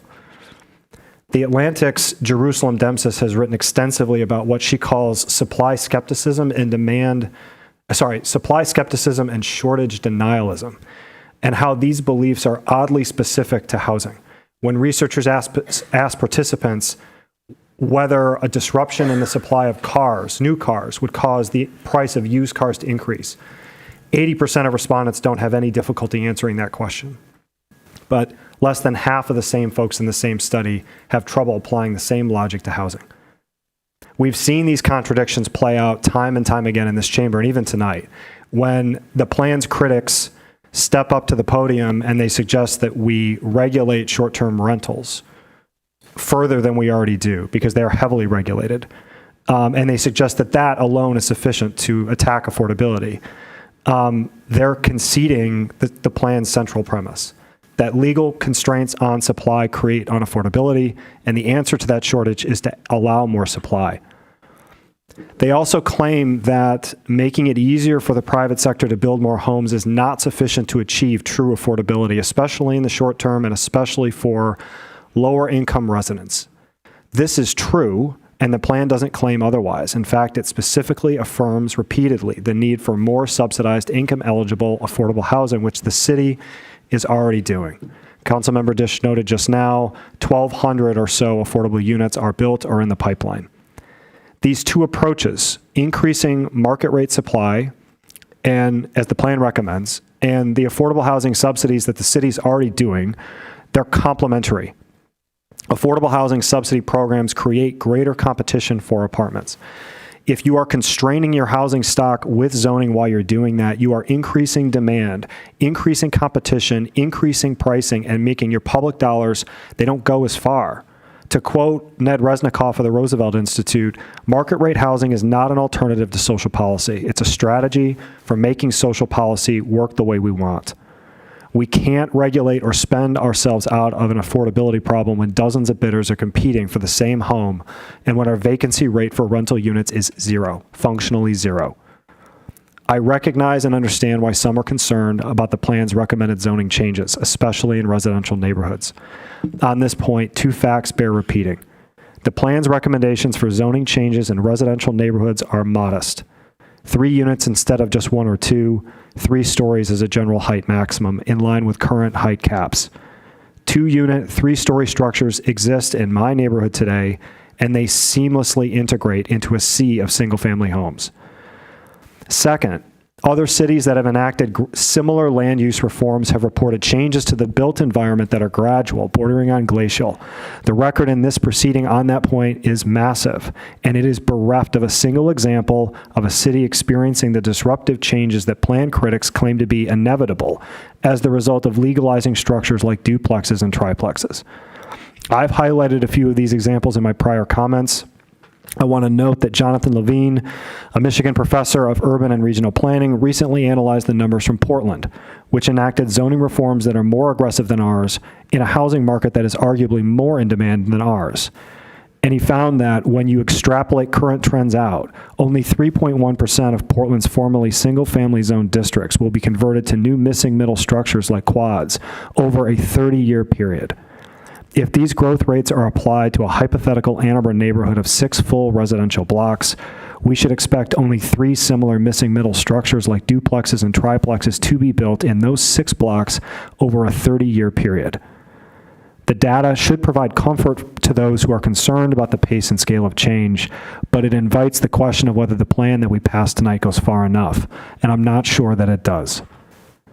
When I walk my neighborhood today, and we had a public commenter specifically talk about my neighborhood, we see the visible signs of a neighborhood changing, but not in the way that we want, not in a way that we should be concerned about. When you see affordable homes that are being torn down to build even larger single-family structures, when you see homes like my own that have been renovated in a way that take them out of the affordable housing stock for decades or forever, you see that the socioeconomic and racial composition of one of the city's oldest black neighborhoods has been changed by that process and is continuing to change as houses turn over. Almost every neighborhood in the city is experiencing changes just like that, as people try to rebuild and renovate what we have into the homes that under a different set of laws might already exist elsewhere in the city. Our zoning code can't stop that change from happening. What it can do is try to shape the change to better meet our needs as a community, and that, above all else, is the plan's goal. The plan is not hostile to single-family homes. It is hostile to the century-old proposition that a single-unit house is the only structure that the law should allow to build in over 30% of our city.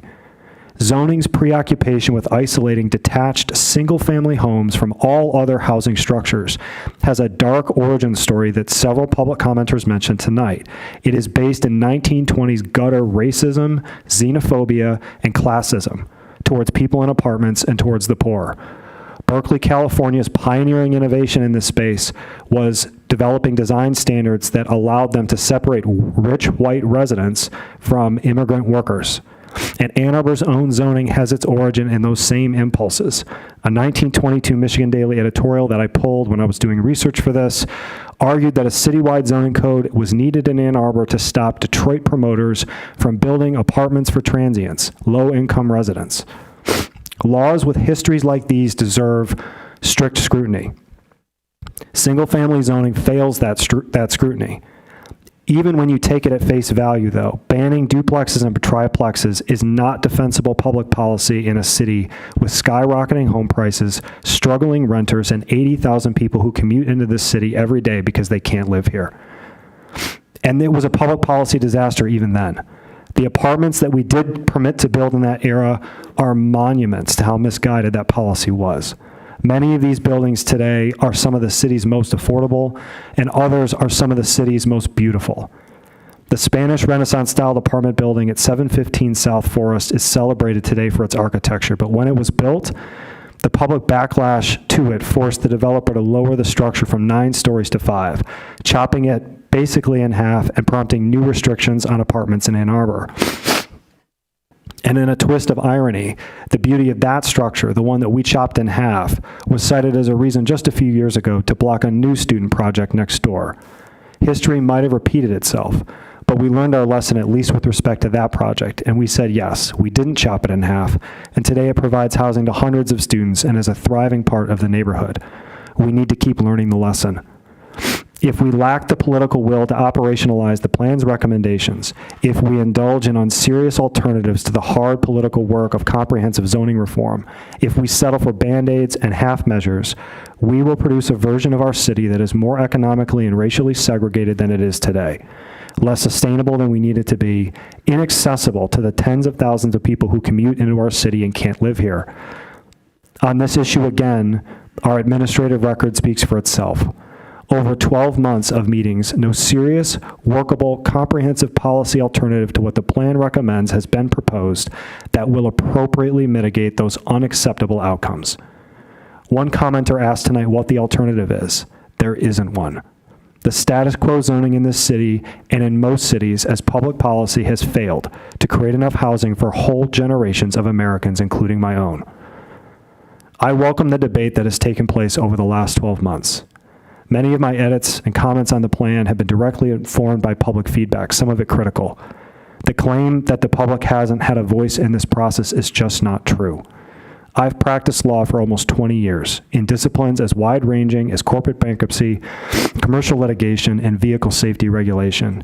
Few laws or regulations are made in this country with public engagement as transparent, sincere, and sustained as the process we've undertaken here. Some residents still don't agree, and that's okay. A much smaller few, I regret to say, have chosen to oppose the plan not on its own terms, but to do so by misleading people and sowing fear in the public about the things the plan does not say, things the plan can't do, and even to personally attack the motivations and ethics of the volunteer members of this panel, some of which we've heard tonight, and our staff. I'm obviously dismayed by that, especially to the extent that those actions have made it more difficult for the rest of the public to have clear and transparent access to the process. But on the other hand, I view that behavior as the strongest evidence that what we voted to approve tonight is well calibrated to what the public supports and will accept. Were that not so, the project's opponents would be focused on the merits, instead of swinging at ghosts and calling us names. The same Atlantic piece that I referenced earlier offers a partial explanation for that vitriol. So many Americans, she laments, believe that private equity is responsible for the housing crisis, despite owning a near negligible share of America's housing stock, or that developers are the only ones who benefit if we reduce barriers to building new housing. Unsympathetic actors like private equity firms or developers are easy to cast in a simple tale of good versus evil. What's harder is conceptualizing the web of regulations, norms, and incentives that has led us to a supply issue with no obvious villain. In my home office, there's a sticker on the wall that I hung up when COVID-19 was at its peak and our hospitals were full and our neighbors were dying. It says, "There's no one coming. It's up to us." Our housing crisis has no obvious villain. It has no easy solutions, and there is no one coming. It is up to us.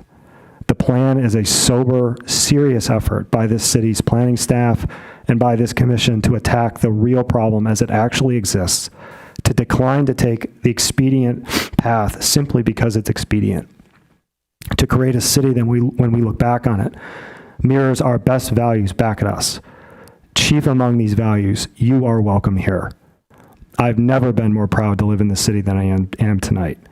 Thank you to our staff for writing that plan, and thanks to my colleagues for voting to approve our 2026 comprehensive land use plan. Thank you, Commissioner Adams.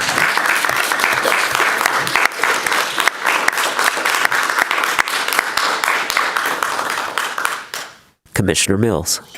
I know.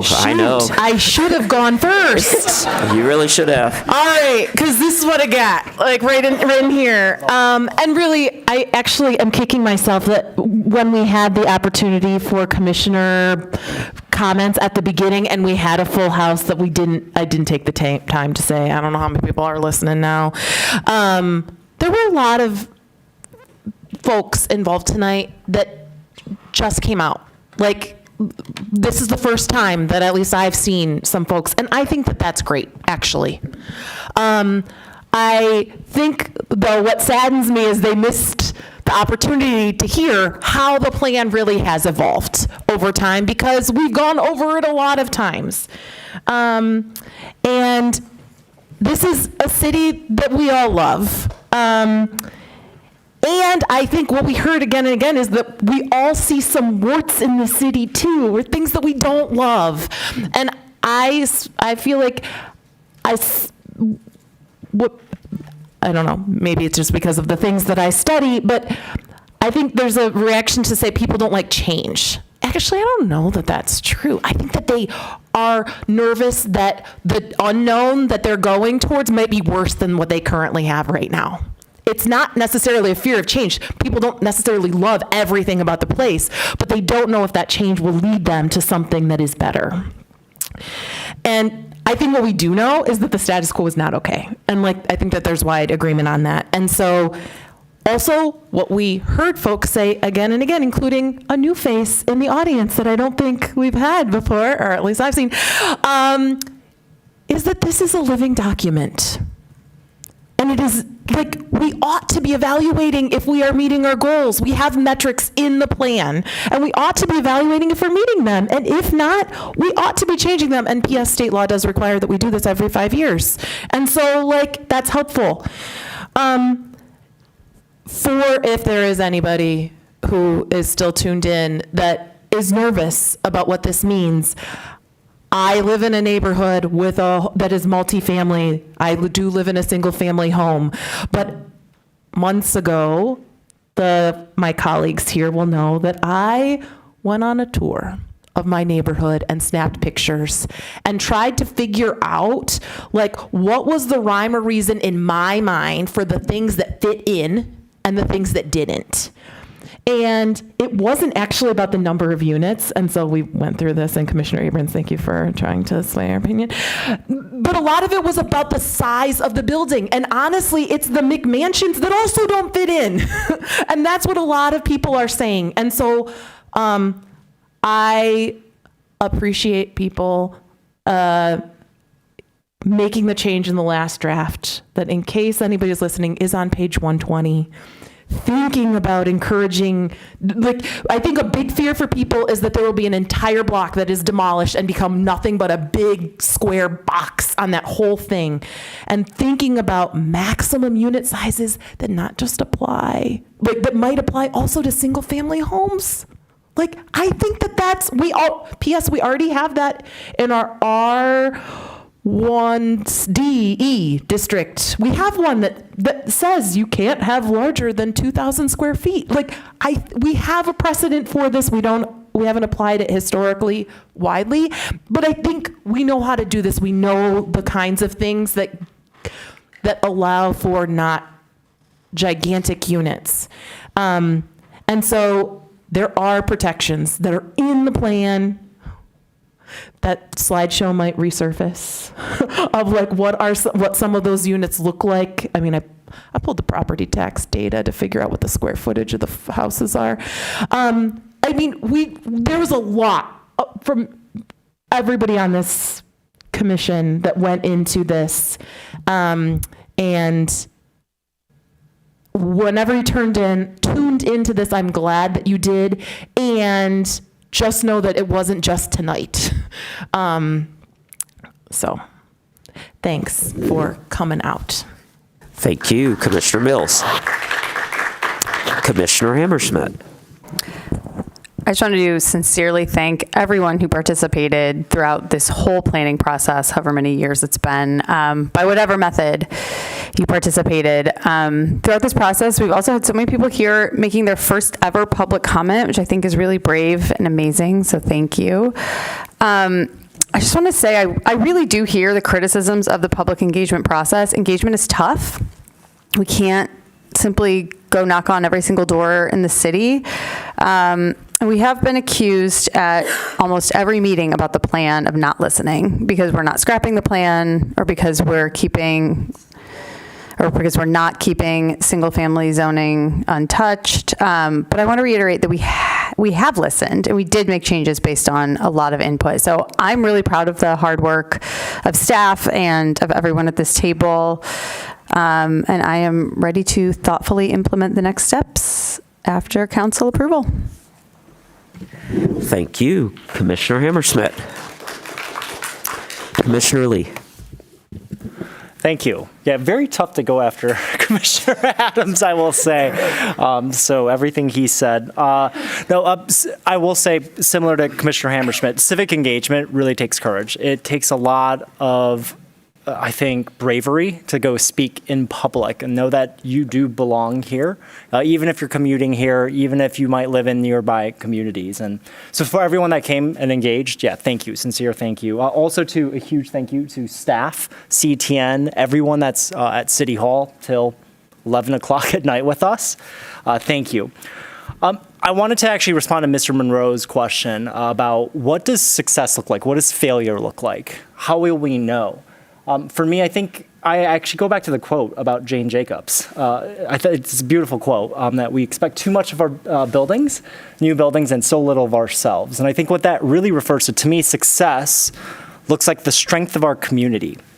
And what I mean by that, it's our ability to ask each other for help when we need it. So when we are able to say, hey, do we have civic efficacy? Do we have communal efficacy? And I think that, again, like Commissioner Norton would definitely say it's rooted in health, safety, and general welfare. That's why planning exists. Have we created a healthier outcome? Have we created a safer community? And have we improved general welfare? And for those that are unhoused, those that are socioeconomically marginalized, and those that work hard every day, day in, day out, but that, again, systemically, whether it's access to nutrition, education, that there are structural barriers that exist. And that part of what this plan is intended to do is to improve access to housing by reducing barriers. So to that end, success looks like a stronger community, one that's more resilient, one that encourages others to help and to find joy in the joys of others, where we're selfless in our pursuits. And so that, to me, looks like success. And for the failures would be the opposite of that, right? Where we're feeling more isolated, where we're feeling more divided. So to that effect, again, the civic engagement is at the crux of all of this. So I am really grateful for everyone that came out and spoke, especially to first-timers that have never spoken in public. It can be very challenging. And so just a heartfelt thank you again to the community for everything that they've done during this process, as well as all of the staff and everyone that had a hand in it. So thank you. Yeah. Thank you, Commissioner Lee. No? All right, Commissioner Dish. Oh, you started us. Okay. Wow, so now it's down to me. Okay, just some thoughts that have been bubbling around over the last 2 years. And one, I just want to say thank you to everyone who came out, who offered comments, who are currently watching. Thank you for all of you who remain in council chambers. At this time, it's usually just Mr. Garber, and even he has left. So we are grateful for your enduring presence. One of the things I want to note is that over the last 2 years, we've listened to literally thousands of voices. We've listened to renters and homeowners, students. We've listened to seniors, environmental advocates. We've listened to neighborhood leaders, housing advocates. We've listened to longtime residents, as well as those who are new to the city. We have heard, as we have listened, fear. We have heard hope. We have heard frustration. We have heard aspiration. And what I think abides and sort of undergirds everything we've heard is a deep and enduring love for the city. Tonight, we took one step, one act in a series of actions. The comprehensive plan, it's not the developmental approval. It is not the rezoning. It is not even the building permits. It's a values document. It's a vision document. It has maps. It has a framework that's going to help us and guide us in the decisions that we make as a city. And with this plan, we do something that is important. We live in reality, and we do so honestly. We are not in charge of everything that happens on the ground. I have spoken consistently about the presence of the university that is in our city, that is an economic driver in our city, that attracts thousands upon thousands of people to our city. And because of that, we are a growing city. We are a growing city. We are a city that is also rising in housing costs. We're a city that is facing climate pressure and infrastructure constraints. And we are a city that must decide how we will grow. And tonight, we've made a decision to be intentional about our growth. The plan says we will grow intentionally. It affirms that housing is not just a commodity, but as Commissioner Adams has already noted in his eloquent comments, it's also a foundation to human dignity. It's a foundation to human flourishing. And it recognizes that affordability cannot be created by wishful thinking, but by supply, policy alignment, and long-term consistency. And it also embraces something that has not always been offered at the table, a both and approach. Again, something that Commissioner Adams already articulated. So we must enable abundant housing across the city while also investing in public and permanent affordable housing in our community. And we do that in two ways. We have an affordable housing trust fund and we have an affordable housing millage. And as Commissioner Dish noted, in the pipeline are 1,200 units. So for me, this is also personal. And I have talked very personally about this process over the last 2 years. When we started to talk about this plan and we started to call it, neighborhood zoning or something like that, I sort of challenged how we think about that, because every place that someone lives is their neighborhood. And that just constraining one type of housing as residential while ignoring that people are living in another place, but it may not look the same, I felt like that was inconsistent. And I'm grateful that I had an opportunity at the table to make that comment and for our language to shift. And that's what's been important to me. I know that everyone who has come to speak to us, they haven't gotten everything that they want, but the idea that we haven't been listening attentively and actively and deliberately, I don't think that's a fair charge. I think we have adjusted exactly to what we have heard.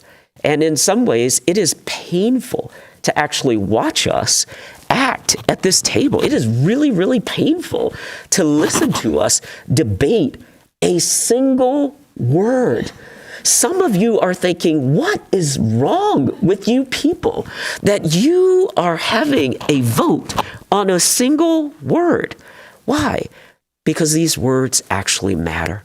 They shape who we are, who we hope to be, and where we are going. Zoning in American cities like ours has not been neutral. People like me have been purposely, explicitly, and outright with hostility excluded from communities. We know this is present in our community because it's written in the deeds of some of the properties that a house with those kind of deed restrictions shall not be sold to a Negro person. My family would qualify for that. So this is important, the work that we have done tonight. We recognize our past, we recognize our present, but we look forward to a future that is more equitable, that is more affordable, that is more inclusive, and that is more open to everyone. And I am grateful to join my colleagues, every single one of you, at this table. It has been important to me to be, I think, at every meeting. I don't think I have missed a meeting except one. I think I did miss one in August while I was on vacation. But it has been important for me to be here with you. I have appreciated your kinship, your professionalism, your humor. Thank you for allowing me to lead us over these last 7 months through this process. And I'm grateful to our staff who have taken the brunt of the hostility. I was in the room at a public meeting where the audience was quite hostile to Mr. Leonard and called him out of his name, which is not something that you deserve as someone who is leading a process. It's nothing that any of us deserve in this process. We are all neighbors trying to build a better city. I am grateful for Michelle's leadership in taking on the task of trying to get all of our notes, and we send them to her in all kinds of ways, some of them in emails, some of them in conversations, some of them in ways that I don't even know. I've also appreciated the work that you don't know about, the meetings that we've had outside to talk with experts, to hear from policy leaders, to make sure that what we're doing is the very best of what we can offer our city. So, adopting this plan does not eliminate disagreement. Don't believe me? When it appears at City Council, you'll see that I was telling you the truth, nor should it. Planning in a democratic city is iterative and it's accountable. This document will evolve as the conditions on the ground changes, and we will measure the outcomes honestly. Commissioner Lee has already talked about what the goals look like. It's housing production, it's affordability, it's infrastructure capacity, it's the fiscal impact, because some housing or some new development will increase taxes, which will allow us to do things that we haven't been able to do. And it'll also be environmental indicators like our tree canopy. I wanted to respond to Ms. Mitchell to let her know in 2009, we measured our tree canopy at 32%. And according to a research paper, which I will send to Planner Bennett, in 2022, University of Michigan put our tree canopy at about 37%. So that's a 5% growth over that period of time. So that there's work that is being done throughout the city to preserve the things that we love about the city while not preserving the city in amber. So I am grateful to have been here with you all, to have lended my voice to this conversation, and I look forward to the very difficult task that we have in front of us, which is implementing this plan. This is just the beginning, because we have a 232-page unified development plan that needs revising. And yeah, I'll stop there because that'll get us into something I don't want on the record.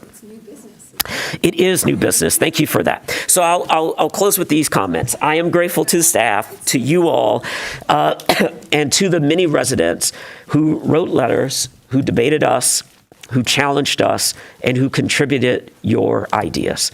This plan reflects our community. It reflects your input. It reflects years of work. It reflects a compromise. I do want to say this. I wanted more density in my neighborhood. I'm not getting more density in my neighborhood. And I sit at the table. Effectively, I'm the chair of the commission, and even my voice did not persuade my colleagues to increase density where I live. This is a compromise, but it's also aspirational, and I'm grateful to have been on this journey with all of you. Thank you.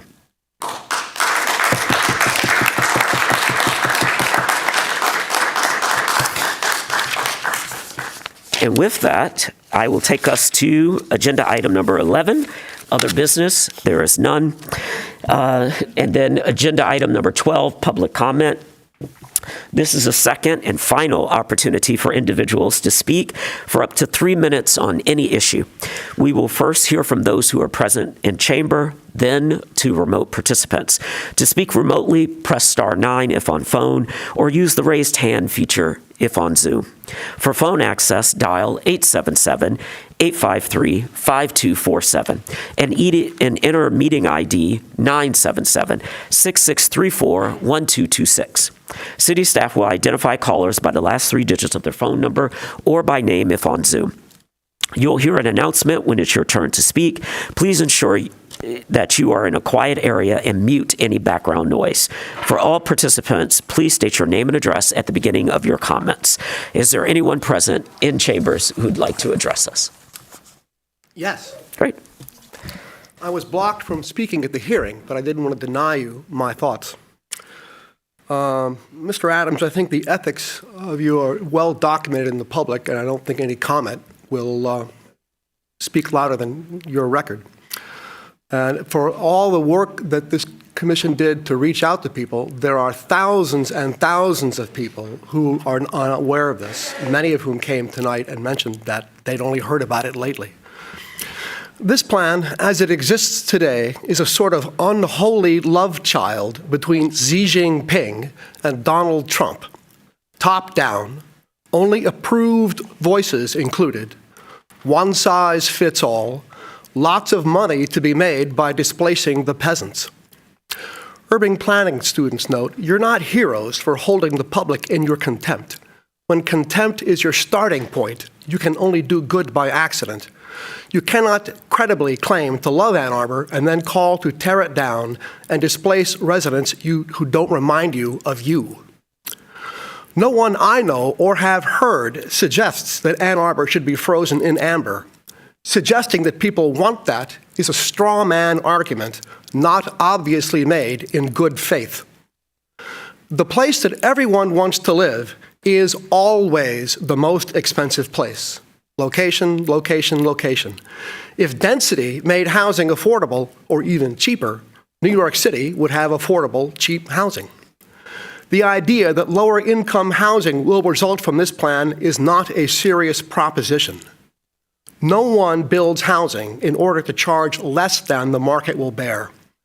The fantasy that building market rate housing will lower rents or purchase prices for everyone else in Ann Arbor does not withstand adult examination of the results of the thousands of units built in Ann Arbor since A2D2 was passed.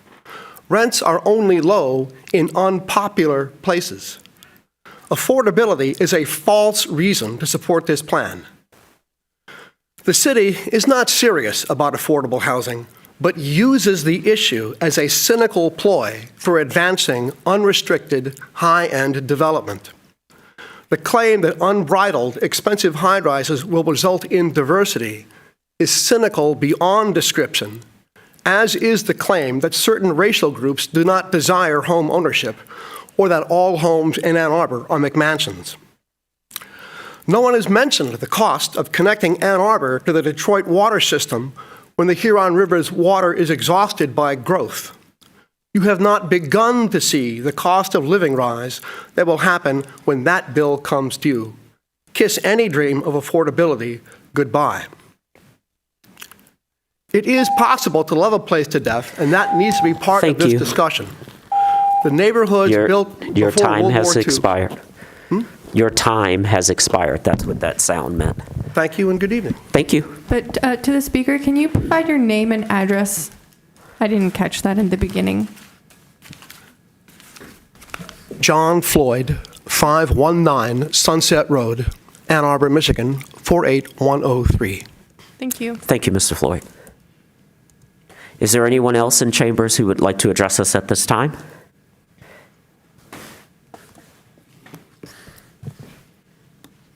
Yeah, I guess third time's the charm. Mark Skirbo, 2017 Fair Street. I can't speak as eloquently as you have, and this has been a very long process. It's been stressful for me and far more stressful for you. And so thank you again to commissioners, to staff for doing all this hard work. I just want to talk about the joy that has come out of this plan, because it's been really fun to talk to my friends about zoning. And it's a weird, nerdy topic, but it's been fun to literally made new friends talking to people about zoning. Showing up at the More Neighbors meetings on the last Sunday of the month, I walk into that room and I'm so happy to see people. And then we get to hear from incredible speakers. And then I'm biking around town and I run into more friends that I've met through coming to City Hall and engaging with people and talking at the library. And it's really energizing to meet people who care, who want to make the world a better place, and who want to start locally. There's a lot of terrible things going on in the world right now, and I feel quite powerless to make a difference there. And it feels really empowering to be able to come here and work with you to make something that can guide our city into being a better city, into being a more welcoming city. And I'm really grateful for that opportunity. So thank you. Thank you.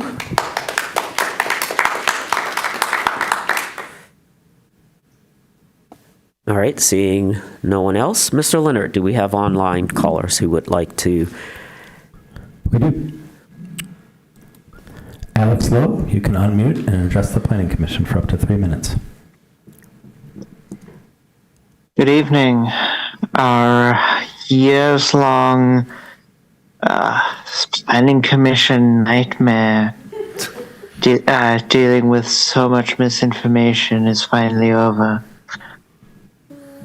I only hope that the next upcoming nightmare of dealing with the UDC is more intelligent, more level-headed, and doesn't have people fear-mongering about what Donald Trump would do while advocating for exactly what Donald Trump would do. Thank you. Thank you, Mr. Lowe.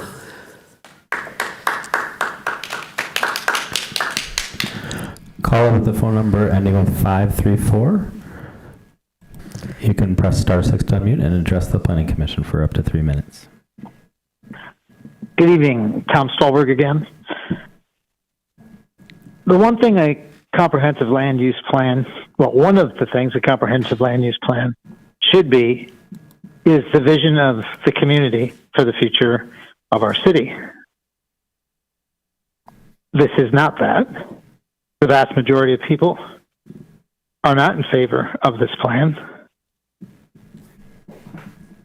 The long equation that has a multiply by 0 somewhere in it is 0. A long equation with a divide by 0 somewhere in it is irrational. The next step of this plan is to go to City Council. City Council is answerable to its constituents, and this plan does not represent what the vast majority of the citizens of the city want.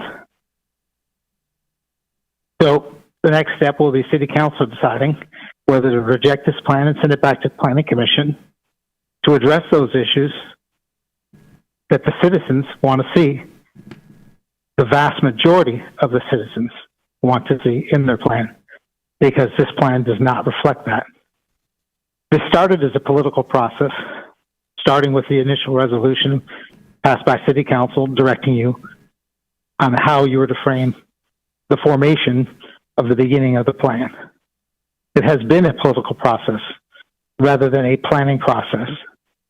We have a comprehensive land use plan that sorely lacks the kind of details that any plan would need to be properly implemented. It does not fit with best practices.